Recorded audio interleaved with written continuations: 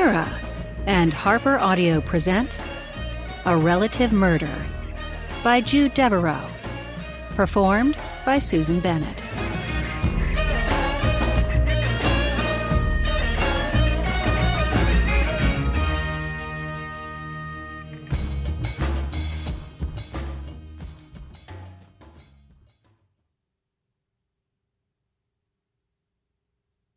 Lachlan, Florida, 2019. Chapter 1. Sheriff Darrell Flynn was shaking so hard his teeth were chattering. Sweat was rolling down his face. In his hand was a piece of paper that was going to change his life. No, it was going to destroy his life. He looked through the glass partition of his office and marveled at his 3 deputies calmly working away. Peace, he thought. That's what he needed, what he was working toward.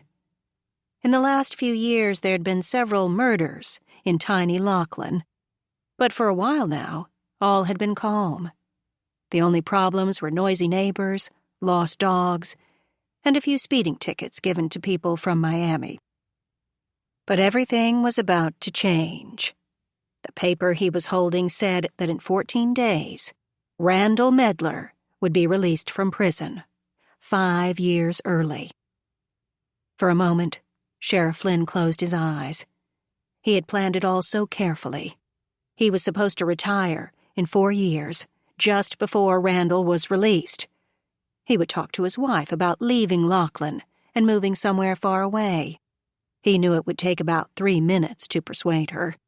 Evie carried her passport with her, just in case I'm offered an adventure, she liked to say.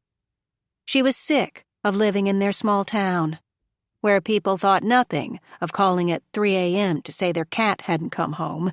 Evie wanted to see the world, before I'm too old to enjoy it. He looked at the paper again, hoping he'd misread it. In just 2 weeks, Randall Medlar would be free, and Darrell was sure he'd return to Lachlan. Randall's wife, Ava, lived outside Chicago, and there was a tiny possibility that her husband would go to her. Throughout the years, Darrell had used his access to legal channels to keep track of what went on with Randall, and he knew Ava often visited him in prison. But then Ava had always been a faithful and loving wife, so devoted that she'd caused a lot of the mess he was facing now. The sheriff leaned back in his chair, still staring at the document as though he could change what was written. His hand was sweating so much that the corner of the paper was disintegrating. He had 2 problems. The first was Randall's daughter, Kate. In the last years, Darrell had become quite fond of the young woman, but he knew Ava had hidden everything from her. Rather than admit her husband was in prison, Ava had told her daughter that Randall died when Kate was 4 years old. The child had grown up believing it was just her and her mother. It wasn't until she was an adult that she was told she had an aunt, Sara Medlar, who was a famous author and lived in Little Lachlan, Florida. Kate had taken the news quite well and had immediately contacted her aunt. Sara had welcomed her niece so enthusiastically that Kate got a job in Lachlan, drove south, and moved into Sara's big house, where Jack Wyatt, the grandson of Sara's childhood sweetheart, was also living. From what Darrell could see, the Medlar Three got along splendidly. Jack had a construction company that was rebuilding the poorest part of Lachlan, and Kate was doing well in her real estate job. Sara had retired from full-time writing and devoted herself to photography and whatever else she could use her active mind for. Yes, they did tend to stick their noses into any criminal activity in Lachlan, and from what he'd heard in other places too, but when they weren't snooping, they caused no problems. But how would Kate react when she found out that everything she believed about her life was a lie? Not only was her father alive, but her beloved aunt had testified against him. It was Sara who sent Randall to prison, You did this. To your own brother. You'll never see Kate again. I swear it. Ava had screamed on the day of the verdict. 2 security guards had dragged her out of the courtroom. Darryl knew how Kate would react. She'd be furious. Kids always were. They were unforgiving of the errors of their elders. As judgmental as the Inquisition. Would Kate be so angry that she would leave town, turn her back on everyone and disappear? That would break the hearts of a lot of people. Jack and Sara would probably never recover. Darryl dropped the paper and put his head in his hands. None of that compared to his second problem, one that was a lot more serious than injured feelings. Long ago, there had been a job, a big one, involving millions. Darryl was only 28 then. He was married and broke and desperately wanted to give Evie all that she deserved.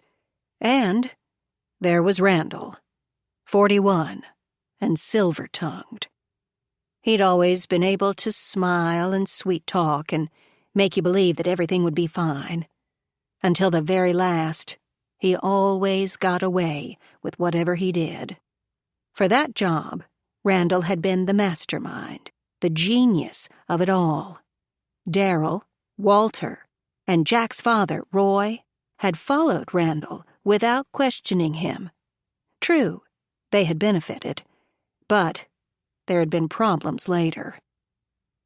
Darryl looked at the paper. So now Randall was being released early. For good behavior, no less. And Darryl was sure he'd come straight to Lachlan. He'd want to see his daughter, who didn't know he was alive. And he might want to confront his sister for helping put him in prison. How would Darryl, now the sheriff, deal with that? Of course Randall would want to look up his old friends. Roy and Walter were dead. That left Darryl. All Randall had to do was remind the sheriff of what they'd done together, and then what? Blackmail? Would Randall threaten to tell the Broward Sheriff's Department if Darryl didn't do whatever illegal thing he came up with? Darryl would lose his pension and his good name. What would Randall want this time? Grand theft? Expensive cars to disappear? How about a Ponzi scheme? No doubt Randall had learned a lot about crime while he was in prison, and he'd want to try everything. The word dishonest wasn't one Randall understood. So how would Darryl be able to withstand him? Randall could talk anyone into anything. He could... Darryl looked around his office. Unless I'm not here, he thought. If Randall can't find me, he can't blackmail me into doing anything. And I'd have time to think about what I need to do. Early retirement? Evie would love that. He looked at his 3 deputies. Who could take over if he wasn't here? That he had no one who could replace him was the reason he gave Evie as to why he could never take a vacation. Pete and Dave were cousins. They were good-looking young men who smiled a lot. They were so nice that people thanked them for handing out tickets. When trouble happened because of Randall Medlar, they wouldn't have a clue about what to do. Bea was also a deputy, but she did office work. She'd never be able to withstand Randall's honey charm.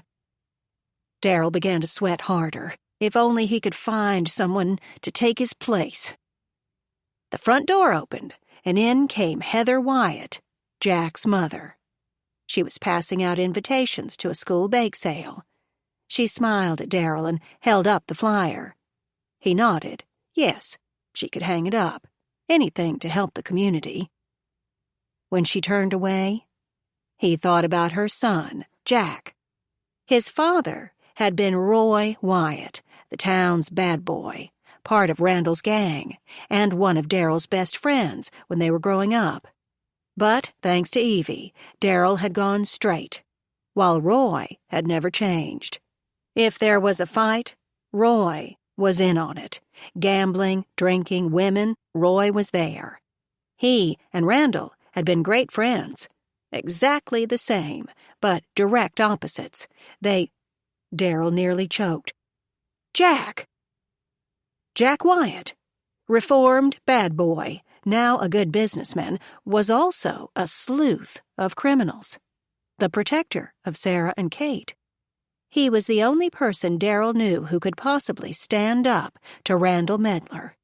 After all, Jack had stood up to Roy.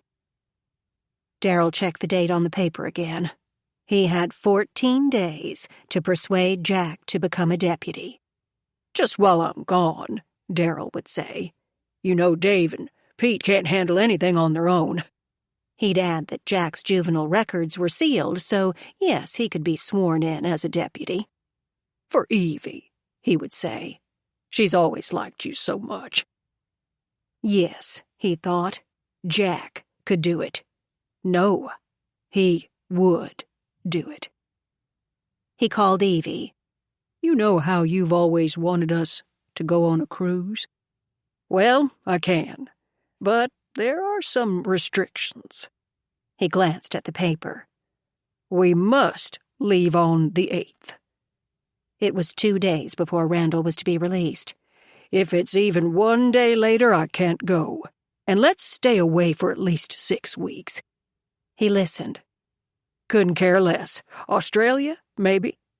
That seemed far enough away. "Think you can do it?" When there was no answer, he smiled at his phone. She'd hung up and had started her search for a cruise that fit the requirements. "Okay," he thought. "Step 1 is done." Now he just had to cajole, persuade, and challenge Jack Wyatt into swearing in as a temporary deputy. Darryl smiled. His plan was so heinous, so full of half-truths and secrets, that Randall would be proud of him. Too bad he'd never know. 12 days later. Lenny was on his belly, binoculars in hand, as he watched the house. It was his 3rd day there, and he had come to know the little family, as he was being paid to do. The husband was in his 40s, a lawyer in a fancy firm on Broward. He was what Lenny thought of as a taken-care-of man. His pretty young wife, who was the one Lenny had been told to watch, managed the house, their 2 boys, the food, and the little farm with its chickens and a screen house full of salad greens. If she disappeared, the man wouldn't be able to find his shoes. Lenny figured the wife liked that people depended on her. From what he'd seen, she rarely left the property. Her only regular visitor was a young red-haired woman, and they spent their time inside a building that was set back under the trees. He'd been curious as to what they were doing, so one night he went inside. The lock was easy to open. It was a workshop, and to his amazement, he saw that the 2 women were making birdhouses. Not those plain one-hole things you saw for sale in craft shops, but big, elaborate reproductions of real houses. Lenny had been so awed by the miniature buildings that he'd spent too much time inside.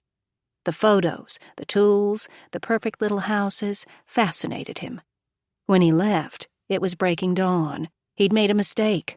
The woman, Charlene Adams, always got up early, and she was leaving her house as Lenny exited. Silently, he slipped around the side of the workshop. When she went inside, he let out a sigh of relief. That had been close. As he made his way to the back of the property to hide in the overgrowth, he shook his head. He'd come to like the little family. He really hoped he wouldn't be told to kill them. Suddenly, he saw a movement. It was slight, but it was there. He'd had years of practice in seeing what others didn't. Charlene was in her workshop, and the husband was at work, the kids at school. So who was by the barn? Lenny knew how to be still, but he redoubled his efforts. Over the years, he'd kept himself at minimum weight and maximum flexibility. While muscle was nice, he'd found that speed and agility were what was needed for his jobs. The man came out of the shadows, and Lenny watched as he crept around the barn. He was looking up at all the ins and outs, exactly what Lenny had done on the first day. He was a young man, and the way he moved showed he was trained in some form of martial arts. Inwardly, Lenny groaned. Those guys were sneaky. They concealed knives everywhere, and they could hit a target. But maybe the kid was just a stalker. Charlene was very pretty, and she was there alone most of the time. Neighbors who might hear screams were far away. It was a stalker's paradise. When the young man went into the barn, Lenny gave a sigh of defeat. This was no stalker. Unless his many years of experience were worth nothing, he knew what the guy was planning to do. Lenny waited a few moments, hoping he was wrong. In the loft was an open window for the loading of hay. If the man placed himself there, it would show his true intent. There was a flicker of movement at the window. When Charlene left her workshop, the man would be ready. Lenny clenched his teeth. His worst fears were confirmed. Did he have a rifle? With a scope? Lenny rolled to his back, took out his burner phone, and called the one and only number on it. It was answered immediately. "You hire somebody else to check up on me?" Lenny whispered. "No." The man sounded as though he'd expected this. "I was afraid people would be after her, but she isn't the real target. Are you seeing the older man I told you about?" "No, this guy's young, early 30s, if that. He's had some training. Maybe he's a friend, a visitor." "Idiot," Lenny thought. "No, he's like me. He's after her, or whoever is connected to her." There was an audible sigh. "Can you find out what he wants? Just don't let him harm her. She's my ticket to—" He broke off. "I have to go." He hung up. "Your ticket to getting whatever you want," Lenny muttered. When he'd been hired, Lenny hadn't asked many questions, but the man was so nervous that he'd said too much. He'd even dropped a name as he tried to make Lenny believe he was actually a good man, that he'd never done anything like this before, like Lenny cared. "I just want you to watch her and tell me every person she sees." Ah, Lenny thought, a jealous lover, or a wannabe lover. They'd sat in the diner for a few minutes more. With a weak, shaky hand, the man slid a fat envelope across the table. Lenny thought, this is one of those before-I-die things. A pair of crutches leaned against the booth, and from the look of him, the man didn't have long to live. Lenny sat still as he watched the man make his way out of the diner on the crutches, then get in his car and drive away. From experience, Lenny knew it was better to not let anyone see the car he drove. Annoyed with this new complication, Lenny put his phone away, then stood up. He waited a moment to get the blood flowing, damned old age. He began the trek across the property via a way where he wouldn't be seen. In the barn, the two horses made no noise. On the first day, he'd befriended them with apples. He'd hidden a few, and with his gloved hands, he tossed them into the stalls. The noise of the foraging horses would cover him. There was only one ladder up, and Lenny wasn't about to use it. The half-floor loft had a safety rail, but it was open. He would enter at the end, out of sight of anyone up there. He'd already figured out a way to go. Step onto the old desk, foot on the reins rack, catch the loft floor, then swing up over the rail. He did it in near silence. The young man was sitting on a bale of hay, eyes closed, as though he was doing some sort of meditation. Kids, Lenny thought, with a sneer. When the young man looked up, there was a flash of shock at seeing Lenny standing there, but then his training kicked in. Slowly, he stood, but he was leaning to the side, probably starting to reach for a weapon. But Lenny had a gun. It was just a .22, but at this distance, it would do the job. The young man stood still in front of the open window. He was staring. "I know who you are." There was awe in his voice. Lenny had a scar through his left eyebrow. Sometimes he covered it, but today he hadn't bothered. "I've heard about you."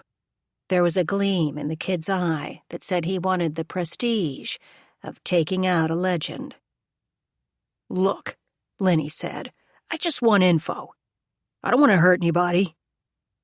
The kid smiled in that way that only youth can. He seemed to be saying, "How could an old man like you hurt me?" Lenny took a chance. "Does this have anything to do with Randall Medlar?" A slight widening of the kid's eyes showed the answer was yes. "Who the hell is this Medlar?" Lenny thought. He'd looked him up online, but there was nothing. Only true VIPs could keep that kind of anonymity. The young guy was inching forward while keeping their eyes locked. Lenny gave an internal grimace. "The kid probably thinks I'm too old, too senile, to know what he's doing." Lenny lunged, meaning to make the kid step away. The young man did, but he lost his balance. To Lenny's shock, the kid fell backward, straight out the big open hay door. When he hit the ground below, there was the crack of bone. "Good," Lenny thought. "He'll be in a cast for weeks and out of my way." Leaning forward, he looked down. The young man was lying on the ground, his neck at an odd angle. Lenny had seen enough death to recognize it. The man's neck was broken. He was dead. Lenny raced down the ladder, then outside, being careful to step only on the paving stones, and stood over the kid. Now what? He wondered. He couldn't leave the body here. Cops would be all over the place. He had to get rid of it. But how? Wood chipper? Nah, too much trouble to find one. It was Florida. So, how about alligators? There were bound to be some nearby. He liked that idea, clean and tidy, and it had a hint of environmental protection about it. He was so absorbed in his thoughts that he didn't hear the footsteps until too late. Charlene had left her workshop. Worse, she'd seen him. As fast as he'd ever moved, Lenny disappeared. Like a puff of smoke, he was gone. From his hiding place, he saw Charlene take a few more steps. But then, she seemed to realize that she shouldn't confront a strange man. She had half turned away when she saw the young man on the ground. Lenny had seen enough about her to know what she would do. She ran to help the kid. He stood in the background, fading into the trees as he watched her try to revive the man. Mouth to mouth, plus her hands on his heart and pumping. He had to give it to her. She really tried to bring him back to life. Lenny was waiting for her to give up and go back to get her phone. He knew she rarely carried it with her. When she did, he'd go to the loft and see what the kid had left behind. Weapons? His phone? Had the punk recorded the whole job and put it on his Facebook page? To Lenny's horror, he saw a car drive up, and he knew who it belonged to. It was the red-haired girl who built birdhouses with Charlene. He knew she'd call the sheriff, and there'd be no way Lenny could sneak back into the barn. Reluctantly, he climbed over the fence at the back of the property and drove to his motel. He had a deep feeling of failure. Maybe he was too old for this job. He took out his burner phone.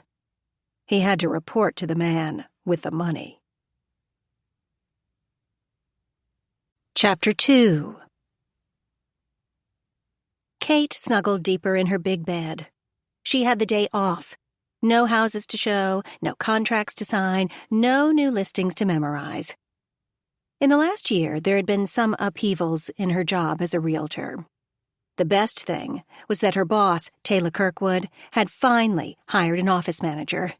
Kate and the other 3 employees were so overwhelmed with work that they'd confronted Taylor. Her reply to their demands had been, "Sure, find somebody." All in all, her reaction was a letdown. An easy solution, right? Haha, it had taken weeks of work and 2 hire and fire situations before they found the right person. She was in place now and taking over a lot of the paperwork. As a result, Kate could have some time off. She was going to spend the day with Charlene and work on building birdhouses. There was an Art Deco house that Kate wanted to try. She knew nothing about tools or even the wood, but Charlene was a patient teacher, and they were both glad for the company. It had been Sara and Jack who'd encouraged Kate to befriend someone other than them. "You shouldn't spend so much time with just us," Sara said. "Outside of work, you don't see anyone else." "Neither do you," Kate said. Sara smiled. "I'm a pure introvert. Reading, creating stories, photography, Reddit confessions, they're all I need. But you," she didn't finish. "Maybe I should date." Kate gave Jack a sideways look. "Where do you want us to go?" he shot back. When they were in England recently, she and Jack had kissed. It would have made sense that when they got home they'd go further, but they didn't. It was a silent agreement between them that they had time, and there was no need to rush. Kate was only 25. It was early to get serious. Besides, they liked the way things were. The 3 of them living together in the big house, laughing, teasing, working, enjoying their lives. They didn't want to change what was so very good. Also, there was their other job of solving murders. There'd been 3 of them so far, and they had been complicated, frustrating, and sometimes scary. When Kate had seen a man hanging in the corner of a room, she didn't want to remember that. But, in the end, solving the murders had been oh so satisfying. All that seemed to be over now. When Jack told Sara and Kate that Sheriff Flynn wanted him to temporarily become a deputy, they had laughed hard. What a great joke. It had taken them a while to realize he was serious. "But Sheriff Flynn doesn't like you," Kate blurted. "That hasn't changed." Jack was gloomy, his face long. He hadn't shaved in days, and his whiskers were as black as the way he seemed to feel. "Why?" Sara sounded suspicious. "What is Daryl Flynn up to now?" Jack shrugged. "I think his wife is threatening to divorce him if he doesn't take her on a vacation." "One of his other deputies could take over. They could—" Kate stopped. Dave and Pete couldn't handle the office on their own. If there were any real problems, they'd probably panic. "Can't Broward send someone?" Sara asked, then put up her hand. "Sorry, dumb question."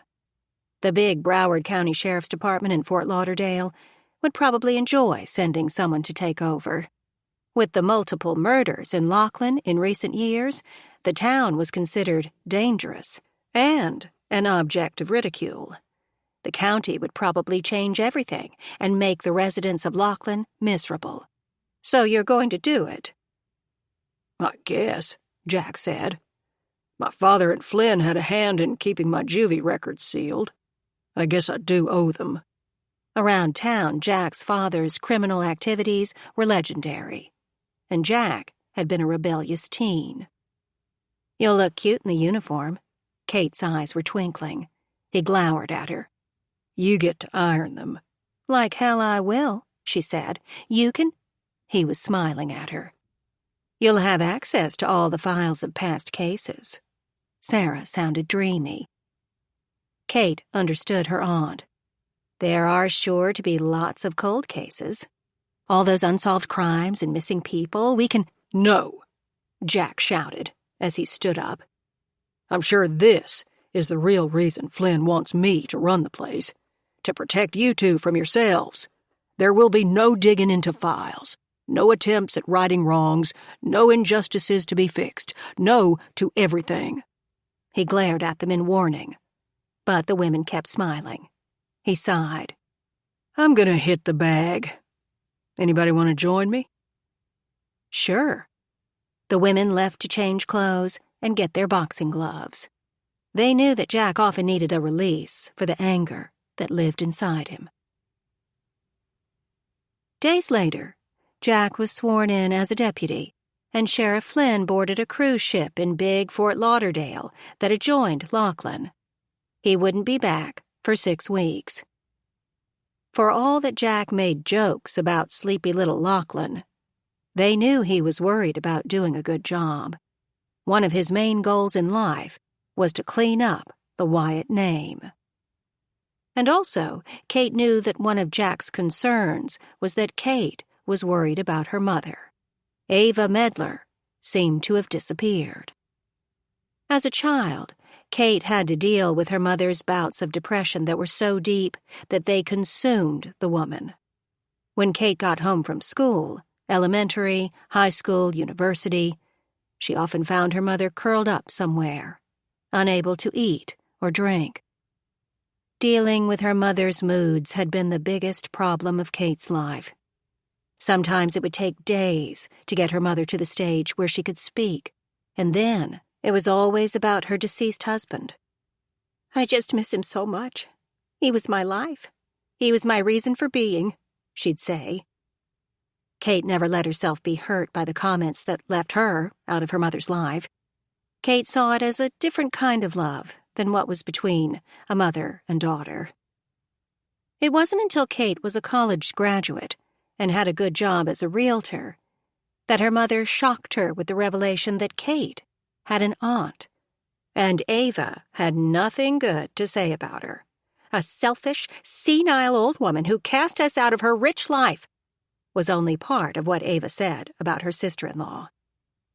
Feeling like a traitor, Kate had looked up Sara Medlar online.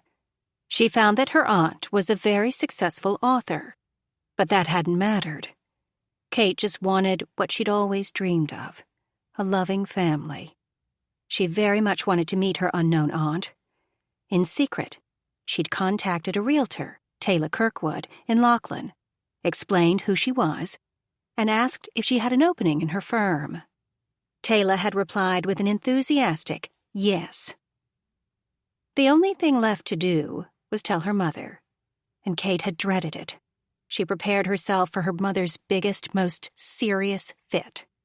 But to Kate's shock, her mother encouraged her to leave Chicago, and Ava's religious fanatic brothers, to go to sunny Florida, where Aunt Sara lived.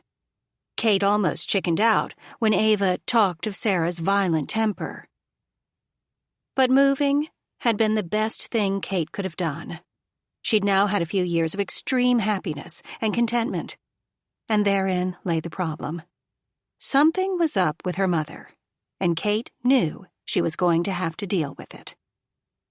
Usually Kate and her mother had frequent contact, phone calls, texts, videos.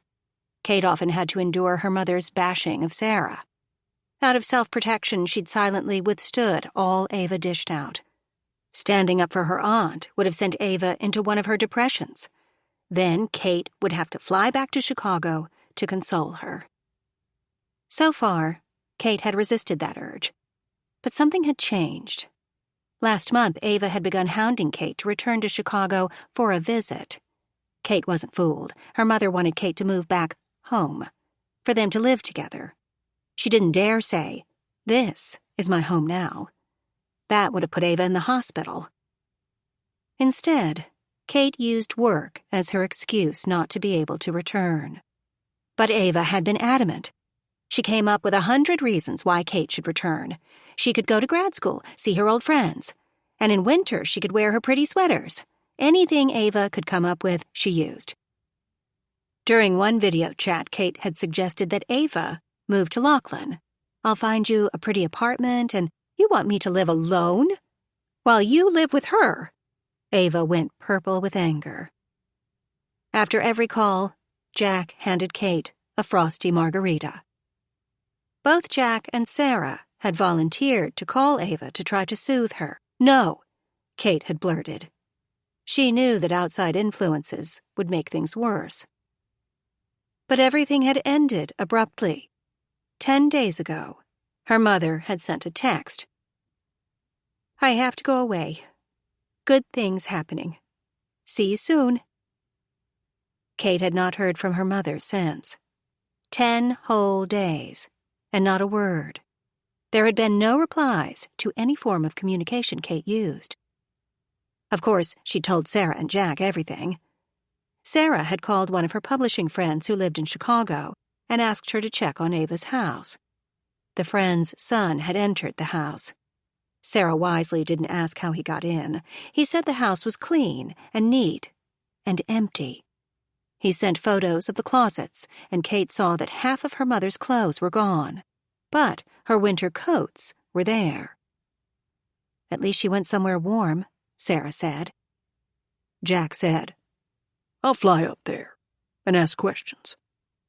"No," Kate said. "I'll wait a while longer."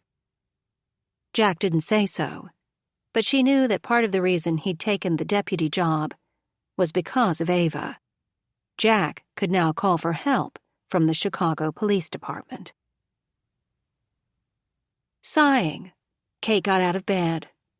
It was late, although in their household, late was a relative term. Jack was usually at his construction business by 7, and now he was at the Lachlan sheriff's office by then. As for Sara, it wasn't unusual to see a light under her door at 4 a.m. Kate got dressed, went into the kitchen, and ate a bowl of cereal. She was peeling an orange when Sara opened the double doors to her bedroom. She was a small woman with short blonde hair and a remarkably unlined face, considering her age. They didn't speak of any numbers, but Sara had protested the Vietnam War. "Jack's gone." "Oh, yeah," Kate answered. "He's probably there reading all those delicious files. More likely he's fighting off girls. He does look good in that uniform." Sara was an honorary grandmother to Jack, and in her eyes he could do no wrong. "You heading to Charlene's?" "Yes." "Getting any info out of her?" Kate laughed. She couldn't fool her aunt. Many years ago, Charlene had known Kate's late father, Randall. All her life, Kate had been obsessed with her father, but she'd never been able to get anything from her mother, at least not anything real. To Ava, Randall Medlar had been a saint, too good for the earth. "God took him," she'd say, with tears. One of the reasons Kate had wanted to meet her aunt was to find out about her father. What was he really like? Kate wanted to know everything, from his favorite foods to his politics. But Sara had been evasive. She'd let out snippets about her brother, but nothing much. The only solid thing Kate had learned was that her father wasn't exactly the most honorable of men. Maybe he was even a bit of a scoundrel, and that was being kind. Kate had been told he'd died of a heart attack, but sometimes she wondered if that was the real cause of his death. If she ever did get access to the files in the Lachlan sheriff's office, she was going to look up Randall Medlar and find out some truths. "You look serious," Sara said. "What's going on? Charlene tell you something bad?" "She talks about my father less than you do." Instead of accepting the guilt, Sara smiled. Clever girl. "So, you'll be there all day?" "Guess so. I enjoy it. I don't know what it is, but Charlene and I fit together. Sometimes she hands me things before I need them, and I'll be thinking about something and she'll start talking about it." "Probably a past life bond." Kate smiled. Sara's book plots had often dealt with reincarnation. Hope it was the 18th century. I love those clothes. "And how are the boys?" They both knew Sara meant Leland, as well as the children. He adores Charlene. He's always watching her to see if she's okay. Sara nodded at that. They knew what was behind Leland's solicitation. "The kids are wild," Kate was smiling. "Charlene keeps a firm hand on them, or they'd be swinging from the barn rafters. They love the horses and—" She looked at Sara. "Why are you smiling so hard?" "Glad to see you're happy." "Why don't you invite them over? And Jack can grill fish." "That sounds great. How about next Saturday?" "Perfect." Kate looked at her watch. "I have to go. I told Charlene I'd be there by 9. "Have a good time," Sara said. A peaceful and safe time. Smiling, Kate kissed her aunt's cheek and went to the garage to her car. She was tempted to ask if she could take Sara's powerful little Mini Cooper JCW, but she didn't. She'd make do with the big, comfortable sedan she used to drive clients around town. It wasn't far to Southwest Ranches, the community that used to be small family farms. They'd been bought by rich people who built multi-million-dollar homes that completely covered the plots. It had become an exclusive area. But Charlene had kept the original one-story house. Years ago, Jack had remodeled it and built the chicken coop, a barn, a screen house where Charlene grew lettuces for local restaurants, and the beautiful workshop. Kate drove down the long driveway and punched in the code to open the gate. She watched in her rearview mirror to make sure it closed. She drove up to the side of Charlene's house, parked, got out, and opened the trunk. Jack had given her a box of wood scraps for Charlene's birdhouses. She was headed toward the workshop when she heard her name being called. "Kate, help!" She dropped the box and ran toward the barn, then halted. It took a moment to realize what she was seeing. Charlene was trying to revive a man who was on the ground. She was alternating between mouth-to-mouth and hard chest pumps. Due to her recent experiences with murder investigations, Kate could see that the man was dead. Kate's phone was always with her. She called Jack, and he answered before the first ring finished. "I can't talk now," he said. "Idiot Dave has—" "There's a dead man at Charlene's." "On my way. Call Sara," Jack said. Kate didn't call. She sent a text. Sara tended to ignore ringing phones, but she couldn't resist any form of the written word. "Charlene's, now. Camera." Kate turned her attention to Charlene. "You need to stop," she said softly. "But I think I can—" "No," Kate said. "You can't." "Who is he?" "I don't know." Charlene leaned back until she was sitting on her heels, her eyes never leaving the man. Kate looked up at the barn. It appeared as though the man had fallen out of the open window of the loft. Usually there was a safety gate across the open space, but today it wasn't there. A few strands of hay were straggling down. "Jack and Sara will be here soon. I'm going to check out the loft." Charlene barely nodded that she'd heard. Inside the barn, Kate said hello to the two horses, then climbed up the ladder.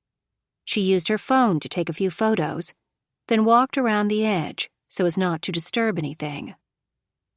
Even as she did it, she chided herself. She was treating it like a murder scene. She was becoming too suspicious. Maybe the man came over the high wooden fence that surrounded the property to see the horses. Maybe he happened to fall out the window. There were reasons for this other than murder. She looked out the window to the ground below. From this angle, she could see the man clearly. He had on dark, form-fitting gym clothes and running shoes. It looked like he was prepared to move easily and quickly. He was in excellent physical shape.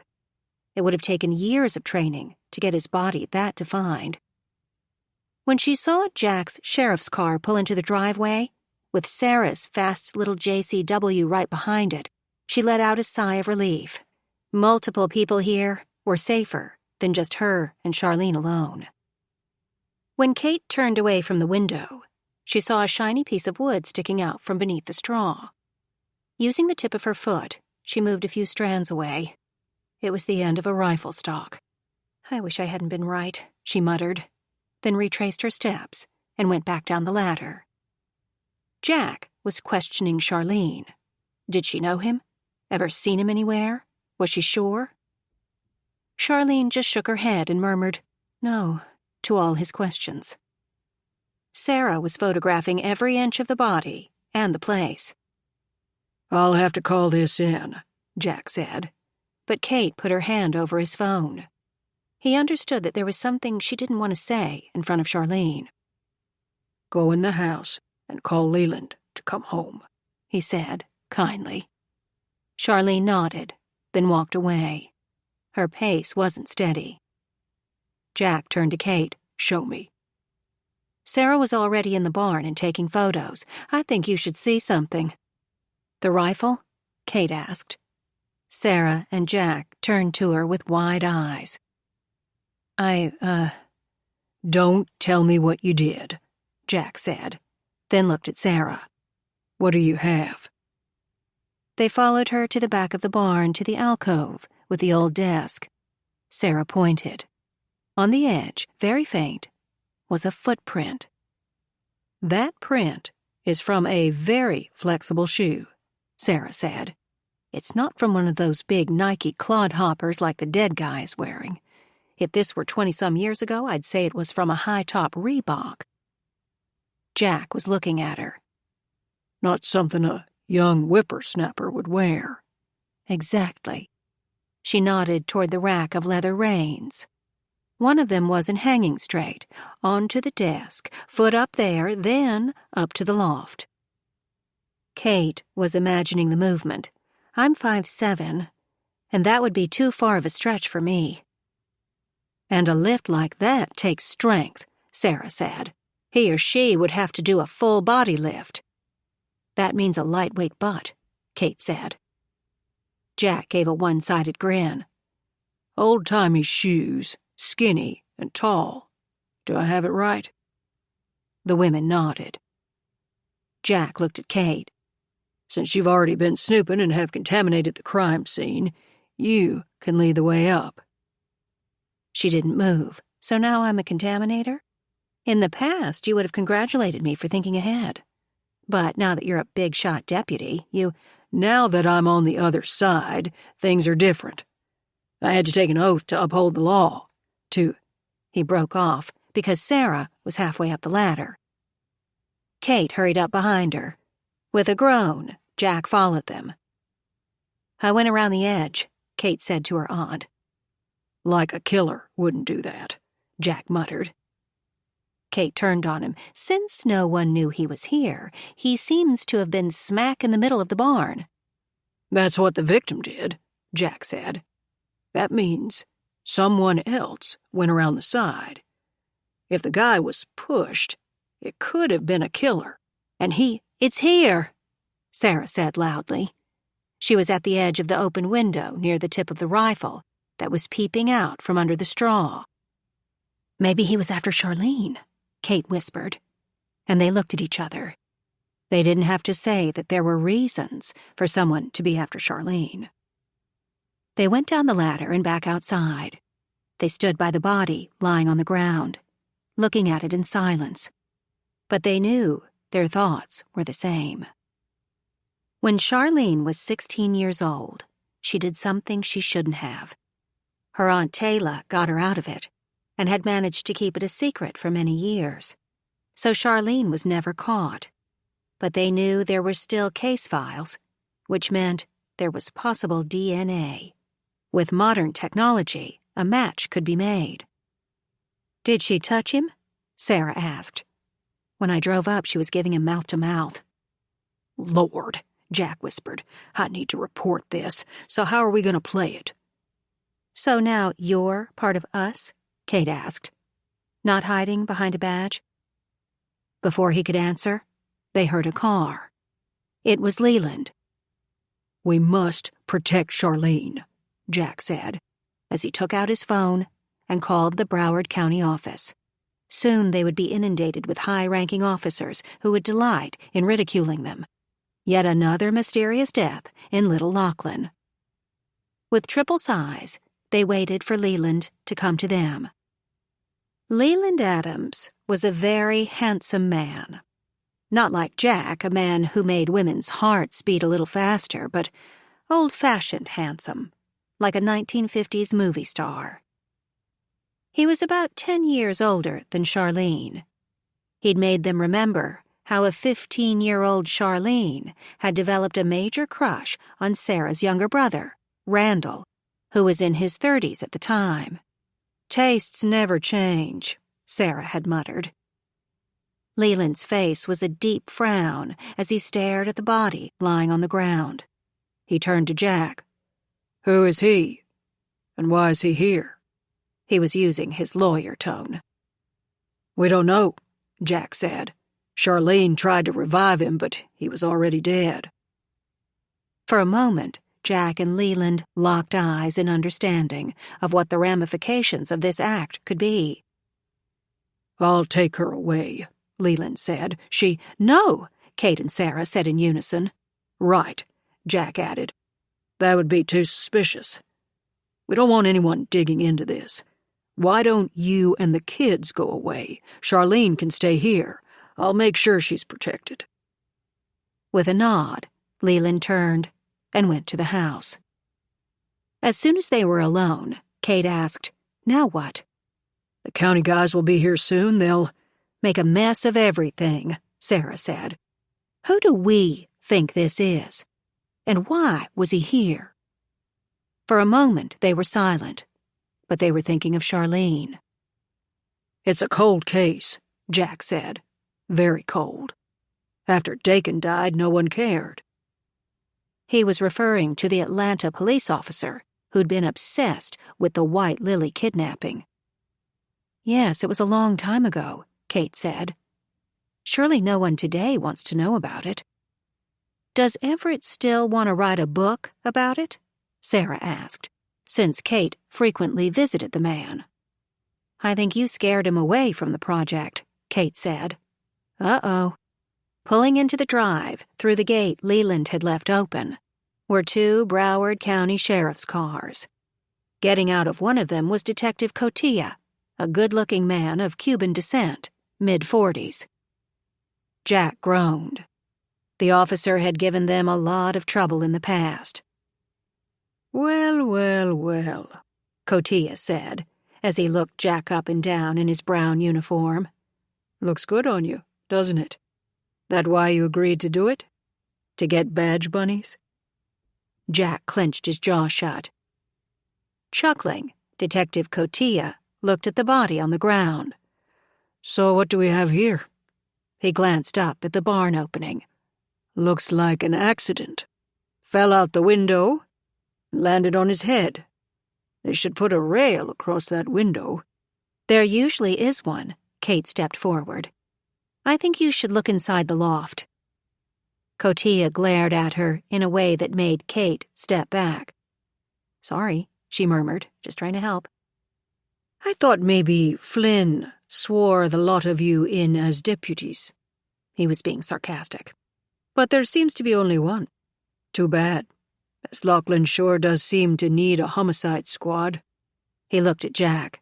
Let me guess. You think this was a murder, and you nosy three plan to solve it. I'm leaving that for you to decide. Jack was obviously trying to hold in his temper. You have a motive for this guy? Do you even know who he is? No, Jack said. Just what I thought. Jumping to conclusions with no evidence. Cotilla went into the barn while the others stayed outside. Minutes later, he was standing in the open window, rifle in hand. At least he had a cloth between his hand and the weapon. He was looking out above their heads, not down at the body. Sara took photos of him. When he returned, he handed the rifle to his deputy. Bag it. He turned back to Jack. You can see halfway to Sawgrass from up there. He was probably some tourist looking for gators or an anaconda to shoot. In a suburban area? Sara asked. I never underestimate tourists. Who knows what he wanted? So, who found the body? Charlene Adams, Jack said. He was just lying there when I'll ask her myself. When does Flynn get back? 6 weeks, Jack replied. Must be nice to get time off. You two go home. You, Wyatt, just wait out here, and I'll tell you what to do next. But I assure you that we'll take care of this. Detective Cotilla waited until he saw the three of them walk to their cars before he went into the house to talk to Charlene. Sara and Kate stopped at Jack's car. This is good, he said. Maybe it was an accident. Tourists do some crazy things, so maybe... His phone buzzed. It's Taylor. He didn't answer, but looked back at Sara and Kate. I think we should be cautious. I'm gonna have this place wrapped in security. Cameras, alarms, the works. Jack's phone buzzed again. Taylor will be hysterical about Charlene, Kate said. She'll want her niece to stay with her, Sara added. Only if she has a guard with her, Jack snapped. At least Taylor doesn't live in that big house alone anymore. He turned to Kate. Ask Gil if he'll stay here and take care of Charlene's menagerie. Quinn will love being here, Kate said. Gil was Jack's best friend, and his foreman, and Quinn was Gil's young son. You don't think this has anything to do with Quinn's mother, do you? Sara asked. She knows the money stops if she shows up. But I'll check on it anyway. Anything else you two can come up with? I hope it was an accident, Kate said. I mean, I'm sorry for the man, but... She took a breath. I'm going to call Taylor and tell her what happened. Think you can find a bodyguard for her? Yes, Jack said. I'll see you two later. He paused. I'm going to find out whatever I can. I wish... Sara put her hand on his arm. Wish Daryl were here? Right now I do, yes. He looked at Sara. What are you planning to do? Nothing dangerous. He kept looking at her, waiting for the truth. Okay, I think I'll prepare a little package for the skeptical detective. I thought I'd write a detailed report of everything we saw and did, and I'll put the photos on a thumb drive to give to the county officers. She sounded so innocent, so sincere, that Jack and Kate stared at her. Kate blinked. Did you get a good picture of the footprint on the desk and the rearranged bridles? Sara grimaced. I didn't. There wasn't enough light. I need to work on my low-light skills. She smiled up at Jack. I didn't hear a word of that. Maybe this afternoon I could check your files, Kate said to Jack. I'd like to see if Charlene's DNA is in there. It isn't, Jack said quickly. I take it you already looked? Sara asked. Jack shrugged in answer. Okay, now go, before Cotia comes out and rips me apart. The women were backing away. You'll tell us whatever you hear from Charlene? Sara asked. Maybe, if it's legal. Kate was at her car. I'll go to Taylor and fix it for Charlene to stay with her. And I'll talk to Gil and help him and Quinn pack. Don't flirt with him. Jack had a pained look on his face. Gil's had enough women problems to last him a lifetime. Why, Jack, Kate said, fluttering her lashes, I would never be a problem to any man. I would... She cut off her words, because the door to the house opened. Cotia was coming out. In an instant, Kate and Sara were in their cars and leaving so fast that gravel spewed. Chapter 3. Sara thought the most beautiful thing in the world was a blank sheet of paper. After she left Charlene's house, she made a quick stop at Time Paused, the local gift/stationery/bookstore, to buy a new journal. Mr. Wilkins, the owner, had to carry more than books to be able to stay in business. Sara was one of his best customers, so he kept a lovely selection of journals. He knew she preferred the ones from Italy. Her quick stop turned into over an hour as she picked up a biography of an Edwardian countess, a thick photo book of Steve McCurry in India, and a journal with a cover of embossed red leather. She liked having a different notebook for each of her many projects. At the register, Mr. Wilkins talked her into buying 2 new pens. This simply involved putting them where she could see them. Anything new coming out? He asked. My wife wants another book from you. Maybe, Sara said. Right now, I have some ideas I want to write down. Oh, good. Got a pub date yet? Sara managed to keep smiling.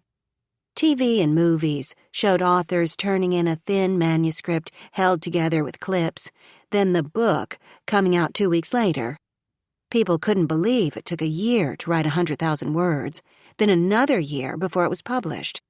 Unless you were extremely lucky, a week after it came out, it was all over. Not yet, she said, but I'll let you know. What's going on at Charlene's house? Sara gasped. Lachlan already knew about the body. He understood her surprise. My wife's cousin knows. He trailed off at Sara's look. I'm sure no one else has heard. Sara didn't reply, just put her credit card away, took the bag, and left. She put the bag in her car, removed the notebook and pens, then walked to the bakery. The feeling of new, as in pens and blank paper, was cheering her up. Paper could be filled with anything she wanted. Garden plans, camera settings, a plot for another novel, or character sketches. She loved to sit somewhere quiet, hidden away, and watch people and imagine their lives. A love life or not? Occupation? Brave or a coward? In the last years, she'd added capable of murder or not to her sketches. She went to Mitford Tea Room. That it was named after the fascinating Mitford sisters had always pleased her. However, in the first years after she'd returned to Lachlan, the owner, Bessie Owens, had been less than friendly. She said a low-class Medlar had no right to pretend to be part of Lachlan society, blah, blah, blah. Since then, some things had happened that made Bessie see that she'd been wrong. In apology, she'd invited Sara to her tea room, but Sara had turned her down. I don't blame you for being angry, Bessie said contritely. It's not that, Sara said. I live on a keto diet. Few carbs and no sugar. Those divine little tea cakes of yours would destroy my blood sugar. I'd be ravenous for days. 2 weeks later, Bessie sent her an invitation with a note. She said she'd researched and experimented until she'd made scones from almond flour, chocolate chips, heavy cream, and sweetener from the stevia plant. Pure keto. She asked Sara to please come and sample them. Sara was there the next afternoon. With the keto-allowed butter and clotted cream, the scones were divine. Bessie had put the leftovers in a corner of her display case with a little handwritten sign saying no sugar, almost no carbs, but lots of fat. She figured no one would buy them, and she'd have to throw them away, but they sold out in minutes. She now had keto cookies, cupcakes, and 3 kinds of scones. Sara was a frequent visitor. Locals knew to nod hello, then leave Sara alone, but tourists weren't kind. They thought nothing of plopping down at Sara's table and telling her all about their lives. They pretty much always ended with, "There's something I've always wanted to ask a writer. Where do you get your ideas?" After several such encounters, Sara stopped going to the tea room. But Bessie's sales had increased due to Sara's presence and the introduction of the low-carb cakes. To lure her back, Bessie set up a tiny table far from the door and in the shadows. She even put up a pretty screen beside the table in case Sara felt she needed to hide from anyone. When Sara entered the shop, she smiled at Bessie, said, "Same," then went to her table in the back. She let out a sigh of satisfaction. New pen, blank notebook, a pot of Assam tea, and 2 chocolate chip scones with dollops of thick cream. Life couldn't get any better. As Sara ate, she began to write down everything she could think of that might be related to the case. First was why Charlene could be the reason someone was hiding in the loft with a rifle. But she didn't write that. If her notebook was found by someone, she didn't want that information in there. It wasn't necessarily planned to be a murder, she wrote. Could be something to do with Leland. Maybe it was an angry client of his. Big question. Did someone push the man out of the barn? Or did he fall? Could he have... She looked up when someone noisily put a chair at her table and sat down. It was Everett Gage, and Sara's surprise turned to a glare of, "Go away." "And hello to you, too," he said. He was a pudgy, pale-skinned man, and he always wanted something. What do you want?" Sarah's eyes narrowed. "Do you mind?" He picked up a scone and bit into it before she could answer. "I have work to do, and I need peace." His mouth was full. Good table manners were not his forte. "Our book is finished." Like she hadn't been told that a dozen times already. Everett considered himself a journalist with a mission, meaning that he wrote what he saw as the truth. Actually, his many past books had merely sensationalized some old crime cases. He got his small publishing house to declare there was new information inside, but there never was. Big surprise, his books didn't sell. It was through Sara, Jack, and Kate that Everett had met Arthur Niederman. Arthur was in a wheelchair, had money from a settlement, and he wanted to write murder mysteries. The two men decided to collaborate.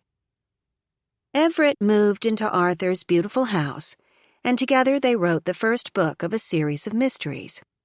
Sara had been bullied into helping them with the plot, getting an agent, and a publishing house.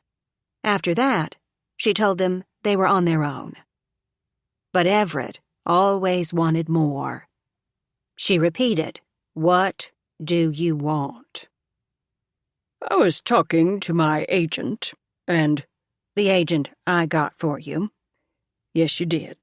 Which is why I feel that I can ask for one more small thing from you. It's about the publication." "You want a cover quote?" "Yes, but also something bigger." "You already have 2 names on the cover. Mine wouldn't fit."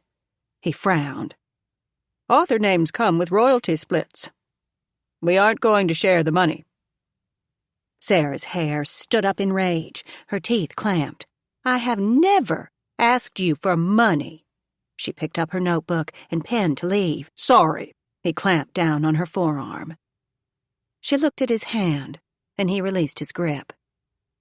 Bessie came to the table and glared at Everett. "Maybe you do better at your own table." Everett sighed. "I'll behave." He gave his sad, helpless look to Sara. "Please listen to me. For Arthur." With a grimace, Sara gave a nod, then turned to Bessie. "It's okay. Could I have more scones, please? He ate mine." With a sniff, Bessie turned on her heel and left. "She didn't even ask what kind I want," Everett whined. "Beggars, etc." Sara muttered. "So, state your case. I have work to do." "Writing about the dead body found at Charlene Adams' house?" Sara wasn't surprised by this second mention of it. It was an accident. A man fell out of the barn window. His neck broke on impact. "Charlene had an opening of a 2nd-story window with no bars across it? With those hellion kids of hers? Who was the man?" "A tourist." "Doesn't Charlene have a fence around the whole place?" Sara leaned back in her chair and crossed her arms tightly. She wasn't going to give him any more information. "All right, I'll come clean. My agent and I thought it might be nice if you did a little publicity for our book. After all, it's kind of your plot. Detective in a wheelchair, lawyer nephew, pretty girl gardener, and of course the retired romance writer who pulls it all together." She narrowed her eyes at him. "You used my plot, and now I owe you?" "It is kind of your baby, so I thought you might want to, nurture it." Sara began, but Bessie dropped a plate of 4 scones on the table and gave Everett a dirty look before she laughed. "Judgmental, isn't she?" "You have no idea. I need to go." With pen and journal in hand, she stood up. When the front door opened, she glanced toward the light. There are moments when events are so traumatic that they make time stand still. This was one of them. Standing in the doorway, blinking from having left the brilliant Florida sunshine, was Ava, her sister-in-law, Kate's mother. It was a full second before Sara could think, and when she did, she acted. She did a boxing duck, dropping into a squat as though to avoid being hit. In the next second, she did a 3-step crab walk to get behind the screen and hid from sight. What the hell? Everett turned toward the door. Instantly, his plump face became a study in shock and disbelief. With a lightning-speed grab, he picked up the plate of scones, bent over as far as his belly allowed, and scurried behind the screen with Sara. "Get out!" she hissed. "And face Ava? No, thank you." Yet again, Sara was shocked. Her eyes were nearly the size of the scones. "Don't look at me like that." Everett was trying to stuff 2 whole scones into his mouth at once. He succeeded. Sara, squatting so she was barely 2 feet off the ground, peered around the screen. Ava was at the counter, looking into the big glass case and pointing to one pastry after another as Bessie bagged them. One thing Sara truly hated about her sister-in-law was that she could eat as much as she wanted, of anything she wanted, and stay as thin as a worm. Everett pressed close to Sara and looked around her. "She eats brownies and ice cream for breakfast." His tone was of disgust and envy. "How do you know that?" "I interviewed her about Randall." Sara twisted around to glare at him. In spite of a full mouth, Everett managed to look smug. "Didn't know I knew about him, did you?" They watched in silence as Ava paid cash for her big bag of little sandwiches, cupcakes, and lots of the beautifully colored macarons. They didn't fully exhale until she left the shop. Everett was the first to speak. "I don't think I can get up." Sara stood up easily. 40-plus years of lifting weights had kept her strong. Too bad. Bessie has strawberry scones using the recipe from the Father Brown mysteries. Everett stood. He was still holding the plate, which was now empty. Bessie came over with 2 pots of fresh hot tea. More Assam for Sara and jasmine for Everett. She wasn't smiling, but neither was she glaring. She left quickly.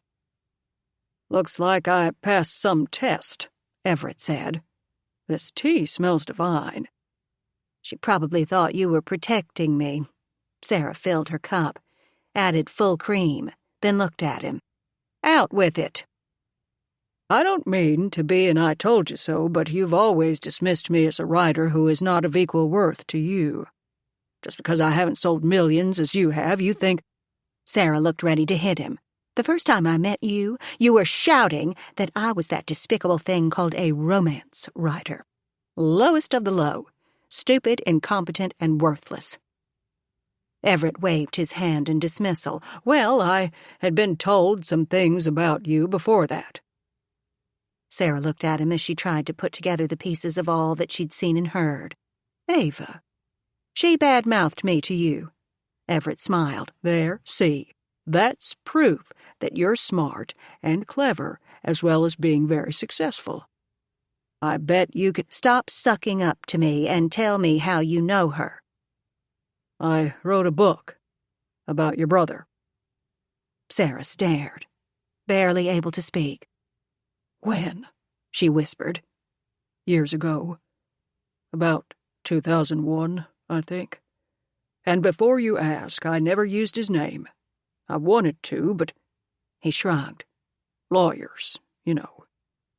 "How? Why?" Sara's voice was low. Everett took his time answering. "First of all, I want some credit for keeping this secret. I was shocked when Kate spoke of her late father. Poor girl, she still thinks he died when she was, 6, 7? 4? Sara was almost choking. He finished his cup of tea and poured another. "That book was my first attempt at fiction, and I will admit that it was a failure. I wanted to write about a real cat burglar, true crime, what I'm good at. I'm not like you, who can make up stories out of nothing. I need a foundation in truth." "You elaborate on old crimes. You don't make up anything." "It depends on how you look at it. Anyway, I prefer the unsolved ones. I like to think that my work helps bring justice." "Tell me what you did." She wasn't smiling. I guess you've heard of the big jewelry theft in Las Olas in 1995? At the Oliver Mansion?" Sara didn't answer. "Go on." "It was a case that was never solved. Old, rich Mrs. Oliver owned a veritable hoard of jewels. There were priceless items, some of historic value. Think of Wallace Simpson's great pile. While she was dying in a hospital, all of them went missing. Her stepson reported the robbery to the police and the insurance company, but he was adamant his stepmother knew more about the robbery than she was telling. He said everyone, her relatives, lawyers, etc., questioned her night and day, but she died without telling anything. He was a very angry man." Sara was sitting in silence, but her eyes showed she was listening to every word. "I spent months trying to find cases of other burglaries like that one, hoping for a clue, but I came up empty. One day, I thought that if I had relatives as nasty and greedy as hers, I'd be glad someone else got the jewels. That's when I thought that I'd try to find someone she liked." Sara was listening, but saying nothing. "I had to go way back in her life to find someone who fit the bill. I looked on microfiche. Remember those rolls? My neck still aches from that machine. But I found something. Back in the late 60s, there was a grainy newspaper photo of the rich Mrs. Oliver attending a gala on the arm of a tall, handsome young man. It took a lot of digging to find out who he was. He was a teenager by the name of Randall Medlar. I was intrigued." Everett picked up the last scone. "It wasn't easy to find out about him. By then Randall was in prison, and oddly I could find out very little about what put him there." "Not jewelry theft," Sara said. "No, he got the maximum sentence for something that could have been a misunderstanding." He was looking hard at Sara. "I didn't turn him in or set him up, if that's what you're implying." "Of course not." His voice hinted that she was lying. Sara clenched her fists so hard her nails embedded in her palms. "I wanted to write a non-fiction account," he said, "so I wrote Randall a letter asking if I could interview him. I will say that it was a very flattering letter. If he'd pulled off that job, I was truly impressed." "You thought he'd confess to you?" Sara was looking at him in disbelief. "I've done several true crime books, and yes, many perpetrators love to brag. But not my brother." "No, not him. He never answered me directly, but I did receive a letter from a lawyer named Melvin Hopkins, who was in the same prison. It said I was to cease and desist all my inquiries. If I didn't, he would sue me. He added that he was bored and would love doing it. Lawyer humor, I guess." "You changed the book to fiction."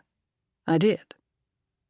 I took what I had imagined, but could find no proof of, and wrote it. It's titled Rooftops of Gold, and was touted as being about one of the greatest cat burglars of all time." Everett's eyes twinkled. "I called my cat Rowan Bletley because—" He looked at Sara. "Because the fruit of the Medlar Tree has to be bletted before it's edible." Everett smiled, as though they were colleagues and sharing a happy memory. "What did Ava tell you?"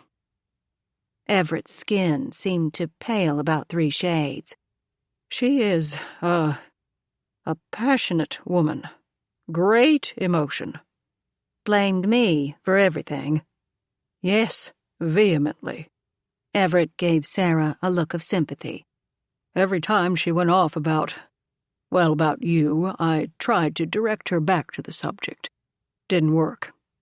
She called her brothers on me." At that, Sara did give a look of sympathy. Ava's 3 older brothers, religious zealots, didn't have any concept of courtesy or understanding, or abiding by any laws. "Did they put you in the hospital?" "Almost.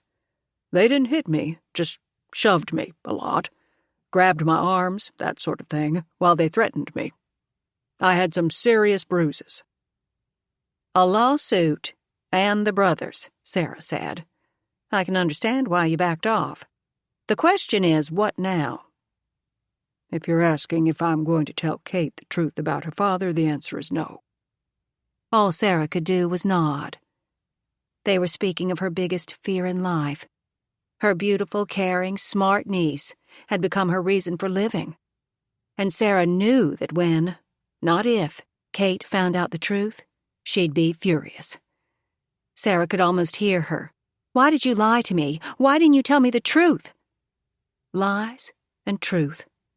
Nothing was more essential than those two. At the thought of what would happen when Kate found out, Sara began to blink back tears of fear. Everett lost his pleased-with-himself expression. I'm sorry, he said softly. In these last years, Kate has been a great friend to Arthur and me. We look forward to her visits.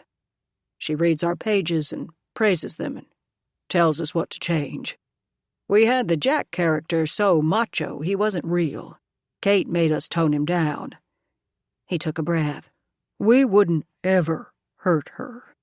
I can't imagine your pain when Ava denied you access to Kate. He nodded toward the door. If Ava is here and Lachlan in secret, I'm sure it's for no good purpose. She wants Kate to move back to Chicago with her. Everett gave an involuntary shudder. And live at the mercy of those uncles and angry Ava? Yes, Sara said softly. Reaching out, Everett took Sara's hand and squeezed it. Sometimes it may not seem so, but you and I are on the same team. If you can think of a way for me to help with this, I'll be there. And Arthur loves a good fight. We are at your service. Sara swallowed against the lump in her throat. Thank you. Everett gave a smile, then looked at his watch. I have to go. I'm meeting Arthur for lunch. Thanks for the appetizers. At other times, Sara would have made a snide remark about an uncountable number of pastries being an appetizer, but not today. Tell him hello for me. Tell him yourself when you send over a really great book endorsement. His eyes twinkled at having changed it from a one-sentence quote to a full blurb for the back of the book. And maybe you have some notes about a plot for the second book. He hurried away before Sara could reply. Bessie came to the table. I see he left you with the check. It's okay. Sara handed Bessie her credit card and added an equal amount as a tip. As she left, Sara asked Bessie, that woman who came in here, I haven't seen her before. Did she just move here? Bessie smiled. Trying to get business for Kate. A house to buy? Sara smiled back. Exactly, you know me so well.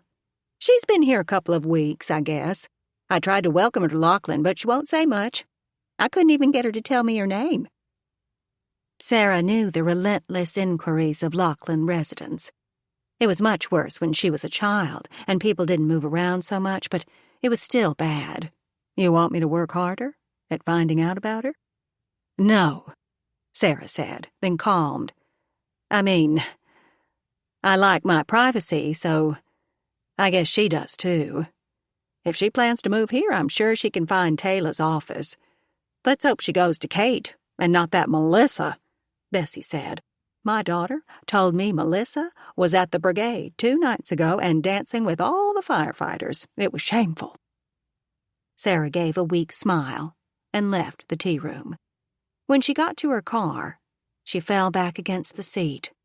What the hell was going on? A man fell out of Charlene's barn loft and died. A few hours later, she saw Ava in Lachlan. And it seemed that she'd been here ever since she'd sent Kate a cryptic note saying something good was about to happen. What did that mean? Ava was going to move to Lachlan? Sara couldn't imagine her leaving the protection of her brothers. After the trial, even Randall hadn't been able to persuade her to leave the Chicago area. Sara will take care of you too, he'd said, just before he was led away to prison. He well knew his wife's refusal to get a job. Randall hadn't envisioned that Ava would manage to get Sara to support them, but that she'd also deny his sister access to little Kate. Sara looked out the windshield.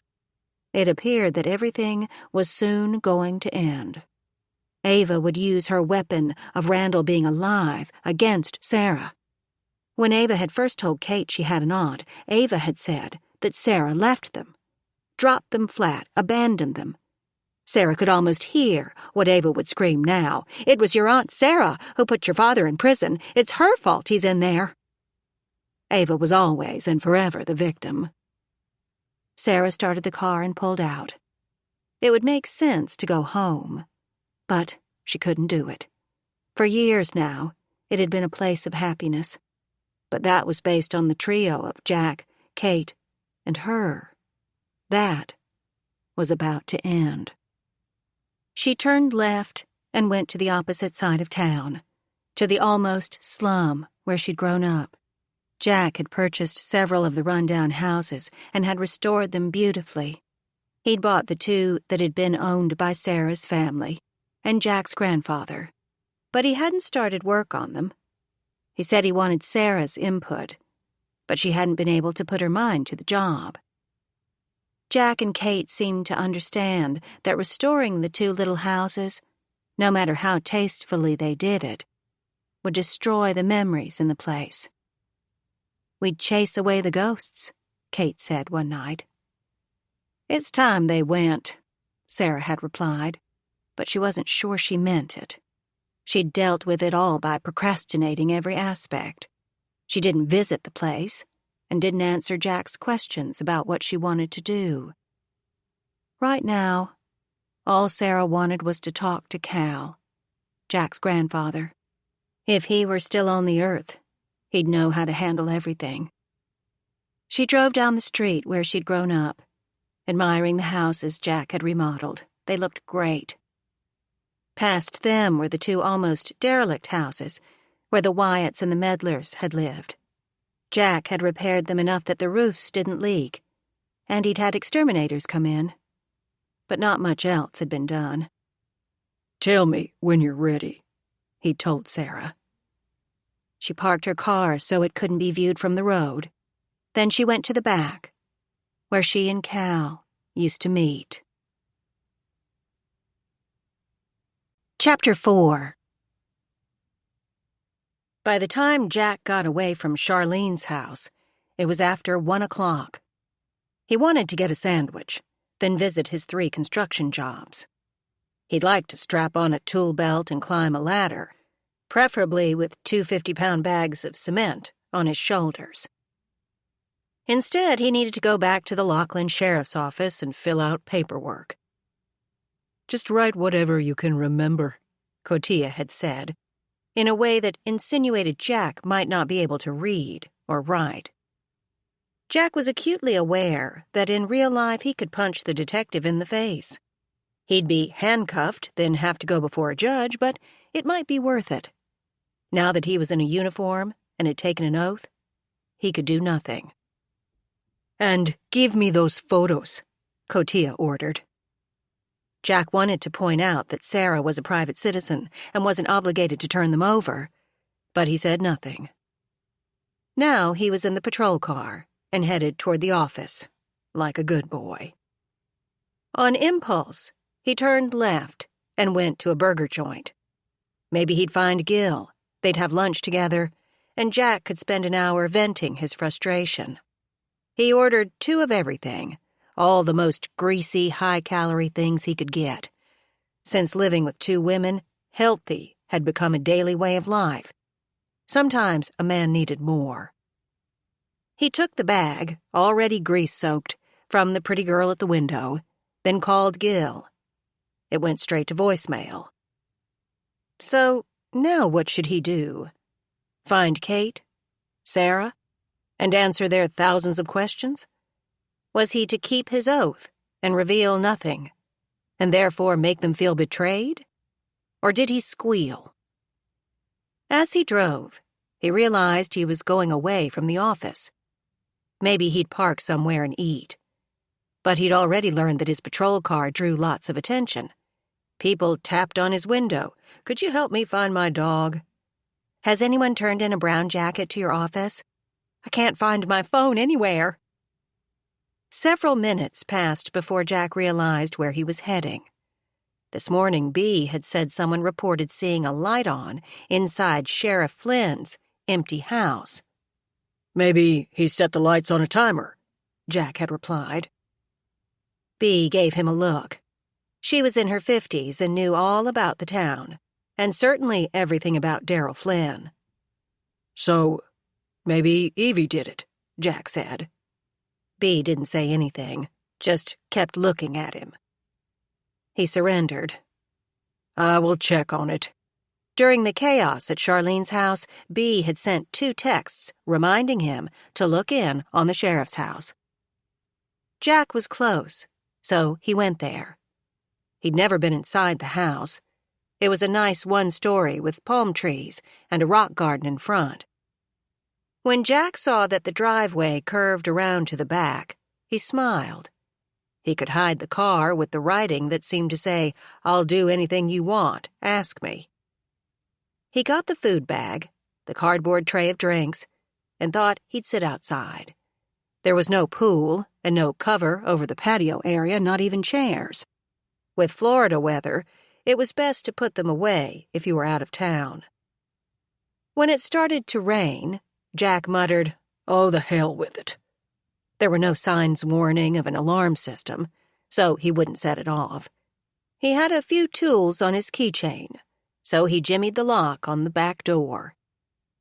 As soon as he saw the kitchen, he knew that someone had been in the house.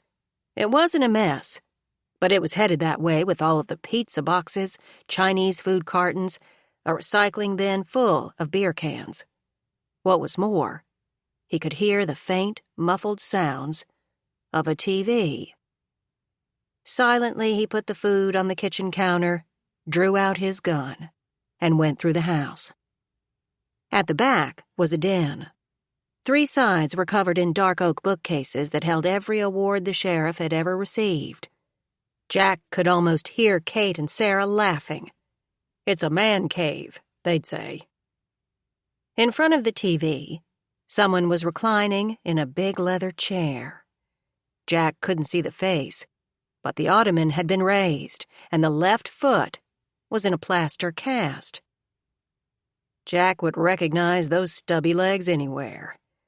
Without a sound, he reholstered his gun, then went back to the kitchen, got the food, and took it to the den. He dropped a foil-wrapped burger in Sheriff Flynn's lap, then sat down in the matching leather chair. "'Fraid the rain would melt you?" the sheriff asked. Jack handed him a drink the size of a washtub and a half shoebox of fries. "You aren't supposed to be here. But don't worry, I won't blab." He nodded toward the cast, eyebrows raised. "Mishap." Jack didn't reply as he bit into his giant, grease-dripping burger. "You allowed to eat that?" Flynn asked. "There are none of those little green cabbages anywhere. Brussels sprouts. And no broccoli, either." The men smiled at each other. "So how'd you find me?" "Bea said somebody saw a light on in your house, and she strongly suggested that I should go check." Flynn groaned. "That means she knows I'm here. Knows you lied about going on a cruise? I meant to go. I was just hours away from leaving, then this happened." He nodded toward his cast. "Gunfight? Ninja attack? You can tell me. I won't judge." Flynn grimaced at his joke. "I dropped a very heavy suitcase on my foot." "Poor Evie. She must have been upset about missing her cruise. She around here?" Flynn took his time answering. She was kind of angry. Even hinted that I did it on purpose. She picked up that damned suitcase and carried it to the Uber. Then she went to Port Everglades and boarded the ship." Jack was envisioning it all. "I guess you took yourself to the hospital." "Yeah, in Boca." So you wouldn't see anyone you know? Right. Jack was trying not to laugh. She having a good time on her cruise? Time of her life, is what she says. Texts me every hour to tell me who she's met, some cocktail she's had, what she's seen. Her photos are great. Jack couldn't contain his laughter any longer. Flynn acted hurt, but one side of his mouth twitched. You got room for a fried pie? Jack asked. Only if it's guaranteed not to be healthy. It'll clog your arteries after one bite. Give me 2 of them. Jack gave him a pie and took the other. So, what are you watching? The TV was on so low they'd paid no attention to it. It was a game show. Sheriff Flynn was licking thick cherry syrup that was running down his wrist. He touched the remote button and turned off the TV. So, why are you here? Just came to check if your house was safe. I had a gun drawn on you. I saw your reflection in the TV. You sure can be quiet when you want to be. My guess is that you came here to escape. You and feisty little Kate get into a fight? She tell you she wanted a man who wasn't half criminal? Someone who was respected in town? Before Kate came into his life, those words would have sent Jack into an infamous Wyatt rage. But not now. I hate this job, he said. Let me guess. Today, at a suspicious death, you were treated to a Broward bashing. Dismissed as a small-town nobody, even though you've solved previous murders. Jack was startled. How'd you find out about that? Flynn shoved his empty papers into the big bag. I have a few tricks. What did you and the girls see that you didn't tell anybody about? Jack shook his head. Smart old hound dog, aren't you? Sheriff Flynn waited until Jack told him about the footprint and the out-of-order reins. Maybe the dead guy did it, the sheriff said. Could be. Jack was silent for a moment. He and the sheriff had never been friends. When Kate first came to Lachlan, Jack and the sheriff were closer to being enemies. Flynn often said that Jack was just like his lying, thieving father. Maybe he had been for a while. But when Jack was 18, enormous responsibility had been dumped on him.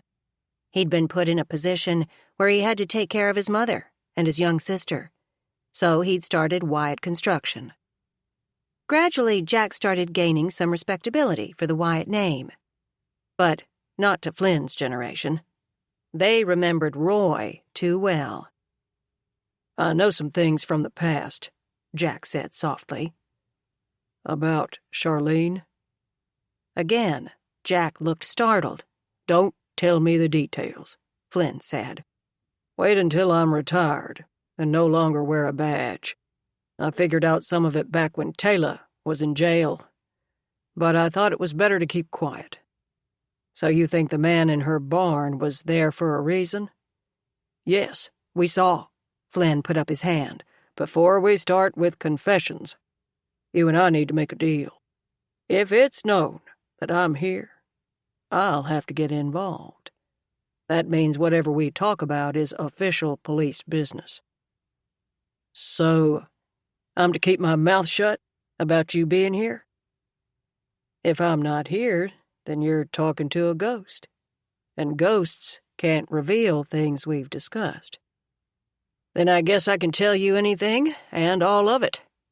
His head came up. You're not saying I'm not to tell Sara and Kate that you're here, are you? I'll leave that to your discretion. A need-to-know basis. Jack was beginning to understand. Do you have something important to tell me?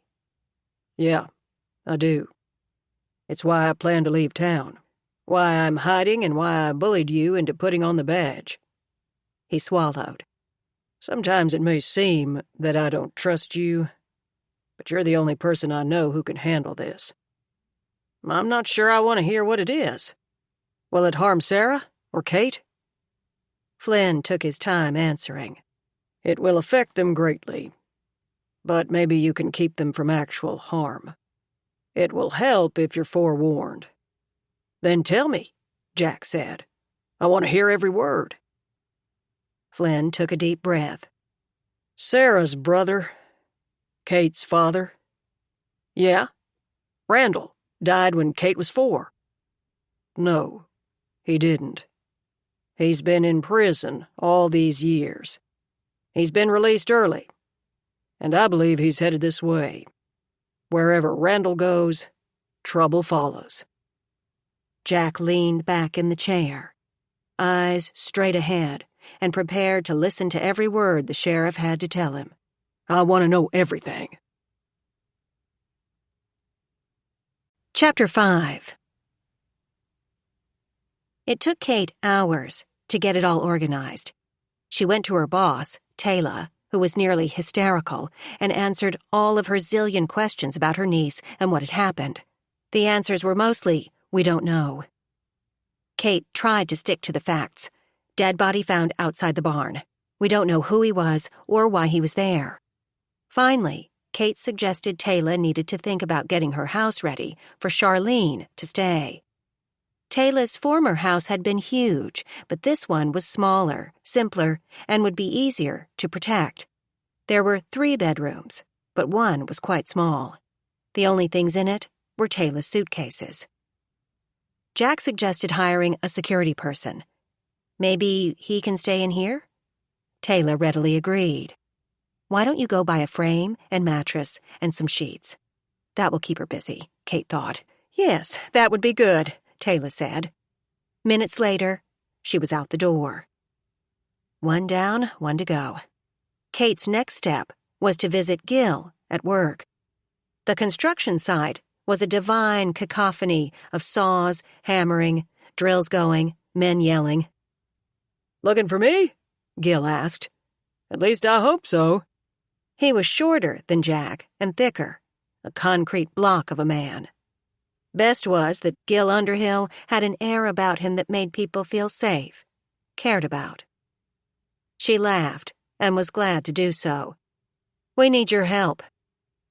His handsome face became solemn. They never spoke of it, but he owed the 3 his life. He nodded toward his truck. It would give them a private place to talk. As they closed the doors, Kate thought about lying through omission. She couldn't tell Gil about the past, only the present. She described finding the dead body and concluded with what was becoming a mantra. "We don't know who he is or why he was there." Gil didn't hesitate. "Whatever the reason, the creep was trespassing. You want to get Charlene the hell out of there, don't you?" Kate breathed a sigh of relief. "Yes." "Could you and Quinn look after the place?" "Love to. Quinn will be ecstatic. I'll take care of the plants and animals, all of it." "Thanks. Jack is having security cameras and alarms put in. I don't know exactly what's being done, just that it'll be safer." "I've got some cousins. I'm the smallest one. Maybe they'd like to stay there with us until you guys solve this." "That sounds great. But just so you know, while Jack is a deputy sheriff, Aunt Sara and I are staying out of it." Gil laughed. "Good one, Kate." She tried to look serious, but couldn't. "Maybe Aunt Sara and I will ask a few questions here and there, but that's all." She was grinning. "Gonna make Jack think he's the boss?" "We always try to do that.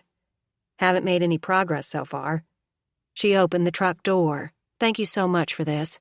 Leland's taking the boys out of state, and Charlene should be out of their house by this evening. The house and all the critters are yours tonight." "I'll call my cousins now." Smiling, she got out and went to her car. It was nearly 1. Maybe she'd take herself out to lunch, go home, and swim for a while, then snuggle up with a book. She could still salvage half of her day off. When she got into her car, she looked at her phone. She turned it off while she was with Gil, but she had 3 messages from the office, each marked urgent. She thought about not replying. This was to have been her day off. So far it had been anything but. With a sigh, she called. Ray, the new office manager, answered instantly. "We have a problem." When isn't there a problem? Kate thought, but said, "What is it?"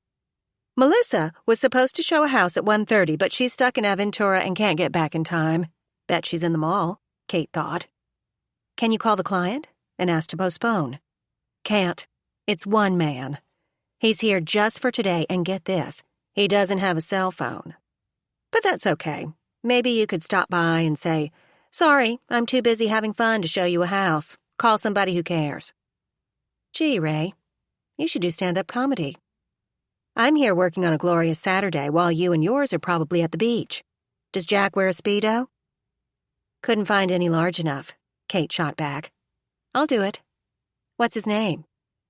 She shuffled papers. "James Bletley. I'll text you the address. It's a $500,000 house." "Oh," Kate said. "A South Florida slum." That was realtor humor. Ray gave a snort of laughter and clicked off. When Kate saw the client standing on the sidewalk in front of the house, she was glad she kept a garment bag of clothes in her trunk. She'd been able to change out of her building a birdhouse outfit into a blue silk blouse and navy linen trousers. The man waiting for her had that European look of casual elegance that few Americans could achieve. His black trousers were perfectly cut and didn't have a crease in them. Not easy to achieve in Florida's balmy weather. His white shirt was of a whispery soft fabric that was the kind sold in stores that had a guard at the door. His tasteful belt could only be Hermes. He was almost as tall as Jack and seemed to be physically fit, courtesy of some internationally famous personal trainer. She parked on the street, 2 houses down. Bet he's got enough cash in his wallet to buy the house, she thought, as she grabbed her briefcase. It was Prada. Thank you, Aunt Sarah. She was glad she wasn't showing up with an old shopping bag like Melissa sometimes carried. As she approached him, the man watched her walk. He seemed to be appraising her. He was mid-50s and a very handsome man. He looked perfectly groomed and exquisitely well-mannered. "Hello," he said. Of course he has a beautiful voice, Kate thought. "I'm Jim Bletley." She shook his hand. It was big, warm, strong. "Kate Medlar, I'm glad you like this house. It's—" She didn't say more because a motorcycle roared, seemingly out of nowhere. Thinking it was Jack, Kate turned toward it. The rider was clad in black leather with a black and red helmet and slowed to drive close to Kate. Suddenly, a hand shot out, reaching for her bag. One of the best things about boxing was that it taught muscles so thoroughly that they remembered. No thinking required. A hand darting toward her made Kate duck into an almost squat. Then she instantly rebounded upward on the other side. As she came up, she delivered a right uppercut to the rider's ribcage. Just as it landed, Mr. Bletley did a high kick punch that hit the rider hard in the shoulder. Another inch, and his neck would have been hit. For an instant, the startled rider struggled to regain balance, then sped off. Kate looked at Mr. Bletley. "I'm sorry, Her heart was pounding. "Why don't we go inside? I believe the house is still furnished. We can sit down." She looked at the house but couldn't remember anything about it. "Come on," he said softly, then bent his arm for her to take, and she did. The door had a realtor lockbox on it. He punched in the numbers, and the door opened. "How did you know?" "Same codes everywhere." Kate nodded. All of Melissa's listings used 1234 as the code. She tried to get her mind back on her job. "The square footage is—" She was too flustered to think clearly. "Would you like to call the sheriff?" He sounded concerned. Jack has enough to worry about today, she thought. Sorry, I should— Oh, you're bleeding. There was a cut on his hand. Sit down, and I'll see if I can find some bandages. He sat down on the sofa and looked around the big living room with its perfect gray and white decor. Her senses were beginning to return. As you can see, it was professionally decorated. "A bit colorless for my taste," he said. She smiled in agreement. My Aunt Sara says that's why places like this are photographed at night. The lights give the rooms some personality. "I think your aunt and I are of the same mind." "You couldn't do better," Kate said, over her shoulder, as she went to the kitchen. She opened drawers until she found a first aid kit. She hurried back to him with a dampened tea towel and the bandages. "You really don't have to do this," he said, but he obediently held up his hand while she cleaned the blood away, then bandaged it. It wasn't very deep. She wondered how it had happened. Stepping back, she looked down at him. "Shall we look at the rest of the house?" He nodded toward the chair across from him. "I think we need a little time to recover." With a grateful sigh, Kate sat down. "Thanks," she said. "That was a great kick you did." "Just reflex. As was yours. Boxing?" "Yes." "Oh," he said. "I left my shopping bag outside. Excuse me for a moment." Kate didn't feel like moving. The trauma of what had happened was hitting her. She really should call Jack. And Aunt Sara. When she told them later, they'd be furious that she'd waited so long. She could almost hear Jack yelling. He'd say... Mr. Bletley was standing in front of her and holding a white bag from an Apple store. "I can see that this place suits me. Is it possible that I could rent the house, as is, until the owners move their furniture out?" Kate tried to remember the particulars about the listing. The owners were in Denver, looking for a house to buy. So far, they'd had no luck. "I think that could be arranged. If you do plan to buy the house." "Then consider it done. When was the last time you ate?" "A bowl of cereal many hours ago." He held out his hand to her. "We're going out to lunch." "I'm supposed to be the one offering a meal to you." She took his hand and stood up. "Shall we take your car? I drive?" She didn't know this man. Jack won't like this, she thought. But at the same time, she felt she could trust this stranger. There was something about him that made her feel good. She nodded. He opened the door for her. "You make me feel like I'm an 18th century lady." "Good," he said. "Someone should." As she could have predicted, his driving was excellent, and they went to a restaurant she'd never seen before. It was tiny, with a pretty little shaded courtyard with flowers all around. "This is beautiful," she said. "Reminds me of home." "And where is that?" Of course, he held her chair out for her. He took the seat opposite her. There was no menu. "We are at the mercy of Henri. Whatever he feels like cooking today is what we'll eat. It could be sweetbreads or Kobe beef." "That sounds good to me. I'm not a picky eater." A waiter, dressed all in black with a white apron, poured white wine. "Looks like it's fish today," he said. They were the only people in the courtyard. The other 5 tables were empty. "We're late," he said, "for Americans." "But not where you come from?" He took a few moments before he answered. "I've had an odd life." "Couldn't be stranger than mine." "Oh?" he encouraged. "You first." The waiter placed a narrow plate in front of them, containing 8 pretty appetizers. They reached for the same one at the same time, then he withdrew his hand. "Please." She took it and ate. Delicious.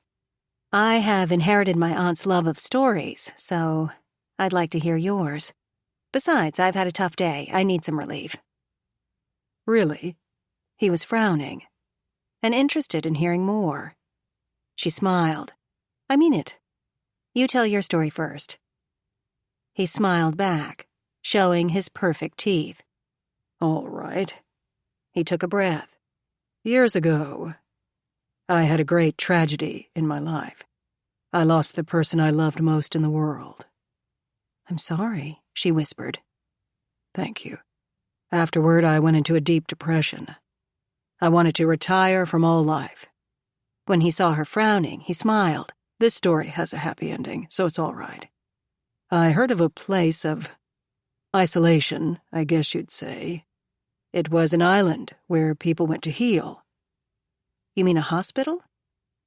"Oh, no, an actual island. It's not on a cruise route, meaning it's not rich enough to supply food and fuel, so few people have heard of it. It's been turned into a refuge for people like me who want to disappear.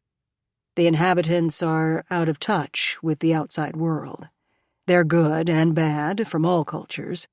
I believe that now the word is diverse." "You were happy there?" "As well as I could be, I guess.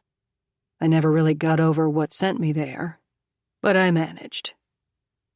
The waiter brought sizzling platters of fish cooked in brown butter. 4 kinds of vegetables were on the side. Kate said, "But you left your island." "Yes, I did.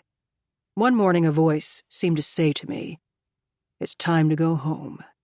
It took weeks to arrange everything, but I did leave. I have some relatives up north, but they aren't people I'm in a hurry to see again. Besides, it's too cold up there. I'm not used to wearing a topcoat. I decided to go south and see what was here." "And you chose Lachlan?" "When I stopped for lunch in Orlando, I saw a brochure. I liked what I read about the renovations to this town, so I decided to have a look. This town suits me." "It was all done by my boss, Taylor Kirkwood," Kate said proudly. "I was told that you have only 1 day here?" "For now, yes. One of the men from the island came with me. We're to meet tomorrow to say goodbye. He's going to California.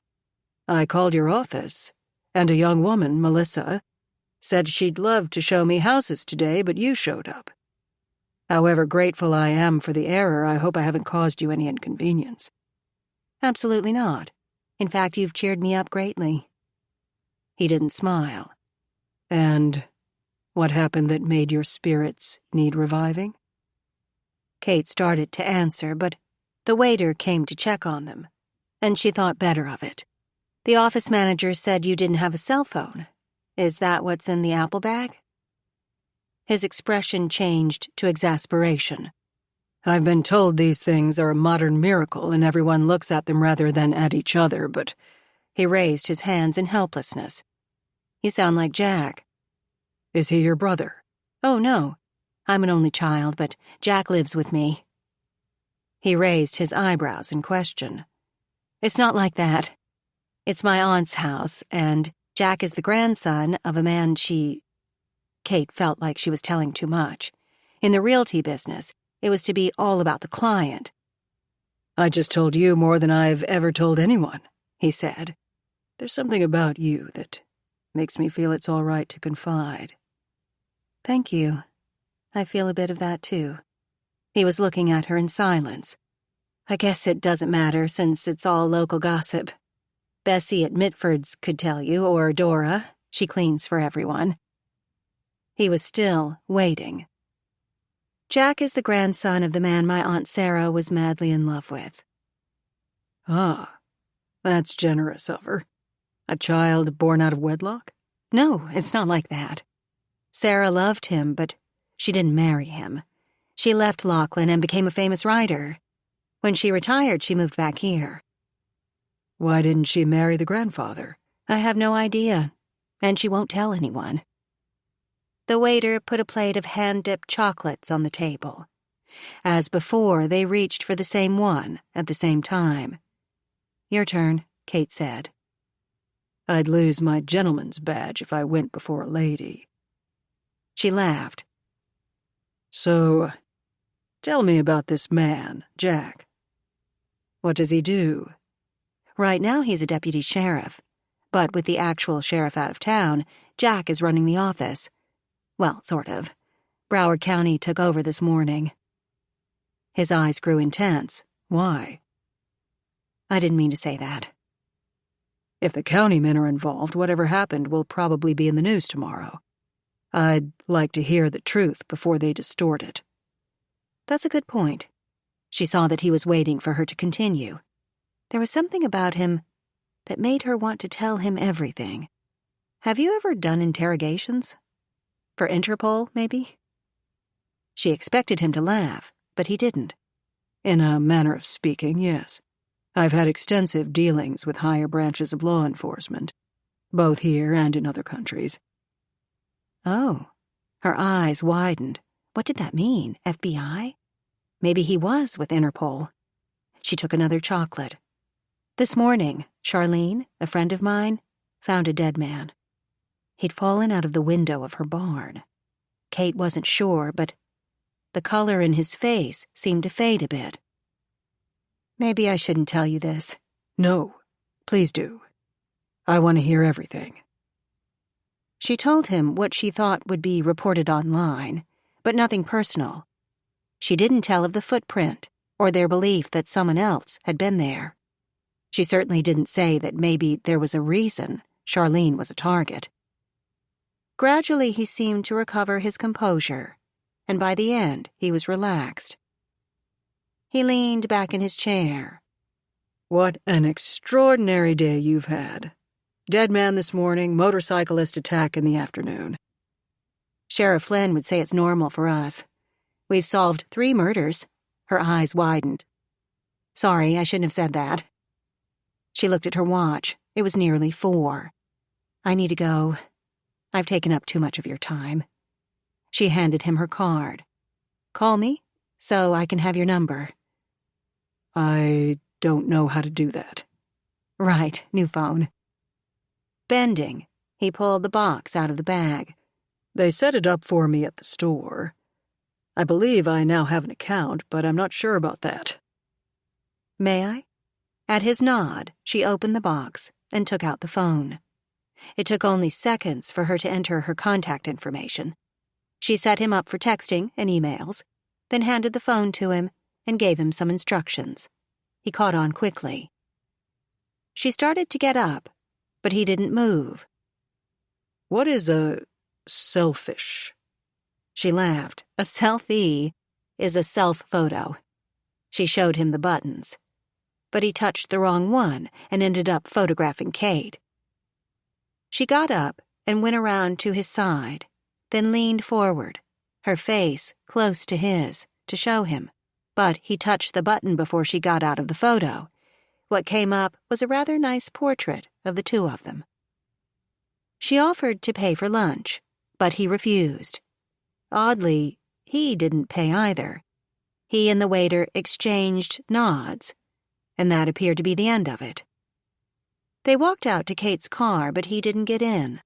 Can I give you a ride somewhere? She asked. No, but thank you for the offer. He paused. I feel that I made a friend today. Me too, she said. May I?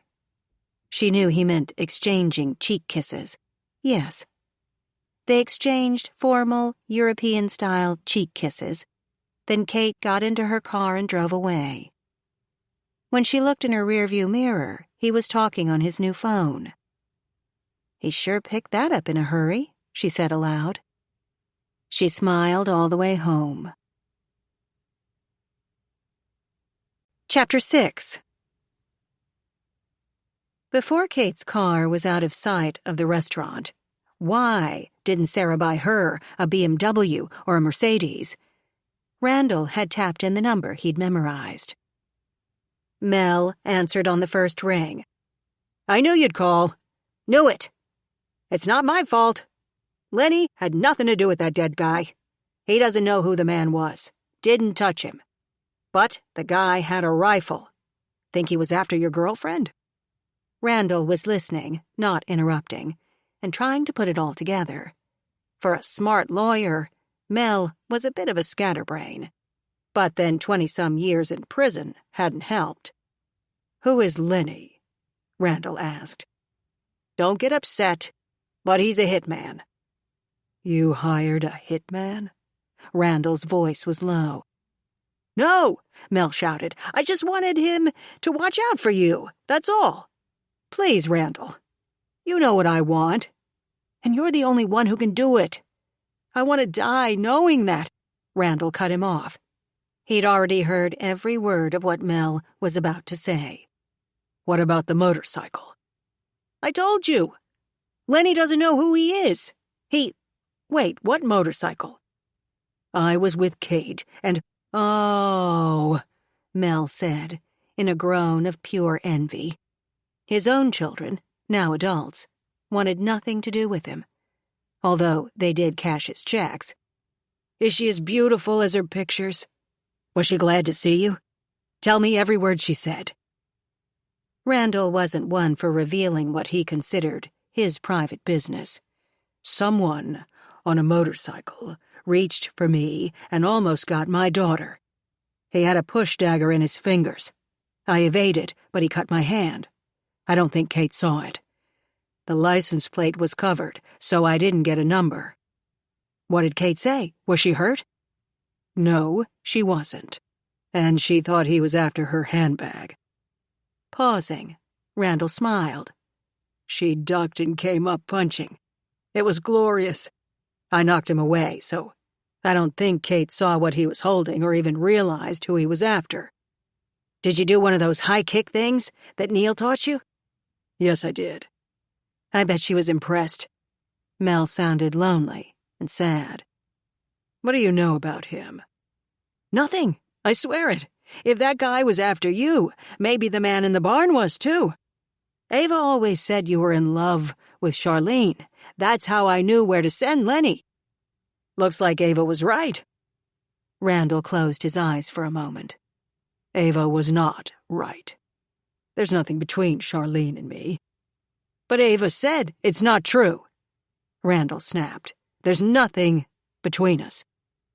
Okay. Mel backed down. Sorry. Where is this guy Lenny now? Sitting in a motel and waiting for my orders. Want him to protect Kate? Charlene seems to be the one in danger. And you? I can take care of myself. Where did you get this guy, Lenny? Buster told me about him. Then he's good. By the way, Buster's birthday's next week. Send him some flowers. From both of us. Sunflowers, he'll like those. Sure. What about Lenny? Tell him to find Charlene. And watch out for her. Think he can do that? Of course. He's old, but Buster says he's still the best. Have you seen Ava yet? No. She's in Chicago, and that's fine with me. Yeah. Take the time to get to know your kid. Mel let out a sigh. Is Kate still solving murders? Yes. Randall paused to take a cup of coffee, handed to him by the waiter, and took a sip. Thanks. The waiter nodded and went back inside.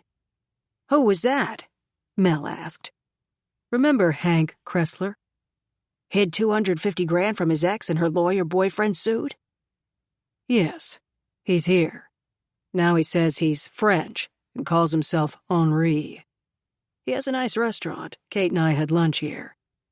After what you did for Hank, I bet he didn't charge you. He owes you. Speaking of which, you owe me a favor or two. You know what I want. Randall grimaced. You wrote some letters for me, but you want me to infiltrate. He stopped talking, as he knew it was a waste of breath. I have some people I need to see. Find out what you can about a kid on a motorcycle. Pretty sure it was male, but these days you can't be sure. Or even say. Who uses a push dagger? I'll ask. Include the question with Buster's flowers. Who sent him? And why?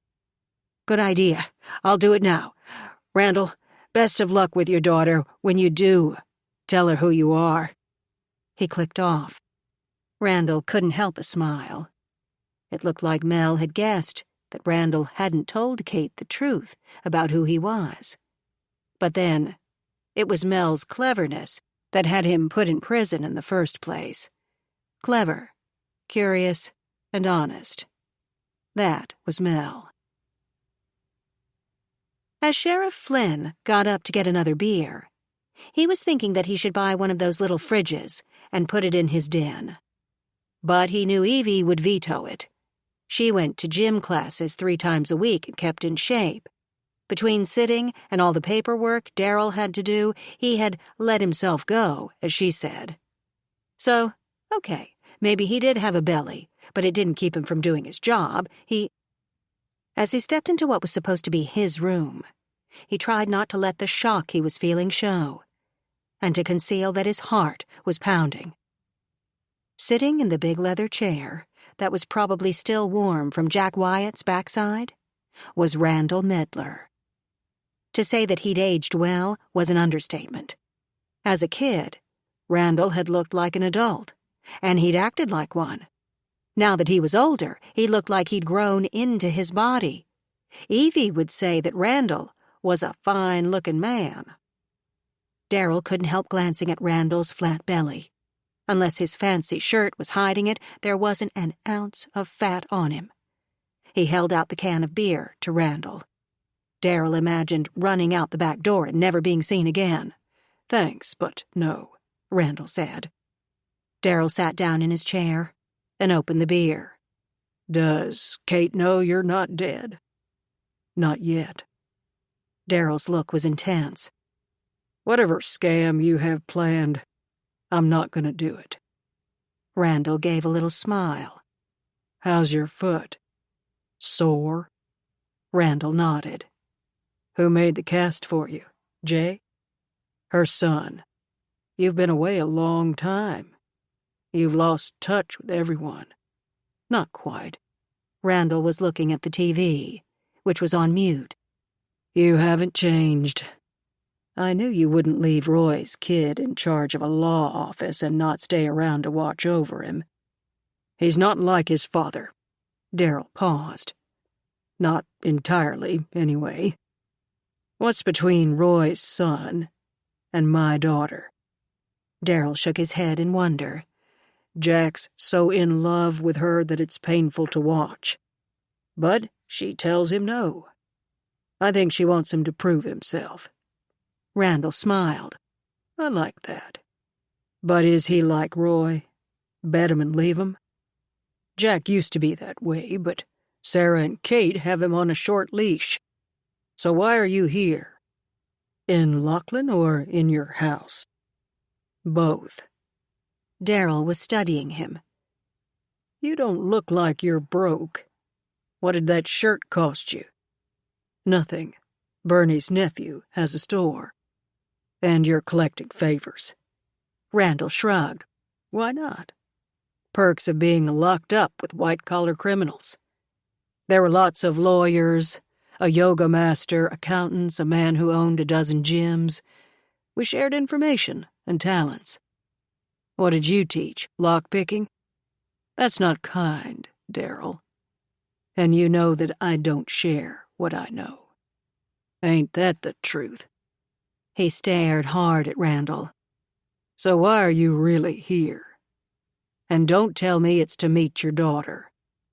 I want to know who betrayed me, who put me in prison, who gave me the job that set me up, who reported me to the police. The investigation was done by the old captain. He didn't share info with me." Randall narrowed his eyes. "I'm sure you've read the reports from that time. The caller was always kept anonymous. I'm not sure the captain knew who it was. He wanted to get you, and he did." "I didn't steal some car full of drugs," Randall said. "I'm sure he knew you didn't. But he also knew there were other things that you did do. My deal with that car was perfectly legitimate. But when I was charged, there was no evidence to back up what I was saying. It had all disappeared. You know I'm not careless. I showed that at Mrs. Oliver's. You remember that, right? Every day I try to forget that whole thing." Randall looked at him in disbelief. "That job got you this house, and it scared you so much you joined law enforcement. You've used your badge as a shield." Darryl's lips tightened. I needed something to protect myself from Roy and Walter. They wanted me to get you to plan another job. They're gone now, so it's just you and me. Nothing happened to any of us after that job. No one found out anything in spite of Roy's big mouth and Walter's self-pity and your fear. But when I tried to go straight and took on a real job, I know. Daryl's voice was low. You were sent to prison for an extraordinarily long time for a small crime.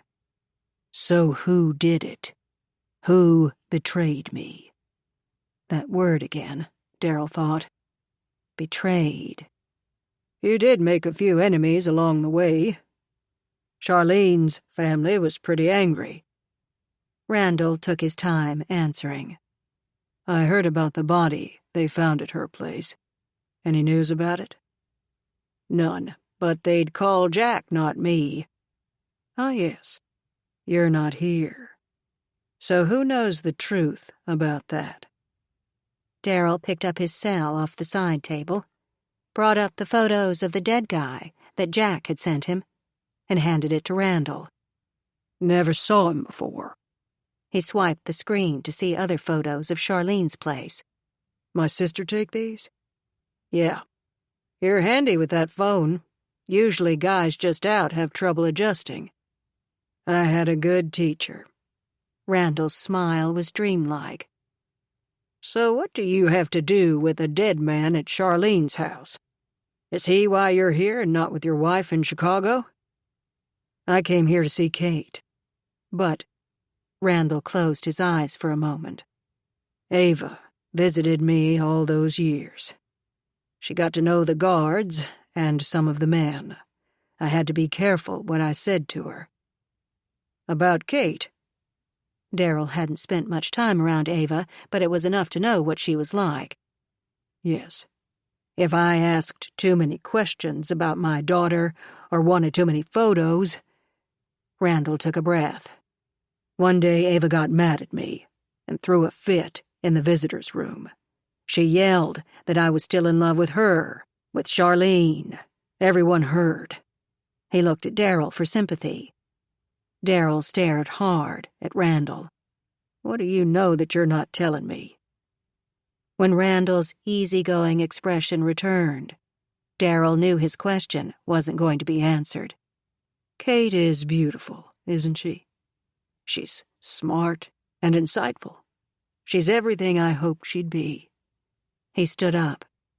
I need to go. I have some things to do. Daryl was watching him. You should know that if you hurt Kate in any way, Sara will kill you. I mean really murder you. And Jack will help. My sister has always been a terror. Randall held up his bandaged hand. I will protect my daughter with my life. Good to hear. And next time, use a door. Silently, Randall left the room. For a few minutes, Daryl leaned back in his chair. Curse words weren't enough to express how he felt. He'd tried so hard to deal with Randall's return, sending Evie off with a big lie, lying to Jack, lying to the whole town. And now, the very worst. He was feeling sympathy for Randall.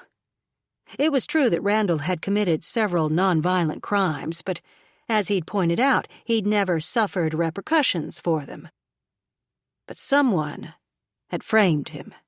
Yes, Sara had been a character witness, but it wasn't, as Ava had shouted. It wasn't Sara who'd put her brother in prison. She wasn't the one who'd set Daryl up, who'd lied to Captain Edison. Daryl waited a few more minutes, listening hard to make sure Randall was gone.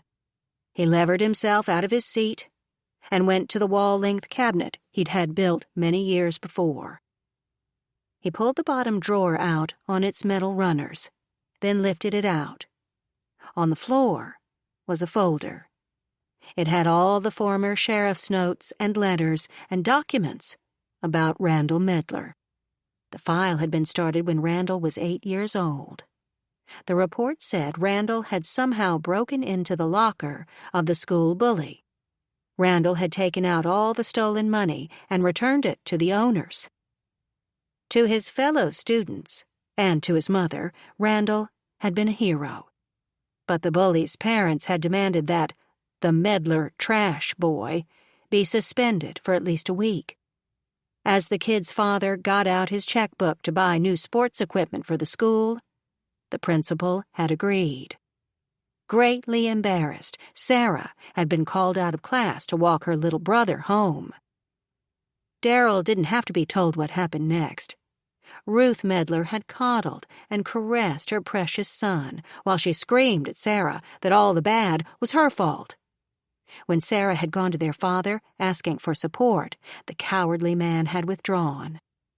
As she always did, Sara had retreated to her hideaway in the scrub between their house and the Wyatts. With pen and paper in hand, she wrote stories of another world, a place where there was justice and truth. Later, Cal Wyatt would show up. Sara would read her stories to him. Then Cal would tell of whatever low-down, rotten, mean thing his father had done to him. For a moment, Darryl thought about how childhoods set people up for their lives. Randall was rewarded for thievery. In writing, Sara found a way to escape her unhappy world. And through Sara, Cal saw a world other than the violence of his father, so he didn't grow up and repeat the pattern of abuse. As Darryl put the file back in place, he was once again reassured that his part in Randall's incarceration wasn't in there. Only one person knew the whole story, and he was dead. Darryl paused, struck by a terrible thought. Was it possible Walter had told someone else the whole story? Chapter 7. Kate was home at last. She'd stopped at her favorite Publix grocery and bought bags of food. As she put them away, she kept smiling. She knew it was silly, of course. Most women her age were happy when they met a young man, preferably someone who looked like Jack. But Kate was pleased to have met Mr. Bletley. She'd been teased about visiting Everett and Arthur so often. Melissa had been the worst. "I hear Arthur has money. Marry him. Then you can inherit." Kate knew she was supposed to laugh, but she couldn't. Even Taylor asked about her old men. But Taylor had been perceptive. Or maybe they're father figures. Kate had turned away so the redness of her face couldn't be seen. So maybe she was curious about older men. Normal ones, that is. Growing up, the only older men she'd had dealings with were her 3 uncles. Nothing but criticism came out of their mouths. When she was 7, the uncles demanded that Ava dye Kate's hair black. "It's too red," they shouted, "the color of evil." Ava said she was going to do it. But then she went away for 2 weeks on one of her trips to buy fabric to make Kate's clothes. She returned, saying no. Not a quiet refusal, but a fierce one. The uncles had backed away. So now maybe Kate had a new man to add to her life. Maybe he'd be like Arthur and Everett. They always had time to listen. Office politics, personalities, annoyances. They were interested in them all. And Kate was involved with the book they'd just finished. They were thanking her in the acknowledgments. She wanted to tell Jack and Sara about the man she'd met today, but she thought it would be better not to. They were both very protective. She didn't want Jack showing up with a gun on his hip and questioning Mr. Bletley. And, of course, Sara would want to meet him, inspect him, judge him. All in all, it would be better if Kate said nothing, at least for a while. When she got the groceries put away, she went in search of Jack. She found him in the little courtyard that had doors opening to their rooms. It had a pretty fountain of a girl dancing in the rain. He was on the chaise, his eyes closed, and he had on jeans and a T-shirt. "No 30 pounds of weaponry?" she asked, as she took the chaise next to him. "No." He opened one eye. "Why are you so dressed up?" Melissa was stuck in Aventura, so I took her client. "Ask her what she bought at the mall." I will, but it's her loss. It's Taylor's listing, so I'll get the commission. She was looking at him. What's wrong? Other than hating the job? Finding a dead man? Worried about Charlene? Yes, other than those things. He didn't answer for a few moments. Can you and I have lunch tomorrow? Sure. Is this about the dead guy? Maybe. Aunt Sara will be there? No. Jack, you're scaring me. This sounds serious. When he didn't answer, she drew in her breath. Aunt Sara is ill. Not at all. Not that she'd tell us. But she looks good. Where is she? Locked up in her fortress. I haven't seen her since this morning. You hungry? Kate started to tell him about her big lunch, but didn't. There was time for that. I got steaks. Think you can handle some beef? Gladly. As he got up, he picked up his phone. I have to carry this with me everywhere I go.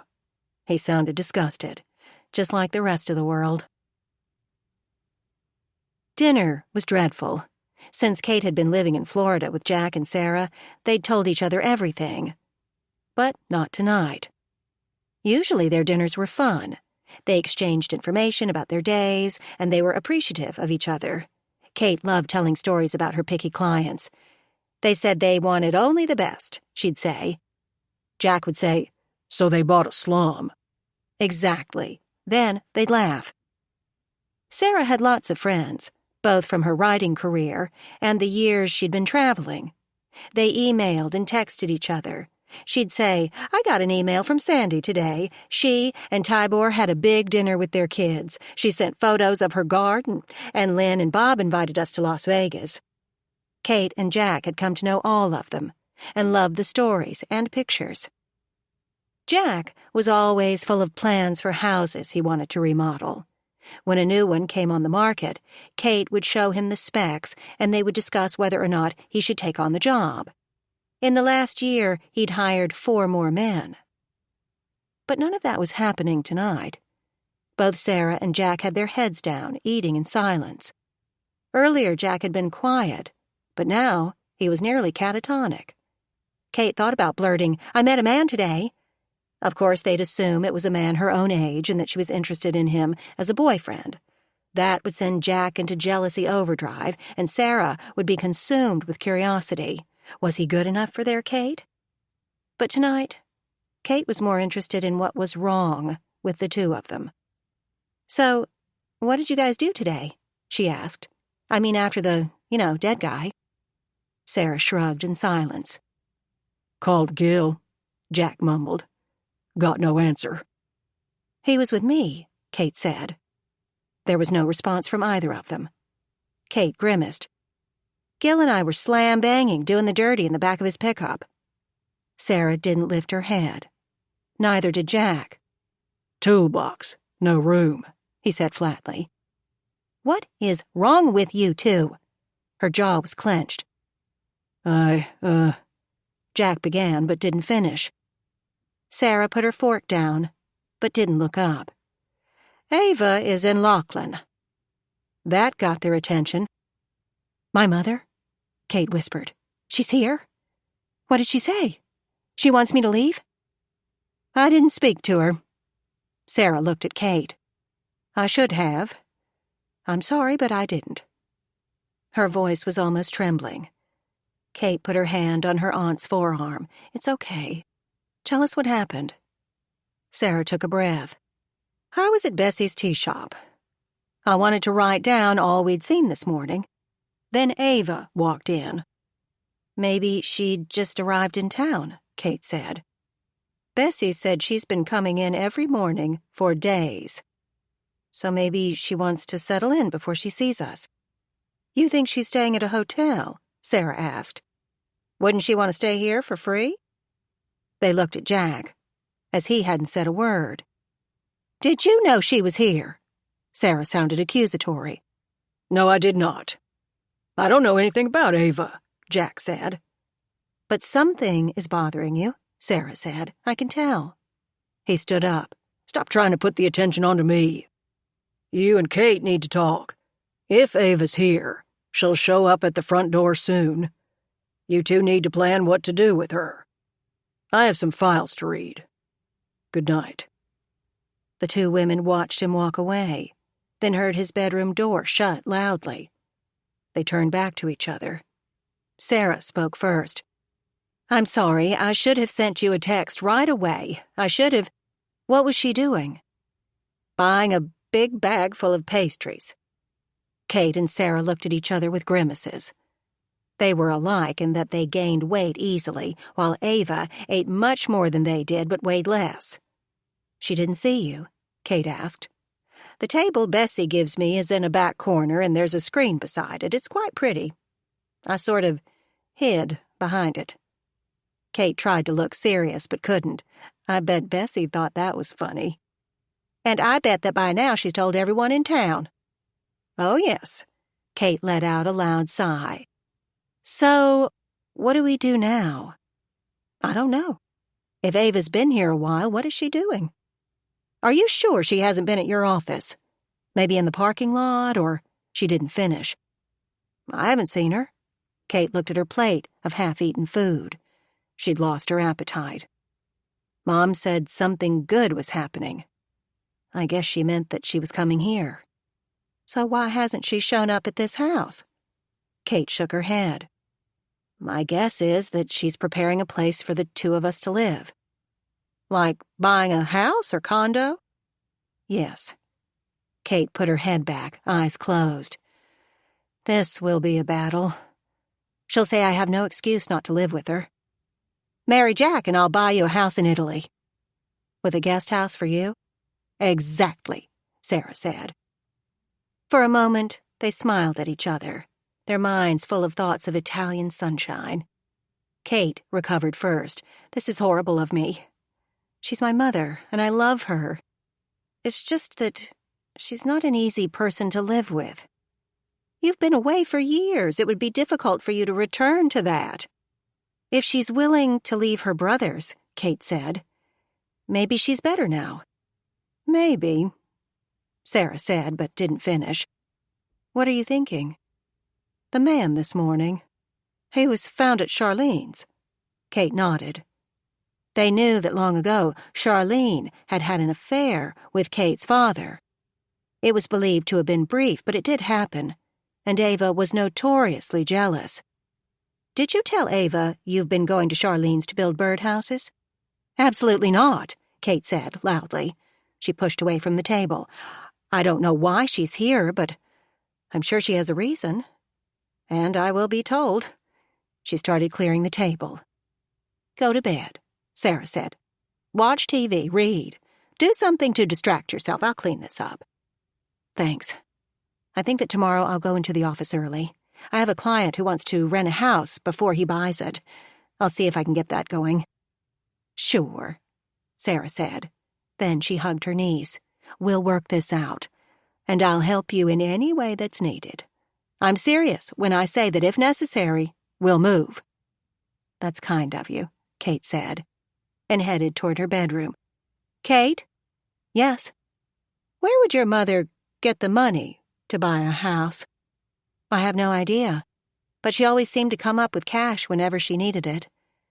Maybe she sold our house in Chicago." Kate could see that her aunt had more questions, but she didn't want to think about her mother's finances right now. Her mind was full of the storm that was coming. She went to her bedroom and closed the door. Kate thought of how hard her mother had tried to get her to move back in with her. More than once, her mother had said that the only reason Kate was staying with her aunt was because of Sara's fancy house. She had no doubt that her mother would create a spider web to lure her daughter to her. Kate envisioned one of those horrible houses in Miami, where every wooden surface was shinier than a mirror. The furniture had steel legs and hard seats, gray on top of gray. The curtains in those houses started at $40,000. "Oh, Mother," she thought, "please don't buy one of those dreadful places. Please don't get us deeply in debt. I'll have to work 7 days a week to pay it off. I'll have to—" She made herself quit that train of thought. When Kate got into the shower, she had to hold back tears. Sara and Jack were so strong. They were good at telling people no. Jack had stood up to his father. Aunt Sara had stood up to the whole publishing world. So of course they expected Kate to just say no to her mother. But Kate could hear her. "You chose her over me." "But I'm your mother. I nearly died giving birth to you. You were my whole life." Kate knew she wouldn't be able to withstand all that guilt. As she washed her hair, she remembered Aunt Sara saying she should marry Jack. In the fantasy that they would move to Italy, there was no need for her and Jack to marry.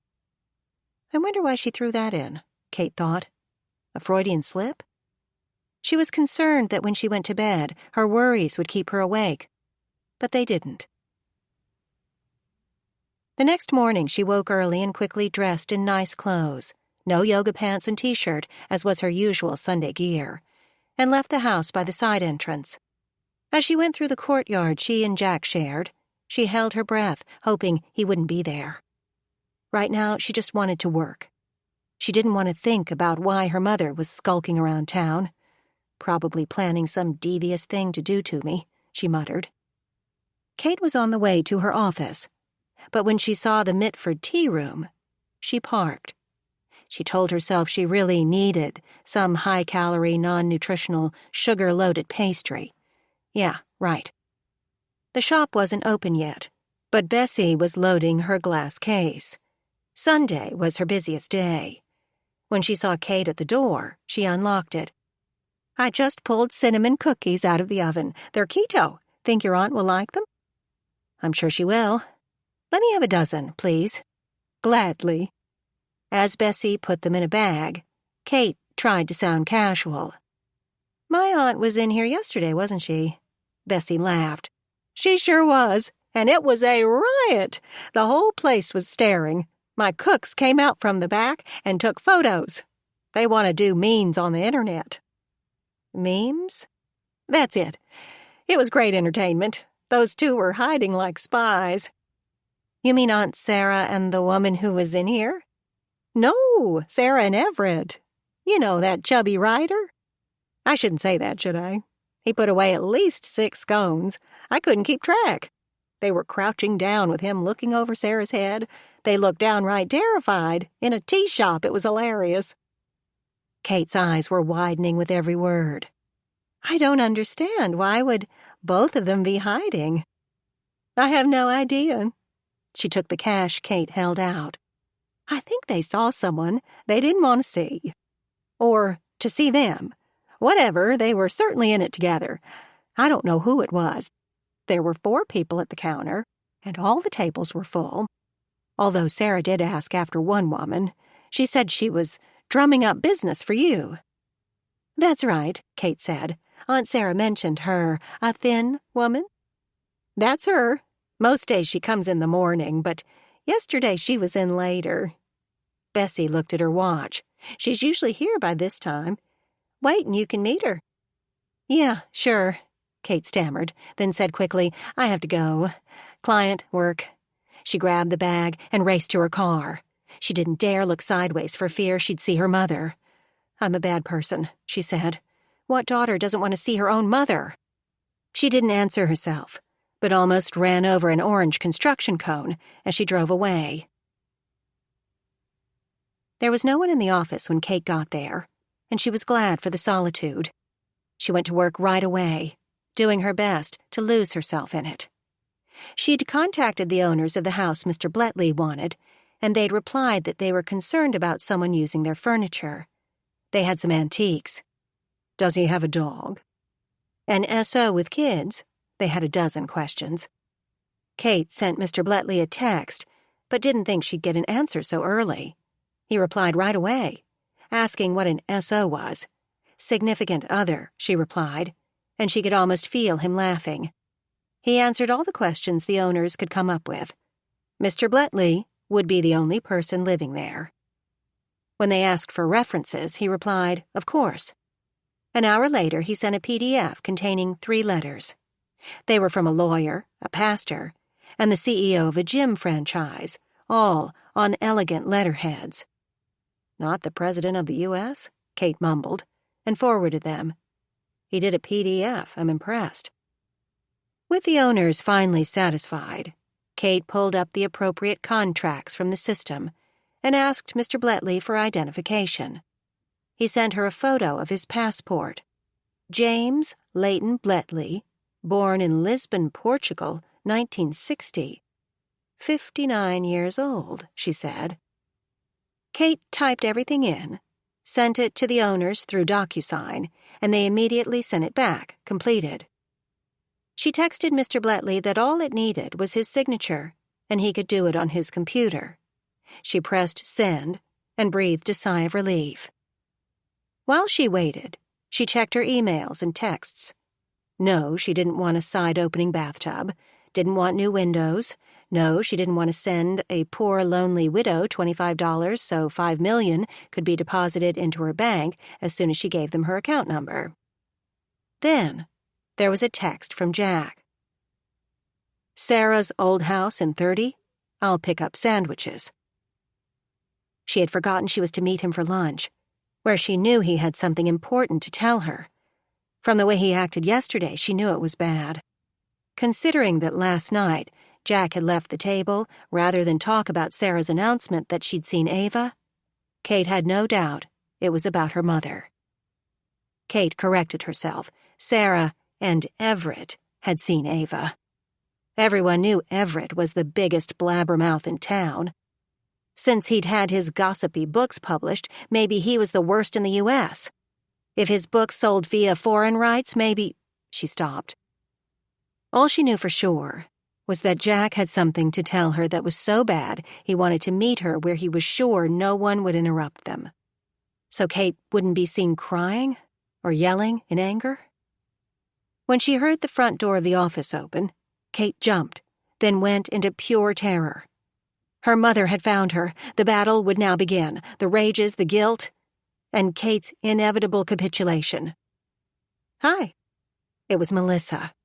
Kate was so relieved she almost burst into tears. Oh, Bessie's shop, may I?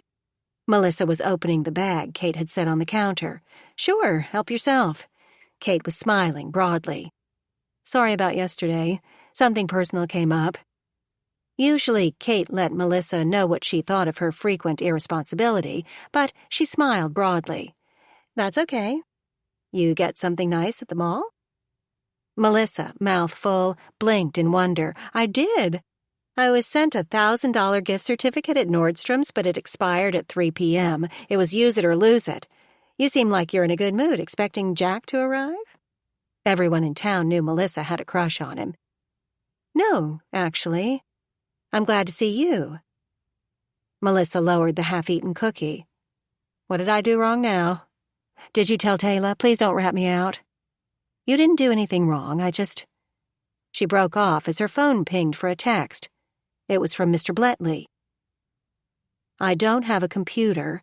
Could I sign them on paper? Is that still done? I am heading to the house to have lunch with champagne in celebration. Would you join me?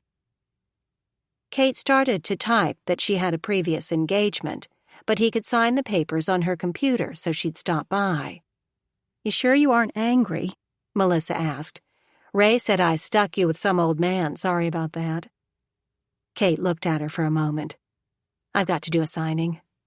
She turned back to her phone and sent a text to Jack. Sorry, I have to work. Meet you at 4? He must have been waiting because his answer came right away. Sure. See you then. To Mr. Bletley, she texted, I would love lunch, but only if the champagne is very cold. Is there any other way? Be there in minutes. Kate looked back at Melissa. I've got to go.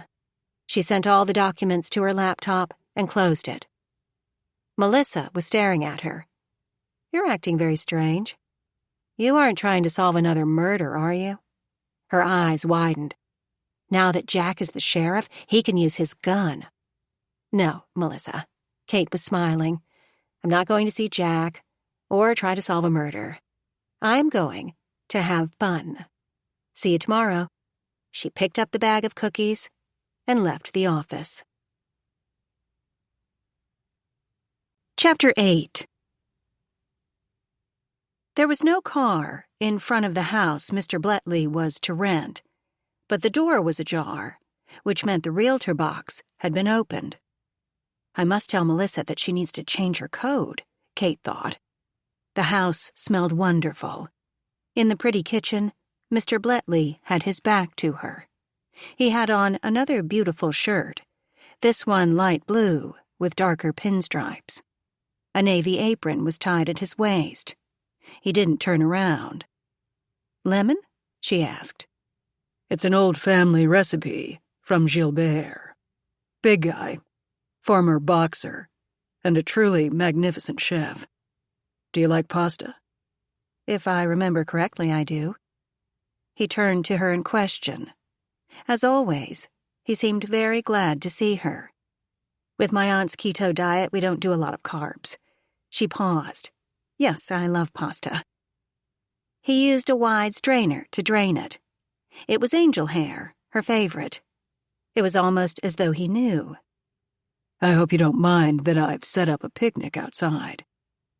She looked out the window to see a lovely sight. Under a big tree, a snowy white cloth was on the ground, with dishes full of food, 2 bottles of champagne peeping out of a silver bucket, and crystal flutes to the side. Too much? He asked. She smiled at him. Not today. Today I need luxury. And non-serious talk. And... sorry, I'm venting. It's all lovely, but I do feel guilty. I should have brought you a gift for purchasing. At the closing, I'll make it up to you. He removed his apron and picked up 2 shallow bowls full of lemony pasta. Shall we? Oh, yes. They went outside. The food was all things she loved. Olives, spicy peppers, cheeses, tiny garlic rolls. Mr. Bletley poured them flutes of champagne, then leaned back against the tree. He ate little and drank even less, while Kate ate and drank heartily. "I'm sorry," she said. "I'm not usually such a pig, but I didn't have much dinner, and I missed breakfast. I've hardly eaten since I had lunch with you yesterday." He refilled her glass. You apologize often. It wasn't a criticism, but an observation. I'm practicing for what's coming. She drained her glass and held it out for him to refill. Sorry. I mean, she gave a bit of a giggle. I don't usually drink during the day. Or at night, either, for that matter. Just when I'm with Jack. He can put away a 6-pack and not even feel tipsy. She giggled again. He'd hate that I used that word about him, tipsy. Wonder what the origin of it is. He skipped the unimportant parts. What are you practicing for? Kate had had too much champagne. My mother is here in Lachlan. There was a brief widening of his eyes. Then his face relaxed, and he said nothing. Silence is a funny thing. Most people worked to fill it. Even with her fuzzy brain, Kate knew she shouldn't confess her worries. But sometimes, talking to a stranger was more satisfying than pouring your heart out to someone you knew, especially to someone who loved you. He was sitting there, so very calm, and watching her, waiting. "I love my mother," she said. "I do. For so many years it was just us." No other friends? Relatives? Well, the uncles. She gave a little laugh. My mother has 3 older brothers, but they don't count. He was looking at her as though waiting for her to explain. They're very religious. They said the red in my hair is a sign of evil. When my mother wouldn't diet, they wanted to perform an exorcism. She was trying to make it sound funny, but it didn't come out that way. When you grow up with something on a daily basis, you don't realize it's strange, or even that it's different. And abnormal. Yes. In college, I tried to be like other people, but she didn't tell what she was remembering. Even there, you weren't released from the peculiarities of your life. She nodded in agreement. I didn't actually know how odd my life was until I came here. She looked away for a moment. I've learned that being a victim hurts, but It's how you deal with it afterward that matters. She took a deep drink of her champagne. "Tell me about your mother," he said softly. I shouldn't. He made no reply, just waited, ready to listen. She took a breath. My mother never got over the death of my father. Kate wasn't sure how long she talked, but she told him all of it. She'd never done that before. She told bits and pieces to Sara and Jack, but she'd tried to do it in an upbeat way. Jack tended to brood over his father, and Sara liked to keep secrets. But the truth was that she hadn't wanted to tell. She liked to think of her life as a sci-fi movie. When she came to Florida, she'd stepped through some dense blue liquid and everything had changed. Her past was on the other side. "You're happy now?" Mr. Bletley asked. "You want nothing else in life?" Maybe later I will, but not now. She looked at him. I'm afraid my mother will change things back to the way they were. You could. Do not say I could just tell her no. It's not possible. You don't know what she's like. She'll cry and tell me how alone she is. Kate put her hands over her face. I don't know why she's here. Did the uncles send her after me? She put her hands down. I didn't mean to make this about me. Today is a celebration of your new house. This is better than superficial chit-chat. It's a bit like what I've had for the last years of my life. I would imagine that you were the resident therapist. In a way, I was. But we all had our roles. Out of habit, Kate began to clear the cloth of dishes. "I'll do that," he said. Kate looked at her watch. It's nearly 4. I'm supposed to meet Jack and he'll be upset if I don't show up. He lifted an eyebrow. "I've heard gossip about the Wyatt temper. He wouldn't turn it on you, would he?" She laughed. Far from it. It's worse. If I don't show up, Jack will worry. He'll call people, send them out to look for me. When she stood up, she swayed on her feet. "You can't drive. I'll take you to him. Where is he?" In what used to be the bad part of town. Jack remodeled several of the houses, but he left 2 of them alone. "Might I guess that one is where your aunt grew up?" You're very perceptive. "Not as much as I'd like to be. I'll drive you in your car. Then I'll take what are they called?" An Uber. "Right. So many new words." As he stood beside her, she put her hand on his arm. Thank you, I feel better. That's all that matters. And Kate? He locked eyes with her. Everything will be all right. I promise. On my life. I swear it. He smiled so sweetly that Kate believed him. Mr. Bletley drove straight to the old Medlar house. No directions needed. Jack's truck was outside. Come in and meet him, she said. With a curt shake of his head, he fairly leaped out of the car. He said something that sounded like gradual socialization.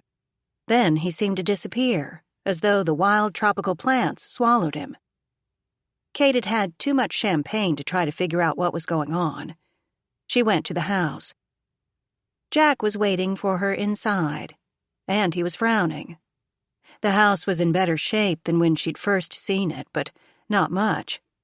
It had been built at the end of World War II, when soldiers were returning and ready to start families. The small houses were divided into little rooms. Kitchens were closed off. There was one bathroom, and it was so tiny it was hard to turn around.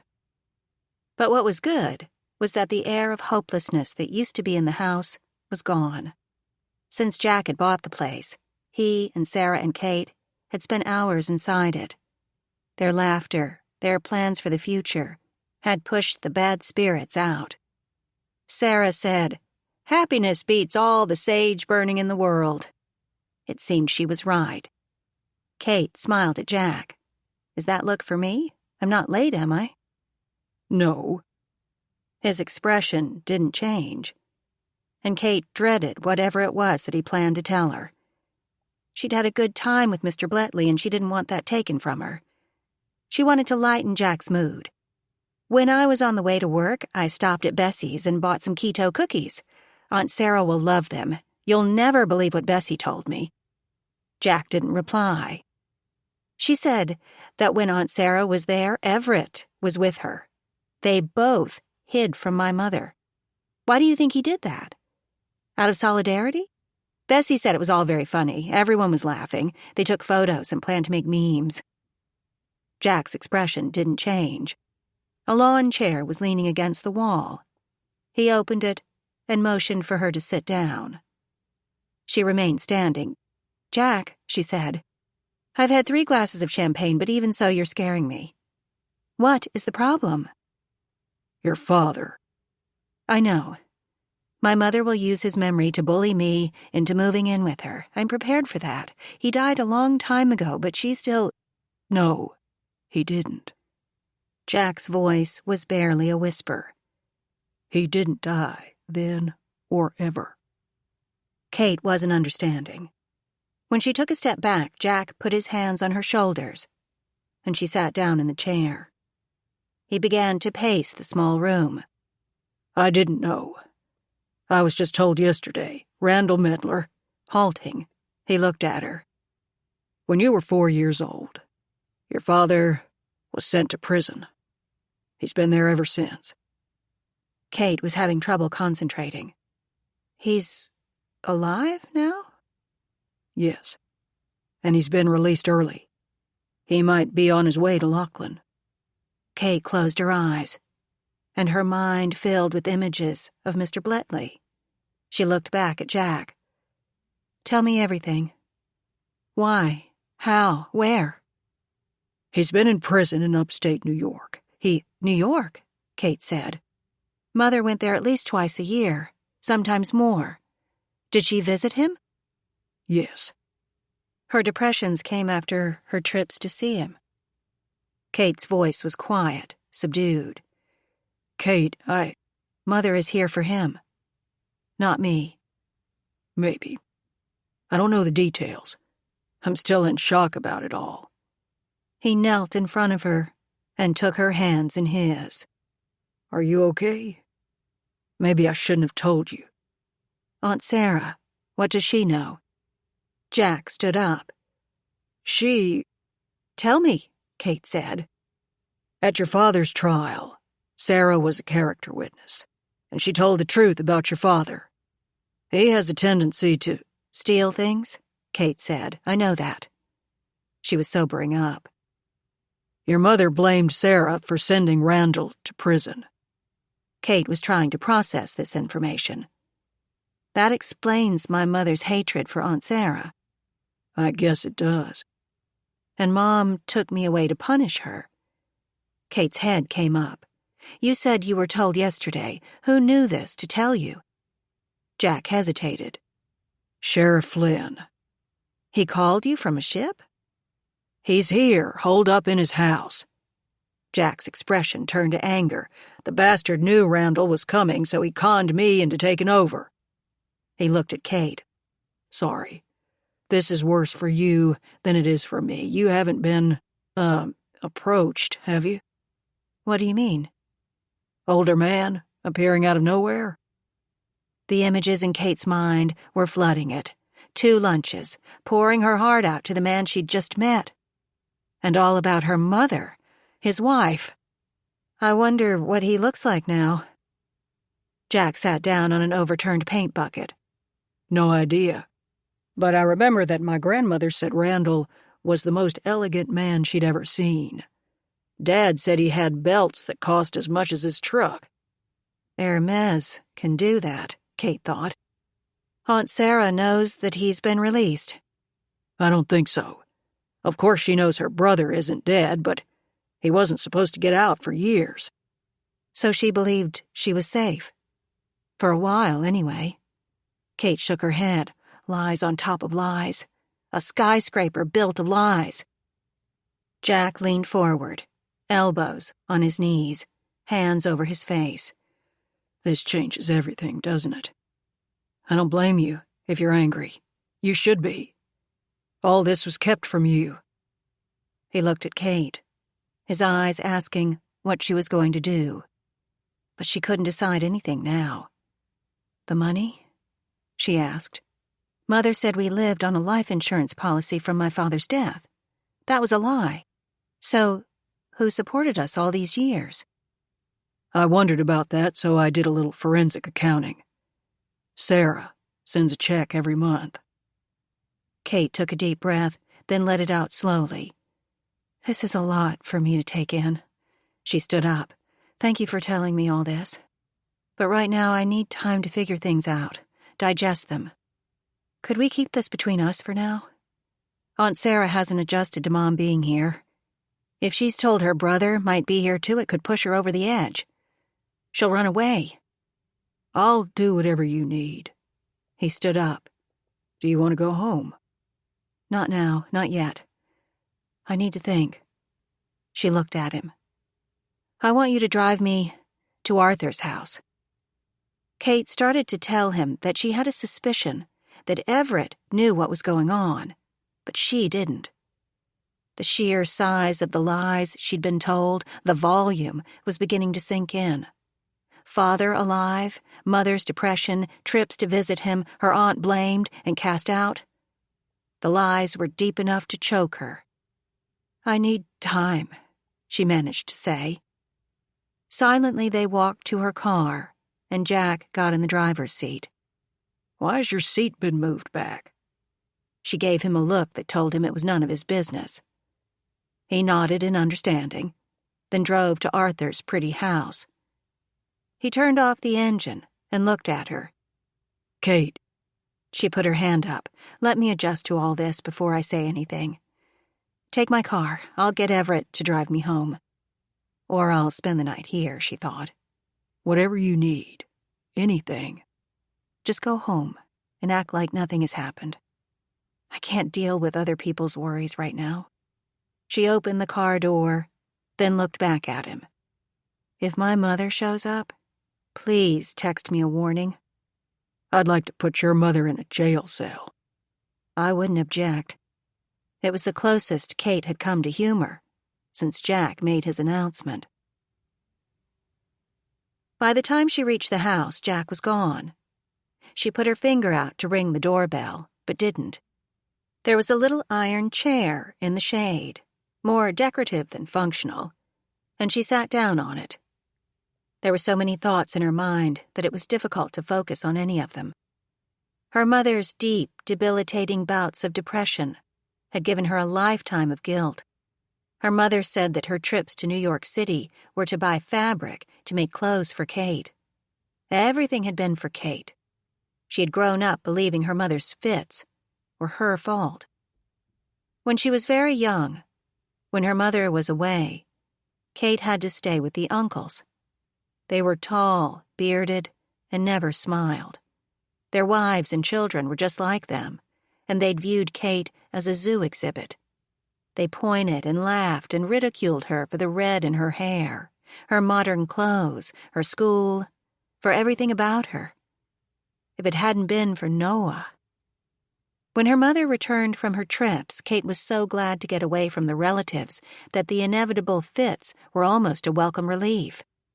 But now, she'd been told it was all a lie. Her father didn't die. He had been in prison. And her mother's depression was not her daughter's fault. Kate was trying to put together what Jack had told her. There had been a trial. For what crime, she wondered. Aunt Sara had testified to knowing that her brother had a lifetime of thievery. She and Jack had made jokes about Randall Medlar's love of diamonds. Is that what he was caught with? After the trial, Aunt Sara had been banished from their lives, but she had financially supported them. The guilt Aunt Sara must have felt in believing that her testimony had sent her brother to prison. Kate remembered accidentally hearing Aunt Sara on the phone with her mother. At the time, Kate had just suffered a trauma, and Sara threatened to force Ava to get a job if she wasn't kind to Kate. The hate between the two women, Kate shuddered. She could see it all. Ava saying that Sara had destroyed their family, Ava using her power as the mother to separate her daughter from her aunt, then demanding that Sara pay. Kate could almost hear her mother. "You owe us," she'd shout. "You took our lives, so you have to repay us." Kate remembered that yesterday, Aunt Sara had asked where Ava got the money to buy a house in Lachlan. Kate had nonchalantly replied that her mother always seemed to come up with cash when she needed it. Would Ava badger Aunt Sara into giving her the purchase price for a house now? Would she threaten to coerce Kate into returning to Chicago if Sara didn't give the money? Was Aunt Sara still sending Ava money to live on? Surely not, Kate thought. But part of her knew it was possible. How else could her mother live if money wasn't being sent to her? Ava had never had a job in her life. She hated living with her brothers. "Too many rules," she'd always said. Kate glanced at the door. She should ring the bell and go in.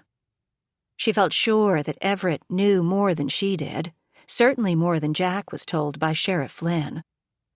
Another lie, Kate thought. The sheriff had dropped the whole mess onto Jack rather than facing Randall Medlar. Why? Was the sheriff afraid his old buddy would talk him into committing a crime? Or be forced to turn a blind eye when Randall stole something? Her thoughts were taking her back to the place she didn't really want to go, to her father. Was the man she'd met? She didn't want to face what she was pretty sure was true. James Leighton Bletley was maybe, possibly, her father. Probably was. She put her head back and closed her eyes as she went over her 2 visits with Mr. Bletley. Seeing the house the first day, then lunch together. Another meal the second day. From the first moment, she'd felt comfortable with him. They were at ease together, talked like old friends. They seemed to like the same things. Again, she remembered that she'd told him about her mother. He'd seemed very interested in that. He'd asked several questions, and she'd answered them all. Nothing had been too private to not tell him. Abruptly, Kate sat up straight. The guy on the motorcycle. She'd nearly forgotten that. She'd assumed he was after her bag. But was he? She put her hands to her temples and squeezed her eyes hard closed as she envisioned every second of that encounter. The androgynous person on the bike had reached out, but to what? Mr. Bletley was holding nothing, but Kate had a Prada bag. It made sense that the rider wanted what Kate had. No, she thought. He wasn't reaching for anything. He, or she, was striking. It wasn't an open-handed grab, but a closed-hand punch. And Mr. Bletley had come away with a cut on his hand. It seemed that the rider had been hiding some sort of knife. Kate's hid in the ribs, and Mr. Bletley's kick had kept the blade from reaching its target, and the rider had sped away. She opened her eyes.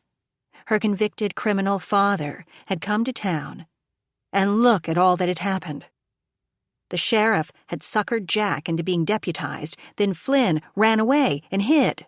Coward. A man fell out of Charlene's barn and died. There was evidence of someone else in the barn. Kate's mother had been in town for a week, but had told no one she was there. And, just yesterday, a person on a motorcycle had tried to attack the former prisoner with a knife. "It's all connected," she said aloud. "I know it is. It's all one big problem." "And what would that be?" She looked at the door. It was open, and Arthur, in his wheelchair, was there. She wondered how long he'd been watching her. "Everett isn't here and won't be back until tomorrow. Why don't you come in, and we'll share a pot of tea?" She hesitated. "I wanted to talk to him." "This have anything to do with him and Sara hiding from your mother? Or about your father being alive and probably here in Lachlan?" Kate's eyes were wide. "Does everyone know?" "More people by the minute. Have you met your father?" "I think maybe I have." "Charming, isn't he?" "Very." He looked serious. "Did you check your wallet afterward?" She didn't smile. "Worse. I arranged for him to live in a beautiful furnished house." She sighed. "And I just remembered that I forgot to get the paper signed, and I didn't get a check from him." Arthur looked like he was trying not to smile, but had no success. "I tell you Medlars are the most exciting people I've ever met. Come in, and we'll tell each other everything we know." He paused. "And I'll give you a copy of the book Everett wrote about your father." "He did what?" "At last, I've found something you don't know." He lowered his voice. "I have Everett's box of research for that book. It contains photos of you and your father." Kate gasped. "I've seen one picture of him, a studio portrait. My mother said the other pictures were lost in a fire or a flood. She couldn't remember which one." "I so much want to meet your mother. Everett is terrified of her." "Everyone except Aunt Sara is. Well, except maybe she is." He wheeled his chair back. "Do come in, and let's share everything." "I'd like that." She followed him inside. Chapter 9. When Arthur was a young man, he'd been in an accident that was his company's fault. He won the ensuing lawsuit, but lost his battle to walk. For years, his life had been one of great loneliness. But after Sara, Jack, and Kate entered it, things changed. Now Everett was his roommate, or as Arthur put it, my free lodger. Whatever the terms the two men had decided on, they now had a home and a career. And most important, they knew they owed everything to the three. Arthur's kitchen had been built to accommodate a man in a wheelchair. Sara, at 5 feet tall, said it was her dream kitchen. Jack, at 6'2", replied, "No," to rebuilding the one in the house they shared. Kate sat down at the little table at the end of the kitchen, while Arthur prepared a pot of tea. She knew better than to try to help him. He didn't like being treated as an invalid. "Any plans yet?" he asked. "Not even close." "So, what are you dreading the most?" "My mother and Aunt Sara getting together. They'll rip each other apart." "What about your father?" "From what I've seen, he runs away whenever there's even a possibility of trouble." Arthur chuckled. "Already found that out, have you?" "You know him?" "Not really. He ran in circles that were above me. All the girls, young and old, liked him very much." Kate grimaced. "I bet they confided all their secrets to him. He's just so damned adorable." Arthur couldn't help laughing. He let Kate carry the tray into the living room while he got a package of chocolate-covered cookies. They sat down, and Kate poured. She picked up a cookie, from Bessie's. There was bitterness in her voice. "So, how does Everett know my mother?" "From research, for his book." Arthur wheeled back a couple of feet, opened a cabinet door, and withdrew a well-worn paperback, Rooftops of Gold, by Everett Gage. The cover was dark, showing a man lit by the moon as he tiptoed across a rooftop. "It didn't sell," Arthur said. "Everett was pretty angry about that." "He makes that clear when he complains about Aunt Sara's sales." "Everett does love to make his opinions known to everyone. Why don't you settle down on the couch and read it? It's not very long, and it tells a lot about the four men." "Which ones?" "Randall, of course, then Roy Wyatt, Walter Kirkwood, and—" Arthur paused. "And Darrell Flynn." Kate's eyes widened. The sheriff was a criminal? "Uncaught, but maybe, yes. It's all explained in there. Under made-up names, of course, but they're easily recognizable." There was nothing Kate wanted to do more than lose herself in a book. She needed the all-encompassing pleasure of reading.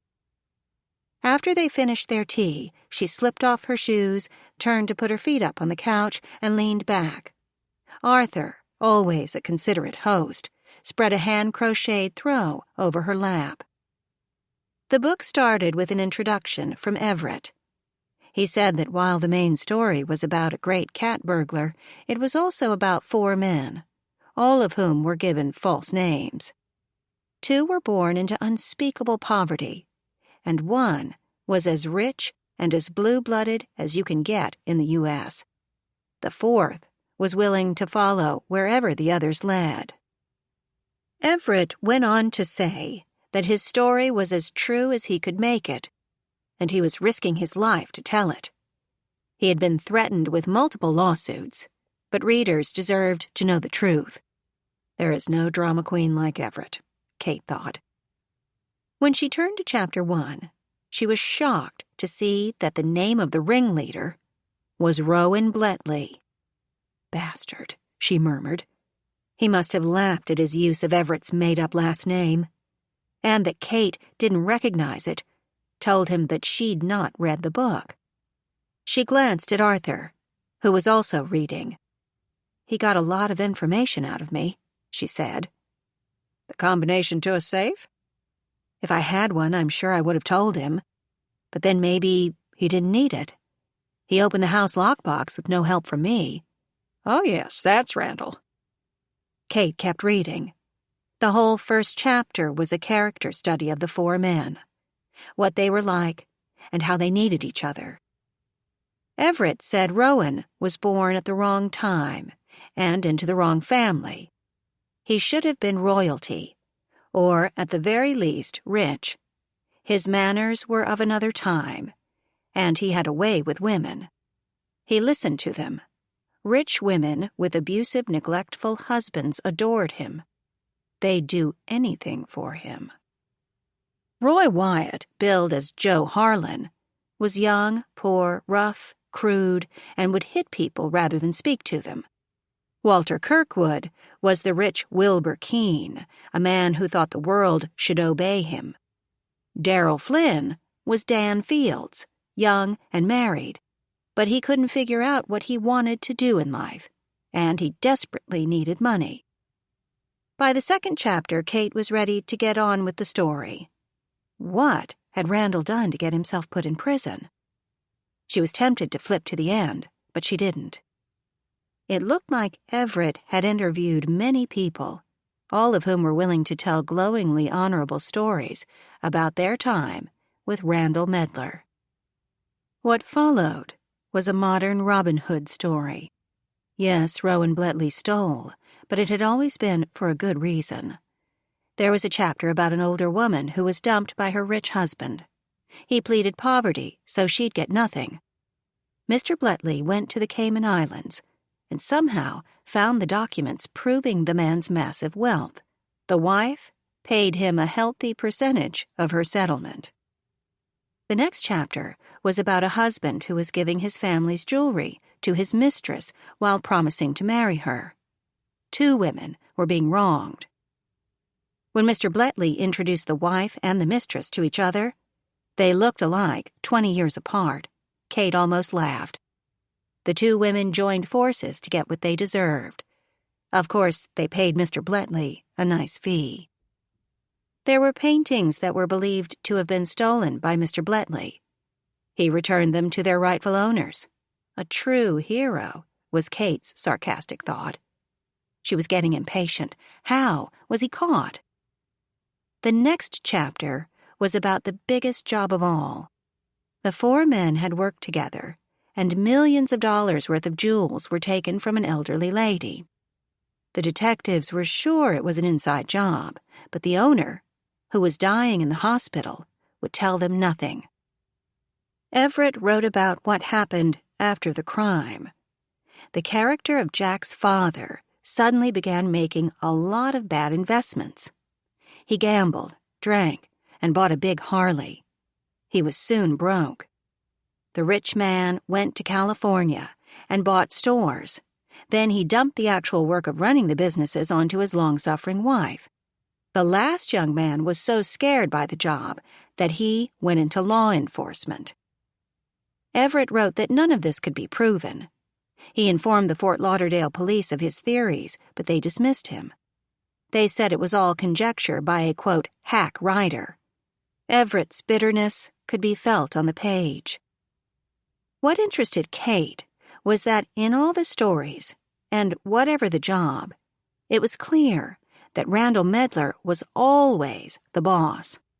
He saw the opportunity, made the plans, and ruled every detail. Kate put down the book and looked around. It was dark outside. She heard Arthur rolling into the room. "Had enough?" "I haven't come to how he ended up in jail. Where are the photos?" "On the bed, in the guest room, along with a sandwich and chips and 2 cans of fizzy water. I thought maybe you'd like to spend the night." "I think I will. If I go home, Aunt Sara will take one look at me and know that something is wrong. Maybe by morning a solution will come to me." Kate didn't sound hopeful. Arthur led the way down the wide hall to the guest bedroom. It had a bed, a night table, and a lamp. There wasn't a chair or a rug. It had a small ensuite bathroom. Everything was plain and basic. "I'm going to introduce you to Jack's sister, Ivy," Kate said. "She's an interior designer." Arthur chuckled. "Can't imagine why you think I need her." On the bed, beside the plate of food, was an old file box. A huge white T-shirt was laid out at the foot. "It's perfect," she said. "I'll leave you to it, then." She kissed him good night and closed the door behind him. The first thing she did was text Jack that she was spending the night at Arthur's. "How's Aunt Sara?" "Worried." "Any visitors?" "Glad to say no. You okay?" She started to tap out that Everett had written a book about her father, but she didn't. "Just being calm. I'll see you tomorrow after work." It was a few seconds before he responded, so she knew he was considering whether to ask questions or not. "Sleep well." "You too." She shut off her phone. She wanted a night's peace before her world broke apart tomorrow. She was going to have to tell Jack and Aunt Sara that her father was in town, and she'd met him. And of course Ava would show up. Kate didn't want to think about the chaos that would follow. People yelling and accusing and dumping blame everywhere. For all the bareness of the room, the bathroom had a dozen little hotel-sized bottles of shampoo, conditioners, some lovely moisturizers, and toiletries. She took a long hot shower, washed her hair, then put on the big T-shirt. She sat cross-legged on the bed and lifted the top off the box. Inside was an acid-free envelope marked Pictures for Gold. Kate held her breath as she opened it. There were only 4 personal photos. They were of her, as a toddler with long braids, and Kate took a breath. Her father. He was a handsome devil, she thought. What struck her most was that father and daughter were looking at each other with absolute love, as though they were each other's world, be-all, end-all. The photos weren't clear, probably taken with one of those cardboard-encased cameras, but the man in the picture was indeed the Mr. Bletley Kate had come to know. She spread the pictures on the bed, then looked through the box. There was one more grainy photo of some men in a prison yard. They were in a group and seemed to be in an exercise class. It was clear enough to see that the trainer was her father. The rest of the box was filled with papers, handwritten, typed, photocopied. At the bottom were transcriptions of oral interviews. Kate put the papers back in the box and set it on the floor. She got under the covers, opened her drink, and picked up the sandwich. She ate while she read the rest of Everett's book. When she learned that her father had been sentenced to 25 years for hijacking a car, she was shocked. That seemed a lot for a petty crime. She went on to read Everett's details. Randall's lawyer put him on the stand, hoping his personal charisma would appeal to the jury. Randall declared his innocence, saying that he'd been hired to drive the car, a Bentley, to the owner's home in Nashville. He was told that the key would be left on top of the left rear tire, and that's where he found it. Everything had gone as planned until Randall drove across the state line. He wasn't 10 miles over when the state police stopped him. He went to show the papers for the job, but he couldn't find them. Everything had vanished. Since the owner of the car said he saw Randall take the vehicle, that made it a hijacking rather than just a theft. And also, the car was very valuable. When they found cocaine in the trunk, it was all over. The jury found him guilty, but with a recommendation for leniency. They suggested a suspended sentence as Randall had a clean record, not even a parking ticket. But the judge, a friend of the former sheriff's, gave Randall the maximum sentence allowed. Everyone knew it was for past crimes that no one had been able to prove. It was late when Kate finished the book. She knew she needed time to process everything she'd just read, so she turned off the light and immediately went to sleep. Kate woke early, and there was a moment before she realized where she was and what was going on in her life. When she did, she didn't want to get out of bed. But she dragged herself out, dressed in yesterday's clothes, and made her way into Arthur's kitchen. He was already there.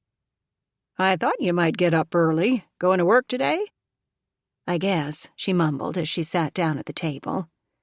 Arthur put a plate of bacon, eggs, and toast in front of her, but she had no appetite. He rolled to the other side of the table. "There was a time when I was so scared of what other people thought of me that I did nothing." She knew what he meant. Years ago, if Arthur had spoken up, some deaths might have been prevented. It was a heavy burden for anyone to carry. Kate kept her head down and nodded in understanding. But she didn't think her situation was as bad as his. She pushed her plate away. "Sorry, I don't think I can eat." He took her plate away. "Don't go to work today. Everyone will ask you questions about the dead man and what was going on with Sara and Everett at the bakery and everything else. You need to let all this settle in your mind." She looked at him. "I dread what's coming. All the arguing and accusations. My mother and Aunt Sara, Jack angry at everyone, and what am I to do with my father? Do I yell at both my parents for lying to me? I don't know how to handle any of this." Arthur looked at her in silence for a moment, then asked, "How is Charlene?" Kate had to think to even remember who that was. "Fine, I guess. She's with Taylor. Jack got a security guy to stay with them." "Good to hear." Arthur rolled away. "Why don't you go shopping? I hear Sawgrass has some big sales going on. Randall's a fancy dresser. You don't want to embarrass him." "Maybe I should get an orange jumpsuit." Arthur's mouth twitched in a smile. "Has to be the right shade of orange, though." Kate didn't smile at his joke. Her sense of humor was gone. She stood up. "I think I will take today off. Melissa can take my appointments. Heaven knows I've covered for her 1,000 times. "Kate the good girl," Arthur said, "takes care of everyone. Kate the peacemaker." She looked at him hard, trying to figure out if he was being serious or facetious. "I think I'll go. Thank you so much for everything. I'll leave the research here." "Good idea. They'd probably make everyone angry. Then you'd have to calm them down." Kate was still watching him, trying to understand what he was actually saying, but she couldn't figure it out. His words were good, but there was something odd underneath them.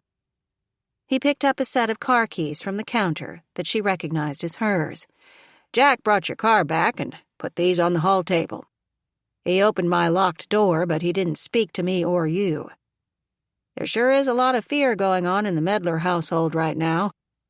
"And it's all my fault," she said softly, then took the keys, kissed Arthur, and left. When she was in her car, she sent a text to the office. She said she wasn't feeling well and wouldn't be in today. The office manager, Ray, texted back, "Too many scones at Bessie's?" Kate felt a surge of anger. Damned gossip. She didn't reply to Ray's snarky text. Instead, she decided to take Arthur's advice to go shopping. Maybe she'd go to a movie. Anything rather than deal with what was going on in her life. Postpone it all as long as she could. Did she confront Taylor? Or go searching for Charlene? It took her only seconds to decide. Sawgrass was an enormous discount shopping center with hundreds of stores. There were high-end shops in the colonnade, and she liked those the best. It was early, before the stores opened, so the colonnade was barricaded. She parked under a tree, turned off the engine, and waited. She wanted to block the events of the last days from her mind, but she kept envisioning what was going to happen. Everyone was going to be angry and/or hurt. There'd be screaming and accusations. "You lied to me," would be a constant refrain. She tried to read a book on her phone but couldn't concentrate. She listened to 4 Reddit posts. Mothers-in-law seemed to be truly horrible. Jack's mother is wonderful, she thought, then chided herself for jumping to that idea. When the stores were about to open, she was the first in line to go through. She parked in front of the Burberry store. Maybe she'd splurge and buy herself a new raincoat. She got out and wandered through half a dozen stores, but didn't see anything she wanted. By lunchtime, she was exhausted.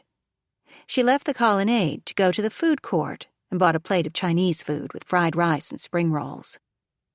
She sat down at a table, but just looked at the food. She and Aunt Sara joked about how it wasn't fair that some women under stress couldn't eat.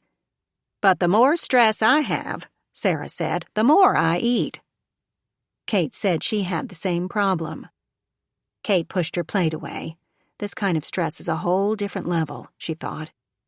"I'm so sick of being scared," she said aloud, thinking about her entire childhood. Just plain fed up with it. She looked around to see if anyone had heard her. No. People were busy with their own lives. What if I stopped, she thought. What if I stopped being afraid of all of them? As the idea began to take shape in her mind, she pulled her plate back and ate everything on it. When she finished, she went back to the colonnade. What Arthur had said was ringing in her mind. "How is Charlene?" Kate looked down the row of pretty stores. "Forgotten," she said aloud. "Charlene has been forgotten." There had been a rifle hidden and a man falling out of her barn and dying. Later, there was a slash made by a person on a motorcycle, all just plain forgotten. As she walked in the deliciously warm Florida air, she began to develop a plan. A plan. There was a seating area nearby, and she sat down on a concrete bench to think. She could envision everything she needed to do. No, that she had to do. 20 minutes later, she took out her phone and texted Jack. "I'm holding a meeting for 5 people at Aunt Sarah's house today at 4. I need drinks, food, etc. Can you do it?" He texted back right away. "Yes." "And please make sure Aunt Sara is there." "Will do. You okay?" "Best I've been in years." He sent a smiley face emoji and a thumbs up. She called Sheriff Flynn's private mobile number. Sara and Jack had often butted heads with the sheriff, but he and Kate had become friends. "Kate," he said happily. "What a delightful surprise. How are you doing?" "Very well. How's your cruise?" "Great. I've always loved the sea air." "We're having a meeting today at Aunt Sarah's house at 4 p.m. I believe you know where it is. I'll see you there." "Kate, dear," he said in that patronizing voice oldies used on the young, "you just said I was out of town." "If you don't show up, I'll call Detective Cotilla and tell him where you are and why you conned Jack into taking over your job." She waited, but Sheriff Flynn said nothing. "By the way, Randall will be there. You know, my dead father?" There was still no reply. "What, no comment?" "I'll be there at 4, he said softly. "And don't be late. Aunt Sara hates tardiness." She clicked off the phone. As she brought up the number of Mr. Bletley, she clenched her teeth. She touched the number. He picked up instantly. Kate, what a pleasant surprise. Can we meet for our daily lunch? She glowered at the phone. What presumption. You are to be at Aunt Sarah's house at 4 p.m.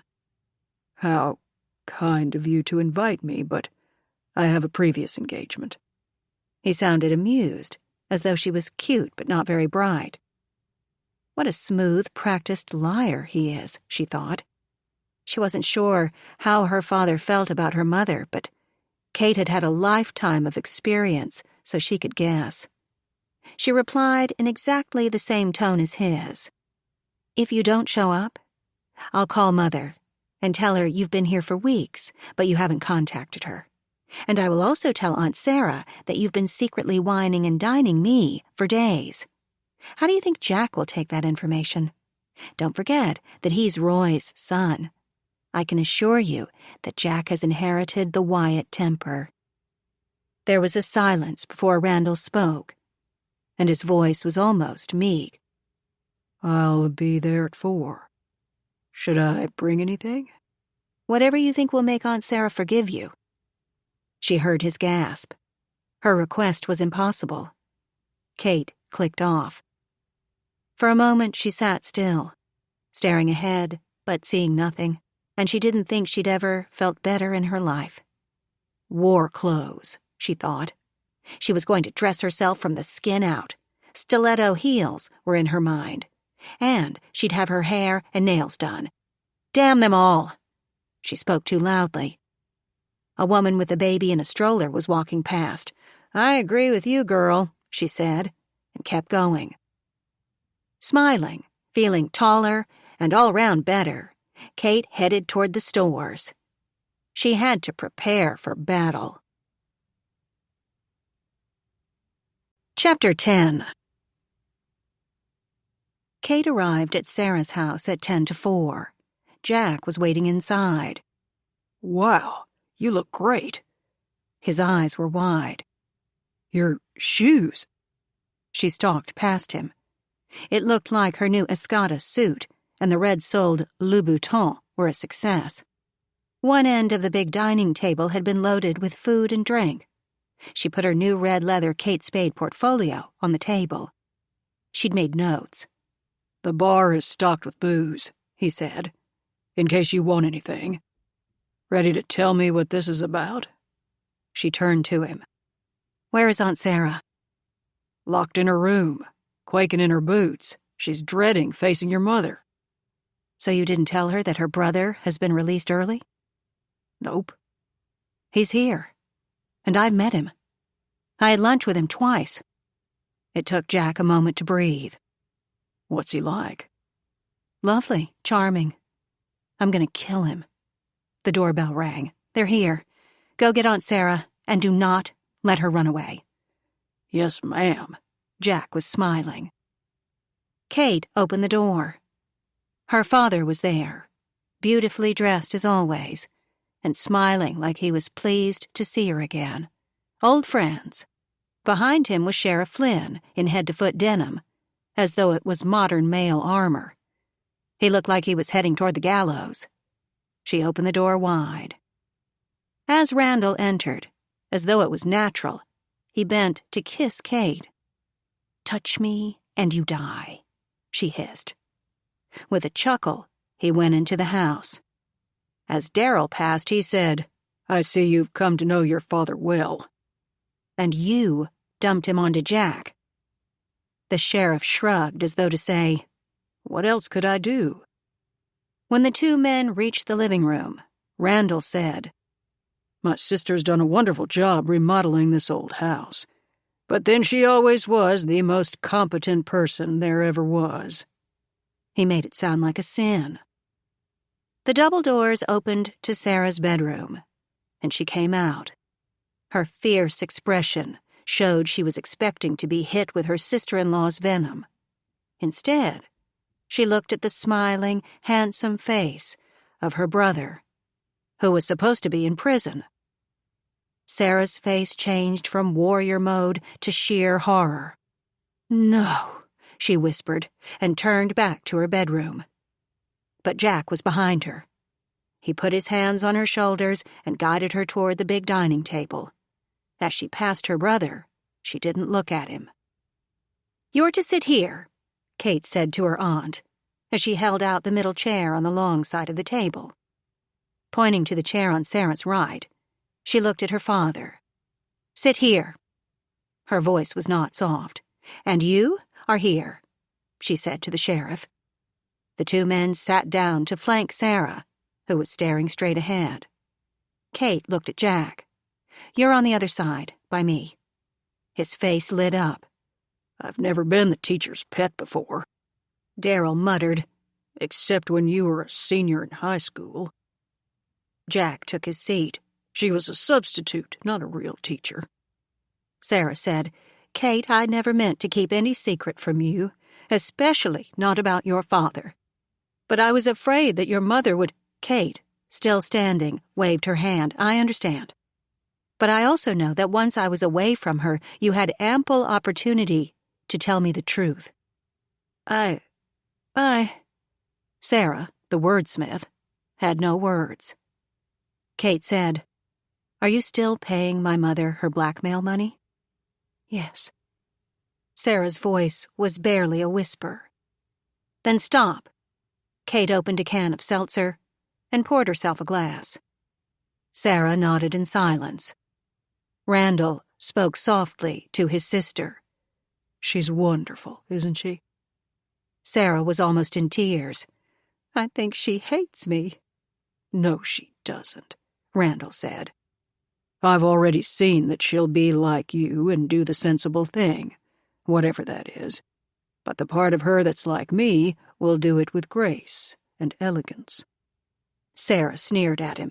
"You haven't changed at all." Randall smiled. "I think that's the kindest thing you've ever said to me." Kate set her glass down and glared at the two of them. They stopped talking. She opened her portfolio. Jack was grinning. "For once, I'm not the bad guy." Kate turned on him. "You didn't tell us that the sheriff was still in town. What did you two do, hide out and drink beer? Talk about your misery?" Both Jack and Sheriff Flynn lowered their heads and said nothing. "All right," Kate said.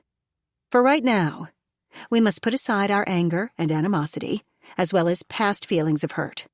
Most of all, we have to stop the lies." She was looking at her father.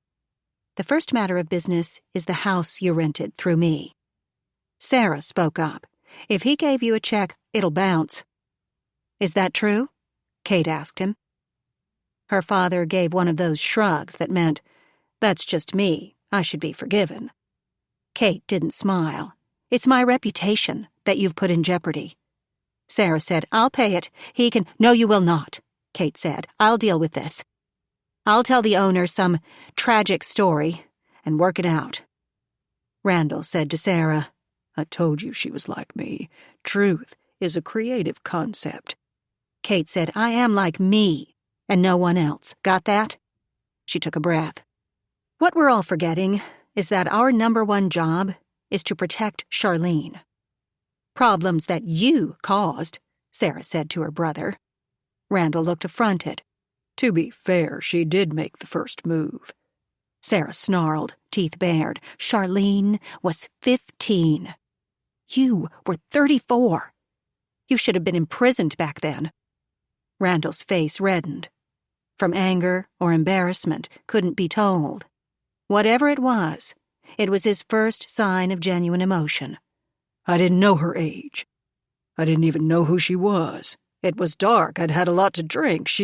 He stopped as they were all glaring at him. "I guess the end justifies the means," he mumbled, and looked away from them. "What does that mean?" Sara snapped. "You don't know what Charlene went through.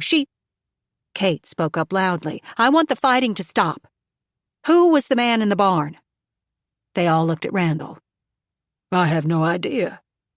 It was obvious that no one believed him. "Really?" he said. "I don't know." Sara said, "So who jumped on the desk, then the Rains rack, then went up into the loft?" Randall began. then was silent. They leaned forward. That might have been a guy named Lenny. They waited for him to explain. Randall shrugged. His part in this is personal. It has nothing to do with Charlene. By the way, how is she? I hope she's happy. She deserves it. They were still waiting for him to answer the question. Lenny was hired by a man I know. Who you met on your island? Kate was being sarcastic. Randall smiled. Yes, I did. Lovely man, innocently incarcerated, and there was a collective groan. It does happen, Randall said. Anyway, Mel wants me to do something for him, so he sent Lenny to find me. I don't know who fell out of the barn. Mel? Jack looked at Sara. Didn't you mention a lawyer named Mel? He threatened Everett with a lawsuit? They looked back at Randall. One does what one must, he said. Sara narrowed her eyes at her brother. What happened to the loot from the Oliver job? Randall seemed surprised, but quickly recovered. I have no idea what you're talking about. Kate looked at Sheriff Flynn, who had been silent. I think you know something about that, don't you, baby driver? She was referring to a movie where a young man drove the car in several robberies. Or maybe I should call you Dan Fields. The sheriff's answer was to turn a deep red. Okay, Jack said. We need to talk to Lenny. And find the motorcycle guy, Kate said. They looked at her. Within minutes of being hoodwinked into a meeting with my father, we were attacked by a person on a motorcycle. He had a hidden knife that cut. Randall held up his hand to show the bandage. He was grinning. She called me her father. Do you know how long I've waited to hear her say that again? I can tell you the exact number of days, Sara said, while the others stared at him. Why am I being blamed for everything? Sheriff Flynn said, because it's all coming from you. Somehow you have caused everything. This is why I tried to stay out of it. Randall's face changed to sadness. Maybe I should leave town. I just wanted to see my daughter after so many years away from her. What is so bad about that? Sara said, Mother's not here to believe you, so cut out the poor me act. And it's very bad if you bring murder with you. Kate added, and if you're trying to run away and leave us to deal with Mother alone, it's double bad. Randall leaned forward to look across Sara to Sheriff Flynn. Tough crowd. The sheriff replied, I think your daughter might be your match. She is glorious, isn't she? He looked at Kate. So what's your plan? They all turned to Kate. Her eyes were on her father. First of all, you are to deal with Mother. Randall lost his smile. We'll move them into the guest house. Sara at last sounded happy. Just the two of you. You can answer all her questions about everything. Kate nodded to her father. You have to keep her from interfering in our investigation. And you must keep her from attacking Aunt Sara. She can bully me all she wants. I'll tell her myself that I am not moving anywhere. It's Aunt Sara who is to be protected. Sara opened her mouth to protest that, but then smiled at the prospect of not having to deal with Ava's accusations. And it was nice to be taken care of. She gave her brother a very sweet smile. Sheriff Flynn looked across to Randall. Anybody else from prison owe you? Randall looked pleased at not being accused of something. I believe in friendship. He plucked at his shirt sleeve, a fine, long fiber cotton in pale green. This is from the nephew of a man I met while I was, away. And dear Kate and I had lunch at Hank Kressler's little restaurant.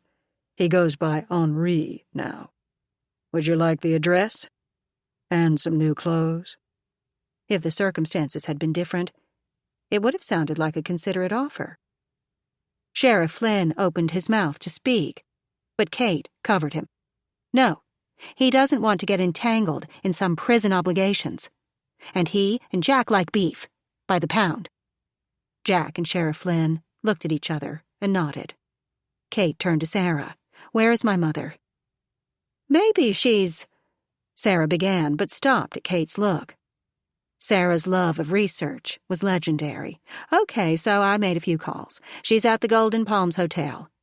"That's—" Kate didn't finish. "Right, mega expensive." They looked at Randall. "It's not from me. I don't have a sou, a peso. It's not my doing." "I'll pay for it," Sara said. "No," Kate said. "She's my mother, so I will pay." She looked at her father. "Jack will go with you to get Mother, and the two of you will move into Aunt Sarah's guest house. Is that understood?" Randall nodded. "And don't let her buy anything. Not a house, apartment, condo, nothing," Kate said. Randall looked surprised, but again he nodded in agreement. "I'd like to talk to this guy Lenny," Jack said. "Where's he?" Again they looked at Randall. "I'll ask Mel." "That would be a good idea," Kate said. "What about the motorcycle guy?" "No idea who that is." "Who hates you?" Sara sounded as though it was a rhetorical question. "Only you, my darling sister," Randall said, without concern. "Would anyone mind if I had something to eat? I'm a bit peckish." "Sure," Kate said, as she finally sat down. Now that she'd said what she meant to, she was deflating. Jack leaned toward her, their heads together. The others were going after the food, and Sara joined the men. "Feeling better?" he asked quietly. "Yes and no. It's been a traumatic few days." "You've handled it well. Did you really have lunch with your father twice?" "Yes, but I thought he was a rich client. And you knew about Sheriff Flynn." "Beer and beef," he said, eyes sparkling. "You pegged us perfectly." He nodded toward the window. The three of them were holding plates of food and looking out at Sara's pretty garden and the big swimming pool. They snip at each other, but at the bottom they're old friends. "What do you think this guy Mel wants my father to do for him?" "Steal something. What do you think?" "Did you know that Everett wrote a book about my father?" Jack's look of surprise answered that. "I read it last night. Your father was part of their group. Jack groaned. "I'm not sure I want to hear what he did. But then it couldn't have been too successful, as he was never rich." "Or he spent it all by gambling and buying a really big Harley." Jack blinked a few times. He'd inherited his father's motorcycle and meticulously kept it in prime shape. He looked at the three standing by the window. "Why do I get the feeling the Medlar Three has just added members?" "I sure would like to know what's inside their minds right now." "Not me," Jack said. "Why don't you and I run away to the Highlands of Scotland and leave them to it?" "I don't think." "I'll wear a kilt." Kate sighed. "Get thee behind me, Satan." Jack laughed. It was 9 p.m., and Jack was sitting alone in the family room. After Kate's magnificent handling of the Randall Flynn problem, she had retreated to her room, as had Sara. The two women were inside their bedrooms, speaking to no one. He'd tried to get them to come out, to talk about their worries, but he'd had no success. Frustrated, he'd brought up Acorn TV and turned on Midsummer Murders. He'd gone through the episodes and chosen one set in a medieval house that was possibly haunted. He'd turned up the sound quite loud. If that didn't lure them out, nothing would. But even with this enticement, Kate and Sara hadn't left their rooms. Their bedroom doors, usually open and welcoming, were closed. Might as well be barricaded, he thought. He put the TV on mute and tried to think about what to do with his women. He'd rather deal with angry lions than two women who were, angry? Hurt? Scared? Truthfully, he wasn't sure what was going on with them. All he knew was that he couldn't take any more of it. He got up and went to the door to Kate's quarters, gave a quick knock, then entered and marched down the hall to her bedroom. She was sitting up in bed, wearing a beat-up old t-shirt, a book open on her lap. But she was staring at the wall in silence. She turned to him in surprise. "Come on," he said. "Let's go." "No, I've had enough today. I need quiet." "You need to talk to Sara." "Oh, no." She pulled the cover up around her neck. "I said too much today." "You said and did what was needed." He tightened his lips. "Remember how we said that a three-legged stool can't stand on just two legs? Right now, it's trying to stand on just one leg, mine. You two have to resolve this." "I can't," Kate began. "Aunt Sara is—" She shrugged. "Either get up, or I will carry you." He opened the door to her closet and pulled a robe off the hook, then tossed it on her bed. 3 minutes. Then I come and get you." Kate knew he was right. She was going to have to face her aunt at some point. Better to get it over with and start packing. She followed Jack out, her head bent, shoulders drooping. As he'd done with Kate, he gave one quick knock, then opened Sara's door. A few steps to the left, and he was facing her. She was fully dressed and sitting on her all-white bed, notebook and pen in hand. As Kate had, she looked at Jack in surprise. He stepped aside to reveal Kate. "You two need to tell each other the truth. Do one of those feeling things that women love so much." He looked from one to the other. "I'm going to bed." The women watched him leave. When they were alone, they looked at each other. "I didn't mean to keep such a secret from you," Sara whispered. "I guessed that." For a moment they looked at each other in silence. Then Sara opened her arms, and Kate ran to her. "I didn't mean I should have. I could have. I'm so very sorry that I—" Their words tumbled over each other. They snuggled together. "Tell me what happened," Kate whispered. Sara told her about the first years of Kate's life, and how much they loved each other. "Randall and I even got along then." Sara told how she'd rented an apartment outside Chicago so she could be near her dear niece. "You and I chose all the furniture together." She paused.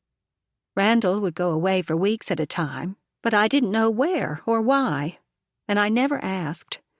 Besides, between writing and publicity and you, I didn't have time to concern myself about anything else." Kate knew she was hinting about the big jewel robbery that happened in Florida when Kate was just a year old. "It was a hectic time," Sara said. "Before—" She took a breath. "I was subpoenaed to testify. I thought I'd be asked about some car. I wasn't in Florida when it happened, so I wasn't concerned." "But you were asked about childhood things." "Yes," she paused. "The prosecuting attorney grilled me. He shot accusations at me. He quoted things I'd told other people. One of my books was about a thief. And yes, I used Randall as the basis of the character. The lawyer treated what I wrote as fact. I never meant—" Kate hugged her aunt until she calmed.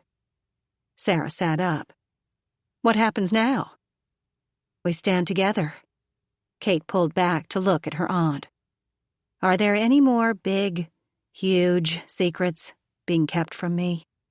I don't think I can take much more." "Not that I know of," Sara smiled. "You handled my brother well today. I was really proud of you." "I wasn't kind to you." Sara laughed. "I loved being told to stop paying Ava. She gets greedier every year. Oh, sorry, she's your mother." "Do you think my father will do what I told him to?" "You mean will he go with Jack to get your mother, then move into the guest house where we can see what he's up to?" Kate nodded. "Not a chance." Sara shrugged. "Maybe all this is just as Cotia said, and the man falling out of the barn was an accident. Maybe we've been imagining problems where there aren't any." "Possibly," Kate said. But she knew neither of them believed that. "Where do you think my father is now?" "With Daryl. My brother could always hypnotize him. If it weren't for Evie, Daryl would have followed my brother to prison." Kate frowned. I just thought of something. Everett's book told how the other 3 men spent lavishly after the robbery, but he didn't say what Rowan Bletley, the ringleader, did with his share. Which would have been at least 60%, Sara said. When he was a kid, Randall wouldn't even divide a candy bar in half. It was 2/3 for him and 1/3 for anyone else. For a moment, they looked at each other. Roy and Walter are dead, Sara said, which is the only way we're sure they aren't involved in this. However, Kate said, words live on. Maybe someone was told about what happened. Maybe she didn't finish the sentence. They thought about that for a moment. You better go tell Jack we're fine, Sara said. You know how he worries. But pretends he doesn't. She looked at Sara. Thank you. Thank you for all of it. I don't believe your testimony put my father in prison. But thank you for taking care of Mother and me for all these years. If it hadn't been for you, she didn't know what else to say. Sara had tears in her eyes. Go on. Check on the Crown Prince, then get some sleep. Let's try for normal tomorrow.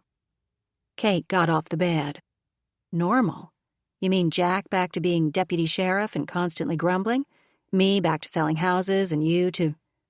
Hiding? Sara's eyebrows were raised.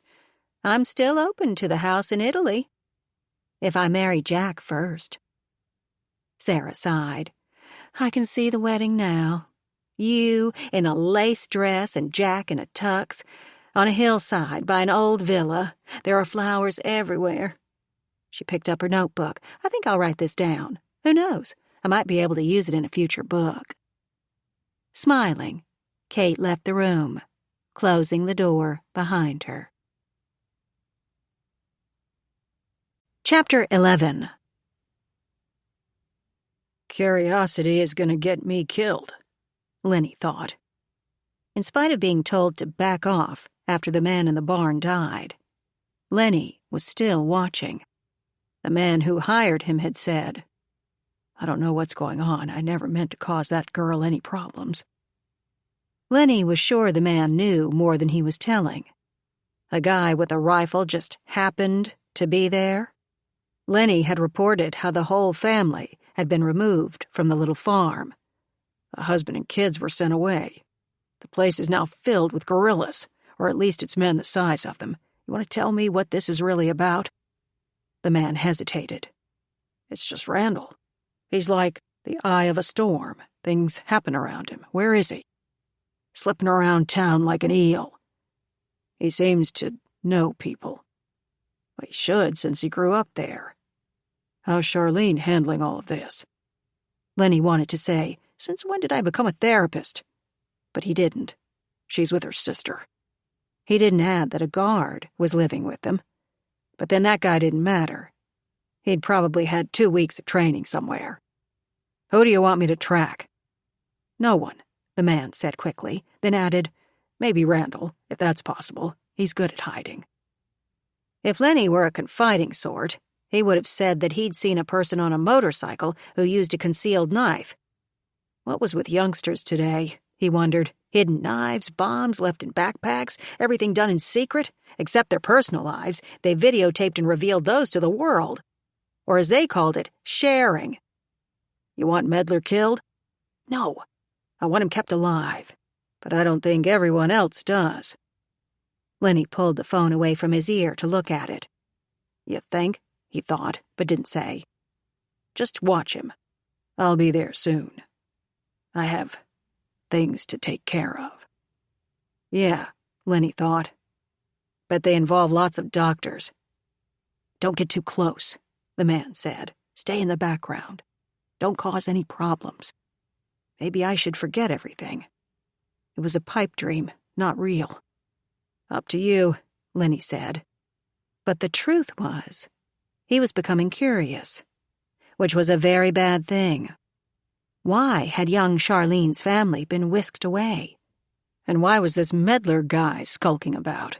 And what was all that about in the local bakery? The whole town was laughing. But he knew it wasn't good for him to ask why. I'm getting older by the day, he thought. Okay, follow him. Just don't get too close. Sure thing. Lenny clicked off. He went straight to his car, one he'd borrowed from a long-term storage garage. Better that than filling out papers at a rental place. Leave no trace was his motto. It took hours to find Randall Medlar, but people always leave trails. Lenny had discovered that Medlar liked good food, so he checked the best places near Lachlan. He found nothing. The place Medlar had slept in the night before was empty. It was only by chance that Lenny saw Medlar coming out of a fast food joint. Not his style, Lenny thought, which meant that Medlar was probably going to see someone who liked greasy burgers. Medlar got into a rental car, cheap against his quietly expensive clothes, and drove away. Lenny followed, then waited by the dumpsters while Medlar stopped and bought 3 six-packs of beer. Lenny followed him through the town and wasn't surprised when Medlar pulled into the driveway of the local sheriff. He parked where the rental car was hidden from the street. But hadn't there been gossip at the tea shop? A place better than a police radio for local news? That the sheriff was out of town? Lenny left his car a quarter mile from the house, then jogged back. There was a big bush to the side, and he practically melted into it. He was just in time to see Medlar carrying the food and drink to the back door. Even Lenny was impressed by how fast the man picked the lock. Once Medlar was inside, all was quiet. For a few minutes, Lenny watched and waited. There was a blue light, probably a TV, on at the far end of the house. He could see a sliver through the drawn curtains. Looked like Medlar was making himself at home in the empty house. But if it was empty, who were the burgers for? Medlar didn't keep that flat belly on that diet. Not my business, Lenny told himself, and rolled over to get up. But just then, he saw a movement. His first thought was that it was Florida, so it could be any manner of creature. Gator, anaconda, they had roaches as big as plates. Out of years of experience, Lenny froze in place. Only his eyes moved. They widened when he saw a figure moving through the plants. He could only see bits of black, the same outfit the person on the motorcycle had been wearing. Looked like he wasn't the only one spying on the sheriff's house. Lenny didn't move and hardly breathed as the figure silently moved past him. Only when he heard a step on the asphalt of the road did he let out his breath. In the next second, he was on his knees and trying to see through the bushes. He was astonished when he saw a motorcycle emerge from what looked like part of a damned jungle. Probably grew up overnight, he grumbled to himself. When the bike left, Lenny ran to his car and started it. Thanks to a red light, he was able to catch up to the bike. He saw the rider look into the rearview mirror. Lenny put his hand up as though to shield his eyes from the morning sun, but it was really to hide his face. This isn't the same person, he thought. Same bike, same clothes, but different bodies. This person was bigger than the one who'd lashed out at Medlar. There are 2 of them, he thought. He was sure the person on the bike was the same one who had struck out at Medlar with a hidden knife. The light changed, the bike went forward, and Lenny followed. This is too obvious, he thought. Too dangerous. He had driven only a short way when he realized that the bike was headed to Charlene's sister's house. Again, everything went back to Charlene. For some odd reason, one of the birdhouses flashed across his mind. A woman who did nothing more than take care of her family and build pretty birdhouses didn't deserve to be attacked. Soft, Lenny thought. I've become a marshmallow. He turned left, and the bike continued going straight. Lenny pulled to the side of the road. I should stop. This isn't any of my business. It's not my fight. But even as he thought it, he made a U-turn and drove toward where Charlene was staying. There was no way the guard, staying with her, would see this person on the bike. Lenny hadn't seen it hidden at the side of the sheriff's house, and if Lenny didn't see it, then... He stopped the car on the edge of the property, knowing that he was too close. He let up on the brake to move. In the next second, he saw the rider, face hidden under the big helmet, appear at the passenger window. A gun was aimed at Lenny's head. Lenny didn't react as fast as he would have 20 years ago, but he did move. The bullet hit him on the side of his head. The rider stepped back and watched the car roll forward until it bumped into a palm tree and stopped. With a nod of satisfaction, the rider slipped under the cover of a big ficus hedge. Chapter 12. The Medlar Three were having breakfast together. They'd prepared the meal in near silence, then sat down to eat. They were quiet, heads down. When Jack's phone played the first chords of the theme song to the movie Jaws, they knew it was B from the sheriff's office. Kate and Sara looked up as Jack answered the call. Yeah. His face turned pale. Yes. I'll go. Yeah. I guess you better call them. Of course I know where Taylor lives. Send the coroner. He ended the call and looked at Sara. Get your camera. Who? Sara whispered. Some man. Shot in the head outside Taylor's house, Jack said. Seconds later, they were in Jack's patrol car. He didn't turn on the siren. When they got to her house, Taylor was standing by a black Toyota, her body hiding the driver's window. Jack went to her, Kate behind him. Sara already had her camera out and had snapped a dozen photos of the car and the surroundings. Taylor said nothing as she stepped aside. Inside the car was an older man who had been shot in the side of the head. His face was coated in great waves of blood. Who is he? Jack asked. No idea. Taylor's voice was shaking. Kate put her arm around her boss and steadied her. Where is Charlene? They're all inside. They don't know about this. Ray brought some papers for me to sign. Charlene offered her coffee, then Eddie got out some cookies, then I went outside. I wanted to see if the iguanas had eaten my hibiscus flowers, so I... For a moment, Taylor clasped onto Kate. Then she stood up straight. She looked at Jack. I called B and asked for you. I don't have your private number. I didn't know what to do. She trailed off. You did everything right, he said. Why don't you go back inside and keep everyone in there? B called Broward and they'll be here soon. I wish I could send you all away, but we'll need to ask questions. Taylor was still shaking. Who is he? Why is he here? Who would do this? I don't know. Jack looked at Kate and nodded toward the house. She understood. She guided Taylor to turn away, but as she did, the front door opened and Charlene came out. Behind her were Ray and Eddie, the guard. The three of them were laughing. There you are, Charlene said. We were concerned about you, and here you are having a party. Jack, you look great in that uniform. Whose car is that? She realized that they weren't smiling.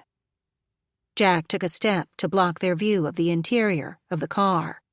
What is it? Charlene asked. What's happened?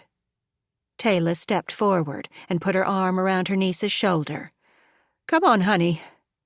Let's go back inside. I am not a child. She shrugged Taylor's arm away.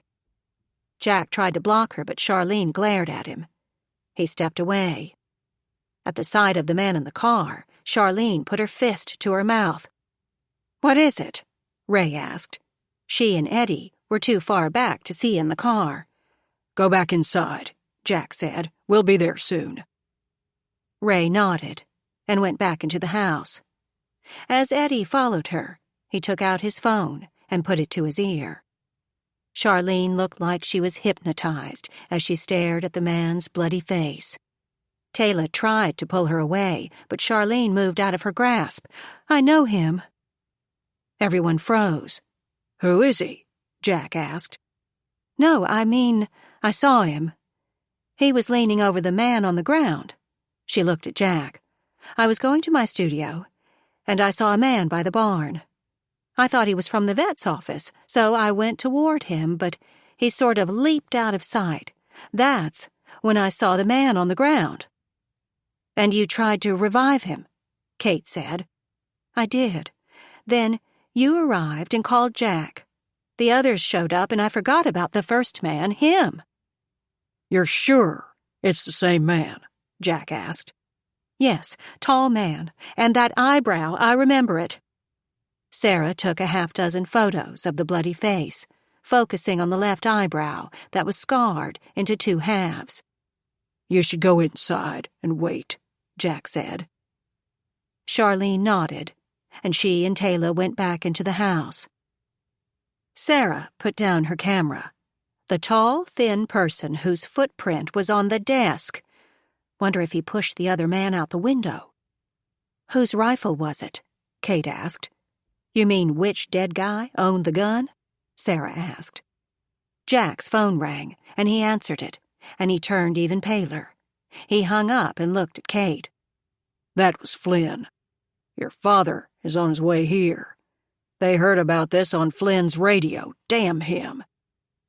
"But Charlene is here," Kate said. The 3 looked at one another. "Does she know he's alive? Or does she think he died?" Kate asked, as she and Jack looked at Sara. "I have no idea. Really, none. Whatever she knows, I don't think they've seen each other since—" She didn't finish. Kate's teeth clenched. "Since my father impregnated her when she was a teenager?" Sara gave a silent nod. Jack ran his hand over his face. "Can one of you keep Charlene inside while I get rid of Randall?" "You can try," Sara said, "but I warn you that I could never make my brother do anything he didn't want to do." "What a lovely thing to say," Randall said, from behind Sara. Her fists clenched and her mouth formed into a tight line. She didn't turn around to look at him. "How's Mother?" Kate asked. "Well, I assume," Randall was smiling. "This is a crime scene," Jack said. "You need to leave." Randall peered around Jack to see the bloodied man in the car. "Oh, my. Quite unpleasant. My guess is that he's Lenny, who my friend Mel hired." He looked at Jack. "But I bet you already know that." He smiled even brighter. Jack glared at him. The front door opened, and Charlene came out. "Jack, we have coffee and—" She stopped when she saw Randall. Sara took a step forward, as though to block the sight of her brother. Jack and Kate didn't move. They were looking at Randall. His face seemed to dissolve into what could only be described as, well, love. His blue eyes filled with tears. As for Charlene, she looked like she was about to faint.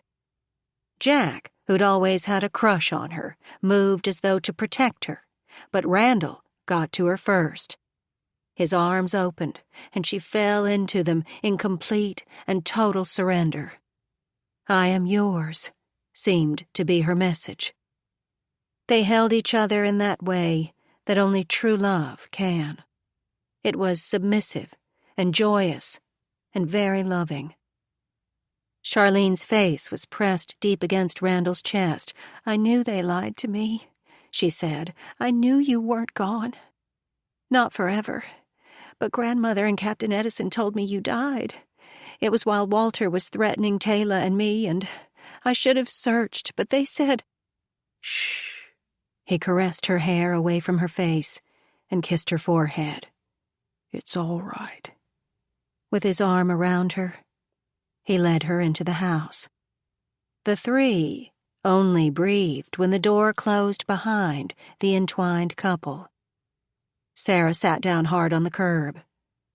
Her multi-pound camera and lens hit her in the chest, but she paid no attention. Kate was staring at the door. "I had no idea they were in love?" Sara asked. "That it wasn't just a one-nighter between them? As my brother said it was?" Her voice was rising. "That he lied all these years about what they were to each other?" "Poor Leland," Jack said. Sara stood up.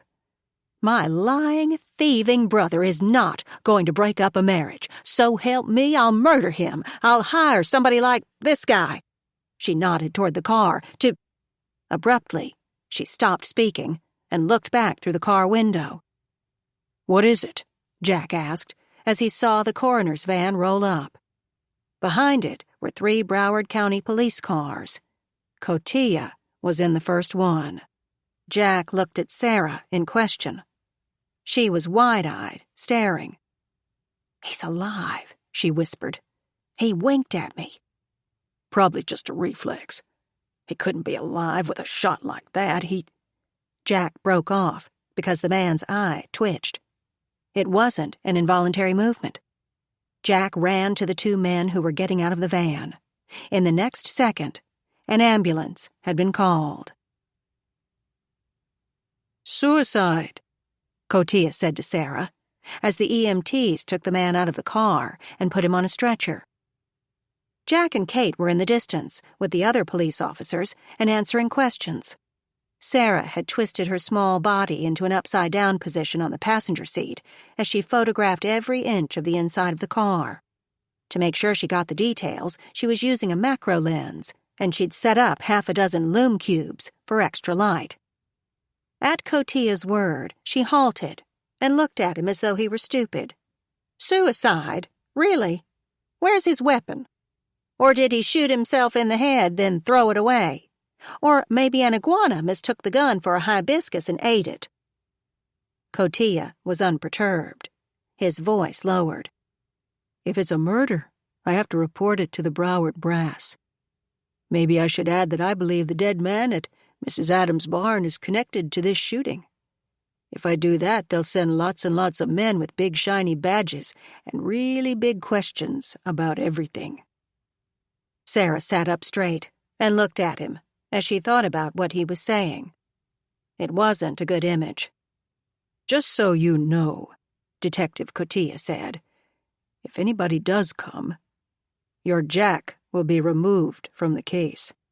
Anybody so dumb as to not check for life at first sight should be removed and put on desk duty, where he should be anyway since he's been in law enforcement for what, days? He's not qualified to lead a shoplifting investigation, much less a murder." Cotia leaned closer to Sara. "And what about your brother? I hear he's been released. Is he hanging out with Flynn?" Sarah's jaw dropped. Cotia gave a little smile. "You and your Scooby team may think I don't know what goes on in your secretive little town, but when an old salt like Flynn decides to dump his whole department onto the son of a criminal, I get suspicious. I did a little digging. Long ago, Randall Medlar and Darrell Flynn were great buddies. I bet you even know that old Captain Edison suspected them of stealing millions in jewels." He bent forward so his nose was almost touching Sara's. "Jewels that were never recovered." He stood up straight. "This will be declared self-inflicted until the medical report tells me different. Got that?" Sara swallowed. Yes. When will that be?" "Week, 10 days. Unless there's no other explanation of what the hell is happening in this den of sin that is Lachlan, Florida. If there isn't one, we will take over. Do I make myself clear?" Sara nodded. Jack and Kate were walking toward them. Cotia said loudly, "Yes, I think this was an attempted suicide."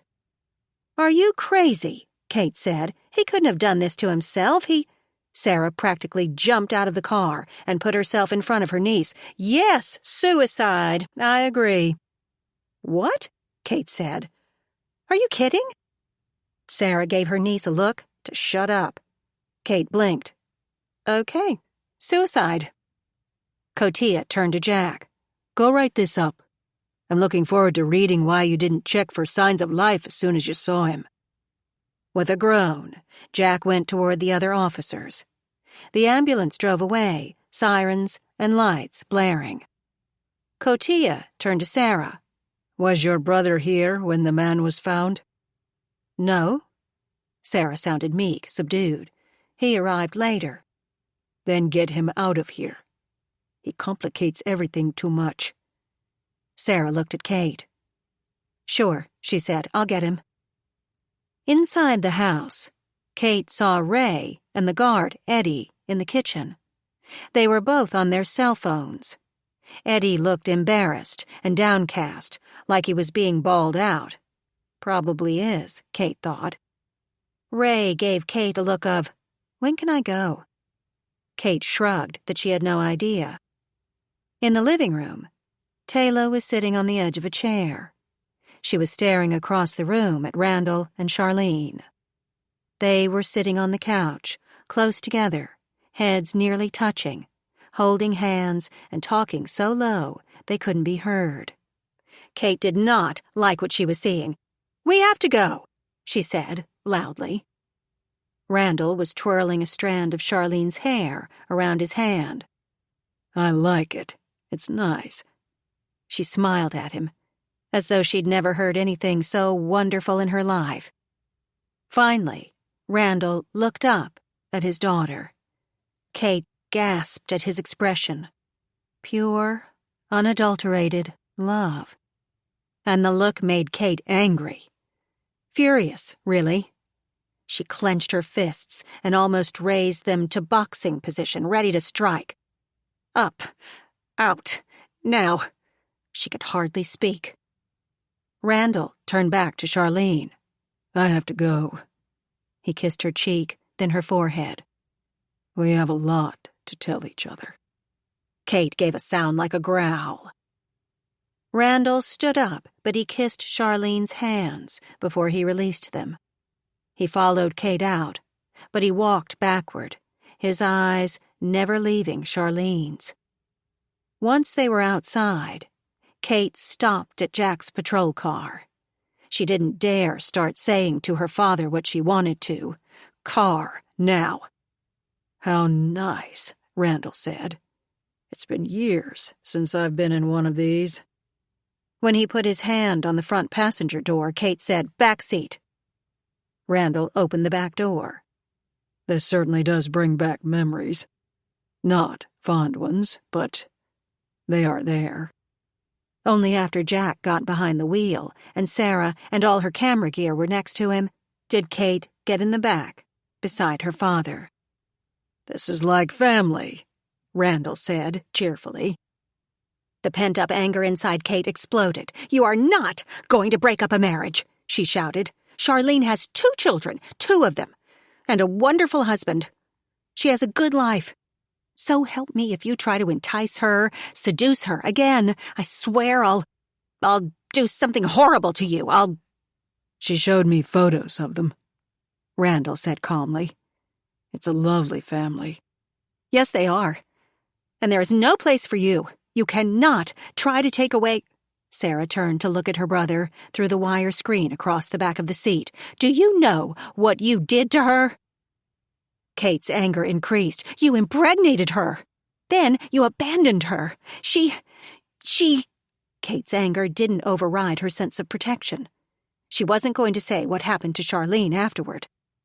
Randall lost his smile, and his eyes were sad. "I didn't know," he said. "We agreed to separate. It was wrong between us. Her family, mine, our ages, it was all very wrong." Sara nodded in understanding. Taylor's mother was a snob to end all snobs. Even without the age difference, she wouldn't have allowed a marriage to a Medlar. Randall looked away as he swallowed tears. "If I'd only known," he whispered. As Jack drove, he'd been glancing in the rearview mirror. "The baby died," he said softly. "A little boy." Randall kept fighting the tears. Kate fell back against the seat. "Oh, hell! What are you gonna do to Charlene?" Randall looked at her in surprise. "Nothing. It's too late. Charlene loves her family." His eyes, still full of tears, began to twinkle. "Is it my imagination, or does her husband look a lot like me?" It was such a vain statement, and so very true, that Kate almost laughed. Sara rolled her eyes so hard her head hit the back of the seat. "Narcissism at its essence, the reality of my brother." "I'd like to see her little farm." Randall looked at Kate. "Is it true that you two build birdhouses? You get along? You work well together?" "We do. Alert!" Jack said loudly. "At 2:00. They all turned to the right to look out the window. Sauntering down the street was Ava, and she was looking directly at the patrol car. As though they were synchronized dancers, Sara in the front and Randall and Kate in the back, they all hit the floor. They curled into the tiniest, most invisible balls they could physically manage. Medlars might tend to gain weight, but they were quite agile. From the outside, the car appeared to have only the driver, Jack, in his uniform. He gave a smiling nod to Ava and kept driving.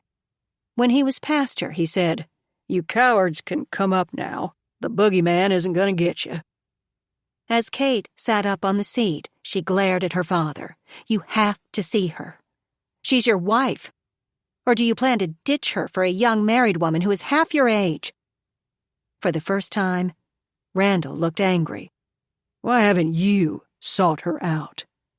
Invited her to build a damned birdhouse with you?" "Leave me out of this. All of this is about you. You came back from the dead, and people started dropping out of barns and getting shot. What have you done to cause all this?"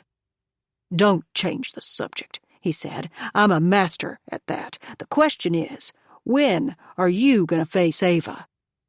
"Not until you let her know that you are here. And have been here for what? Weeks? You tried to con me into getting a furnished house for you. Was that for you and your wife to live in? Or was it a web to lure dear Charlene away from her family? And I would be left to dry mother's tears from another of your abandonments." "I wanted a place for you and me, father and daughter. Now I'm stuck with Daryl and the rubbish he eats. Kate's voice rose. "You need to go to Mother. You owe her for all those years she visited you while you were in prison. You weren't a martyred dead man, but a criminal." "And I was put there for something I didn't do," he yelled back. Kate threw up her hands. "Of course you didn't. But now your crime is neglecting Mother, your wife. In the front seat, Sara looked at Jack. The Kate they knew was a peacemaker, the one who smoothed away every argument. She'd often stepped between Jack and Sheriff Flynn and had protected Sara from the entire town. But now they were hearing a different Kate. She and her father were blasting each other at full volume. Jack glanced at Sara. "Guess we better take the kids home to settle them down." "Confiscated any drugs lately? Something we could use?" "Just a few pounds of cocaine." "Heavens, no." They were still shouting in the back seat. "Oh, for the 70s and the abundance of marijuana." Jack gave a one-sided grin. "We could always invite Ava for dinner. That should shut them up." Sara didn't smile. "Do that, and I leave." "Can I go with you?" Jack asked, and they laughed. When they reached the house, the shouting in the back was still going strong. The four of them entered the house, Jack and Sara in front. Once they reached the living room with its two facing blue couches, Sara turned to the other two. "Sit," she said. It was a quiet order, but Kate and Randall obeyed. As they sat down beside each other on a couch, they stopped arguing. Jack looked at his phone. I can't stay. I have to go to the office and fill out papers. I have to write a whole story about what happened. I hope I can do it. He gave Sara a pleading look. She knew what he wanted. I'll write it for you, so sit down. Everyone will appreciate that. Smiling, Jack took the other couch. Sara remained standing. If we're to figure this out, we have to plan who does what.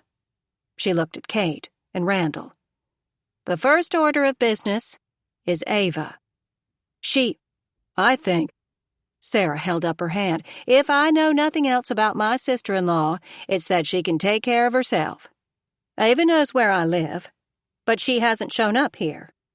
I don't believe we're supposed to know she's here, not until she tells us. That means she's not expecting either of you to appear at her hotel. Kate and her father had identical facial expressions that said, I hadn't thought of that. Randall relaxed against the sofa, his arms extended across the back. He looked greatly relieved. Have you checked your credit card statement? Sara grimaced. I did in the car, and yes, I have a brand new charge for a 5-star hotel and several room service meals. She shook her head. How did she get my card number? Randall shrugged. She often found out things about me, and I never knew how she did it. Jack spoke up. Okay, we're done with Ava. He looked at Randall. Who do you think is after you? Sara said. He's asking who hates you enough to kill you. Other than my blood relatives? Randall smiled at Kate, and she glared back. I'd say Captain Edison, but he's dead. Then there's Mrs. Oliver's stepson, Derek. He was quite angry at me. Sara nodded. Don't forget Charlene's family. I'm sure they'd love to wipe you off the face of the earth. Didn't Charlene's grandmother die? Jack asked. She did, Sara said. But her parents are alive, and the last I heard, still angry. And I'm sure Taylor would like a piece of him. Yes, Kate said, definitely Taylor. I don't think we should exclude the uncles back in Chicago. He hurt their little sister. In fact, I've wondered if it wasn't one of their sons on the motorcycle. Jack shook his head. I think this has to do with the jewel robbery. It comes up constantly. I believe that's why Captain Edison and the judge put him in jail.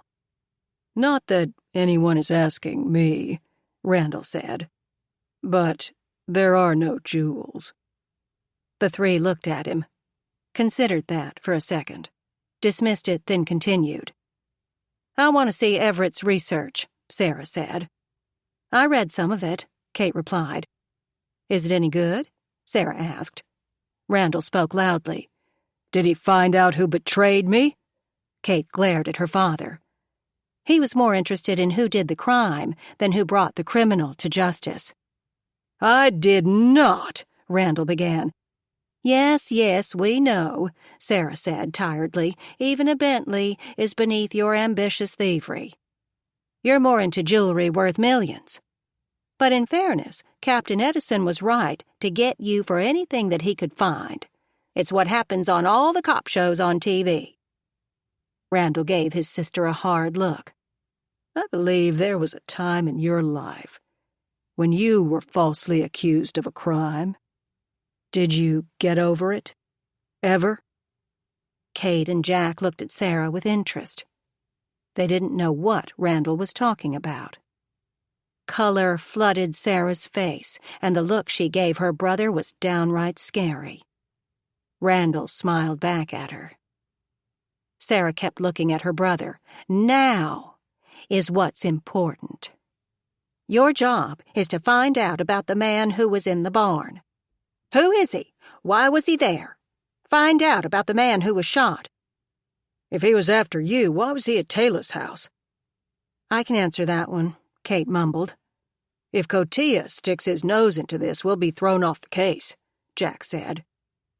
He's giving us time, Sara told them what the detective said, including his threats about Jack. Jack ignored the threat part. I'll be damned. All he does is belittle us and put us down. He calls us incompetent and interfering, yet he wants us to solve this. You expect praise from a detective? Randall asked. I helped with every fundraiser, We don't have time for male whining, Sara said. Everyone has a job. I'm going with Jack to do the paperwork, and while I'm doing his work, he's going to see what he can find in his precious locked-away files, and he's going to tell me everything he finds. She didn't wait for Jack to agree. Then I'm going to visit Everett and Arthur to see what they know. She looked at her brother. You are going to stay here and contact your fellow criminals and talk to them in your very own prison jargon. Randall grimaced. You always judge me, don't you? Even as a child, you never trusted me. Sara narrowed her eyes. If you mean I searched your pockets after every visit to every house, yes, I did. Randall didn't reply. Sara looked at Kate. You need to go to your office. Melissa can't do anything. There's no telling how long Taylor and Ray will be held for questioning. We need things to run as smoothly as possible. She looked at them all. We'll meet back here this evening and compare notes. Got it? They nodded. Sara turned to Jack. I'll drive your truck so we can come home in it. I'm not fond of your patrol car. You and me both, he said. Nor I, Randall said, in a way that made Jack laugh. Kate and Sara didn't so much as smile. Chapter 13. Kate gathered the paperwork she needed, got in her car, and headed to her office. She was going to do exactly as she'd been told, but not really. She parked 1/4 mile away from the house, then walked back. As she'd anticipated, her father's feet were sticking out of the open door of Aunt Sarah's car. Couldn't find these? She was holding out the keys to the car. He inched himself out of the car he'd been trying to hotwire and looked at his daughter. His expression was part annoyance and part pride. I was just, he began. Then he grinned. I want to know who betrayed me. So you've said 100 times. How do you think you can find out after all this time? Randall wasn't fooled. He saw a tiny flicker of interest in his daughter's eyes. I thought I'd start by talking to the Bentley owner. And you know where he lives? Oh, wait, you stole his car, so of course you know where he lives. Randall turned serious. It was his drugs that were in the trunk of the car. Part of my very long sentence was for those drugs. I paid the price, and he got off free. The man wisely saw what could happen to him, so he changed his life. But no more drug dealing meant no more rich house. Certainly no more Bentleys. For a few moments, they stared at each other, and Kate felt herself caving. Go to the office and be bombarded with questions from Melissa, or go searching for clues in a mystery. Her father saw that he'd won. He walked around to the passenger side and opened the door for her. Is this little car as fast as I've heard it is? Better, she said, as she handed him the keys and got in. He knew the quirky way to start the car, and he seemed to know exactly how to get to wherever he was taking them. Were you really friends with Mrs. Oliver? Her insinuation was clear, that he'd stolen jewels from a woman who had befriended him. Want to hear a story? She gave him a look that was her answer. She wasn't Sara Medlar's niece for nothing. Once upon a time, he said, then smiled at Kate, and she couldn't help returning it. Storytelling was in her blood. Jefferson K. Oliver was the younger son of an old, rich Florida family. He was a nice young man who was overwhelmed by his father and older brother. They saw Jeff's youth and good looks as a tool to use as they conquered the world. I've met the type, Kate said. So have we all. Jeff wanted to please them. So when he was 22, he married a woman chosen by them. Of course, she was the daughter of a very rich man. He didn't like her much, but she soon gave birth to twins, a boy and a girl. I bet his family liked that. I believe they thought it was a bit gaudy. After the birth, his wife felt she'd done her duty, so she went off to see the world. Her children were cared for by nannies and the older brother and his wife. What about Jeff? Interesting you should ask. He'd done what his family wanted, so he was more or less free to live his life as he pleased. Wine, women, and song? No. Jeff went to business school, graduated magna cum laude. Family impressed? Not at all, which upset Jeff very much. Even after he got his degree, they still wouldn't let him in on their business deals. But Jeff didn't have long to think about it, because his wife was killed in a plane crash, with her lover. Jeff flew to Italy to retrieve the body. On the private plane home, he met Selena, the young, beautiful flight attendant. It was instant love. They married not long after the funeral of his wife. And I bet the family welcomed her warmly, Kate said. Randall smiled at her sarcasm. They despised her. I don't want to repeat the nasty legalities of it all, and especially not what they said about dear Selena, but Jeff's brother and his overbearing wife took the twins from them. At the time, Jeff made himself believe that it was the best thing for all of them. So what happened to Prince Jeff and his working-class wife? Randall grinned. They made money. Lots of it. His business acumen and her street smarts covered it all. And since they were family outcasts, they didn't need to impress anyone. His father and brother felt they had to buy yachts and jets to keep their status. Years later, when Jeff's brother was on the verge of bankruptcy, Jeff bought the family home. The ancestral castle, so to speak. I like this story, Kate said. There are sad bits. Jeff and Selena never had children, and by the time they bought their way into the family, his kids were grown.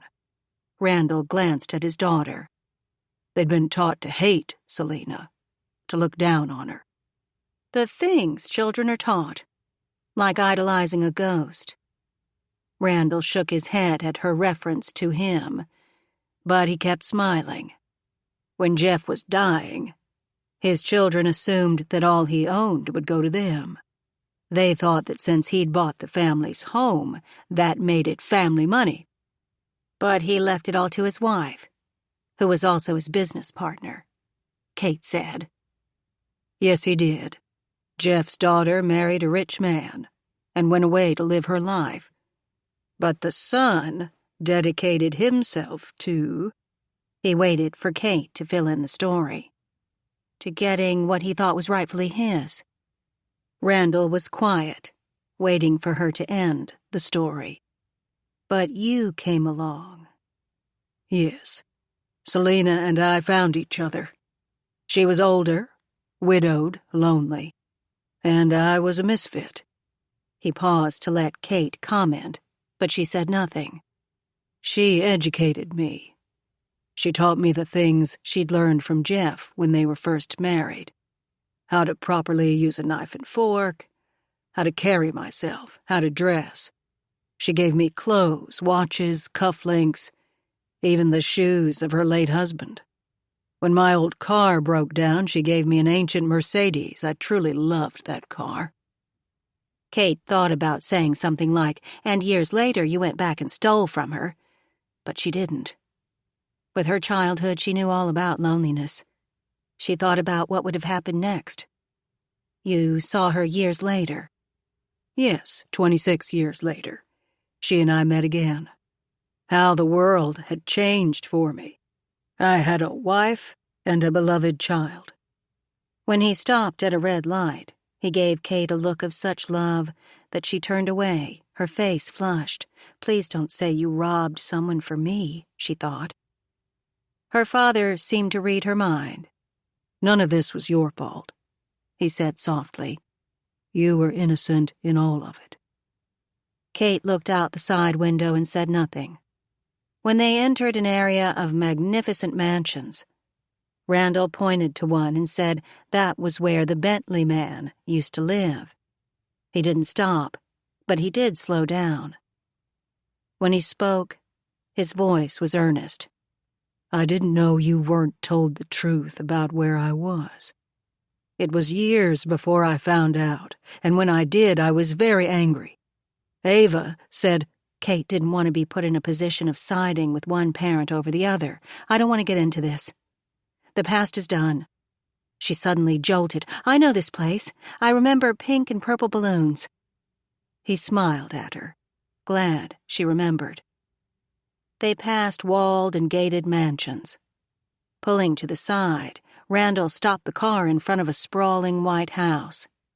From what could be seen over the privacy wall, it was like the famous Flagler mansion that she and Jack had visited in Palm Beach. "I know that roof." She thought for a moment. "There was a woman, older, and she had long hair. She was in bed and she gave me something good to eat." "Eggs Benedict." Randall was smiling broadly. "What else do you remember?" "A swing. I went very high.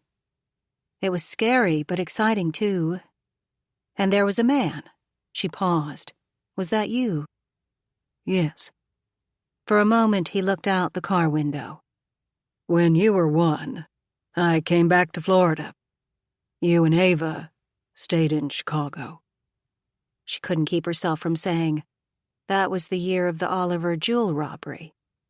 "If that's how you want to think of it." He was stiff, as though he'd say no more. But then he exhaled and continued. "I returned because Roy called and told me that Mrs. Oliver was in the hospital and dying. I knew her stepkids wouldn't visit her, so I flew back here to see her. And yes, I lied to the hospital staff and said I was her son. She welcomed me and backed up my story. I spent hours every day reading to her, just like I'd done when I was a teenager." Kate felt herself softening. And that's when she was robbed. Diplomatically, Kate didn't say that he'd done it. "Yes. A couple of weeks after I arrived, she died. Her stepson Derek was furious that I'd been there. It was very unpleasant." Randall took a breath. "I had to return to Chicago because I had a job in a bank." "Really?" There was disbelief in Kate's voice. He ignored her tone. "I made very little money. But even so, Ava gave a lot of it to her brothers. She called it a tithe." "Like they were a church?"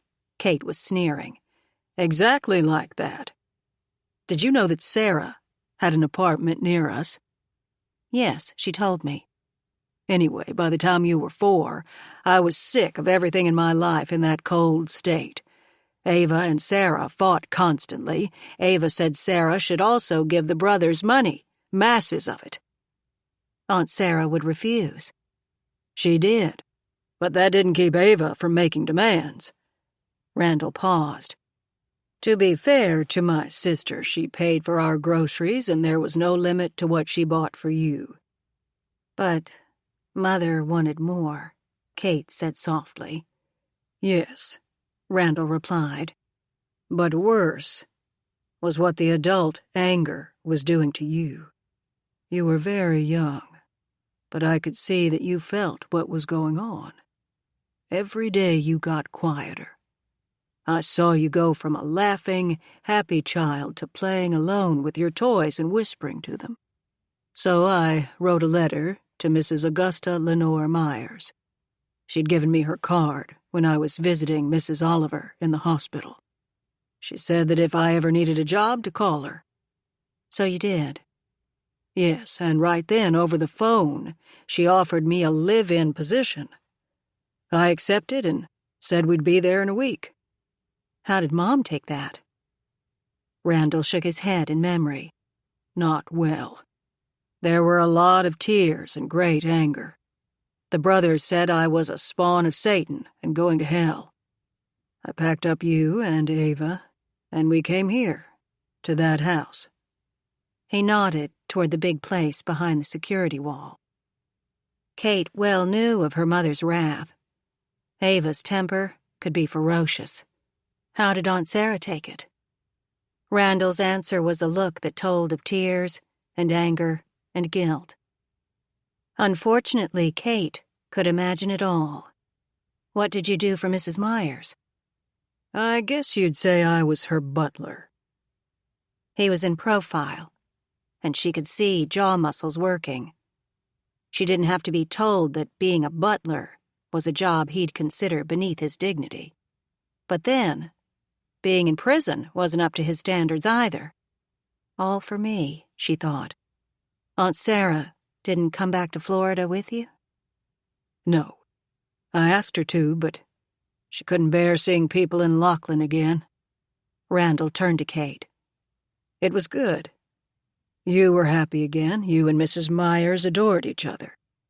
Every morning I delivered breakfast in bed to her. After just 4 days, curious little you sneaked in behind me. I'd tried to keep you in our rooms, but you escaped. I'll never forget that morning. When Mrs. Myers saw you, she patted the bed beside her. You got in with her and told her all about everything. I was shocked at how much you'd picked up. Mrs. Myers loved hearing about the uncles. She said you were funnier than Seinfeld." Kate wondered what she'd revealed. What about Mother? How did she take the move? "Not well. We had nice quarters, but you and I were in the house or the garden most of the day. Ava said that we had abandoned her. She really wanted to go back to her brothers."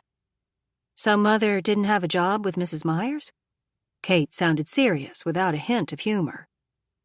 Randall started to respond in kind, but then they looked at each other. Ava, work? It was impossible to imagine.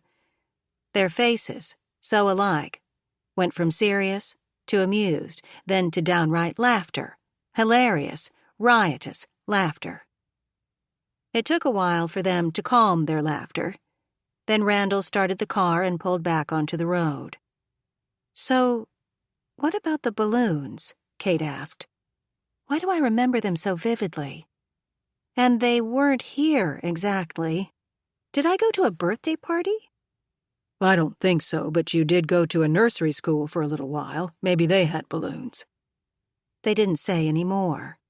For a little while meant the time before he was led away. To prison. In handcuffs, she wondered. Did I see my daddy taken away? She glanced at him and knew that he too was thinking of that day. They were quiet as Randall drove from the richest part of Fort Lauderdale, away from the mansions that faced the water and had docks for their private yachts, to a normal suburban area. It was nice, but a long way from what they'd just seen. Randall pulled onto the concrete drive of a house and turned off the engine. "You told him we were coming, right?" Kate asked. "Of course. I wanted to give him ample time to run away." "We're showing up without warning?" she asked. "You should have—" "Like you and Jack and my secretive sister always tell people when you're arriving." Randall got out of the car and shut the door. "Sometimes we do," Kate murmured, and got out. Her father was already at the door and had pressed the bell. The door opened just as Kate got there. A man was standing there, half bald, wearing an old t-shirt and jeans. His belly swelled out. He wasn't what Kate had envisioned as the Bentley man. "We're not buying any," the man said. Then his face drained of color. "It's you. I'd like to talk to you," Randall said. "I don't want any trouble." Randall stepped back so he could see Kate. "This is my daughter. I believe you met her when she was 4.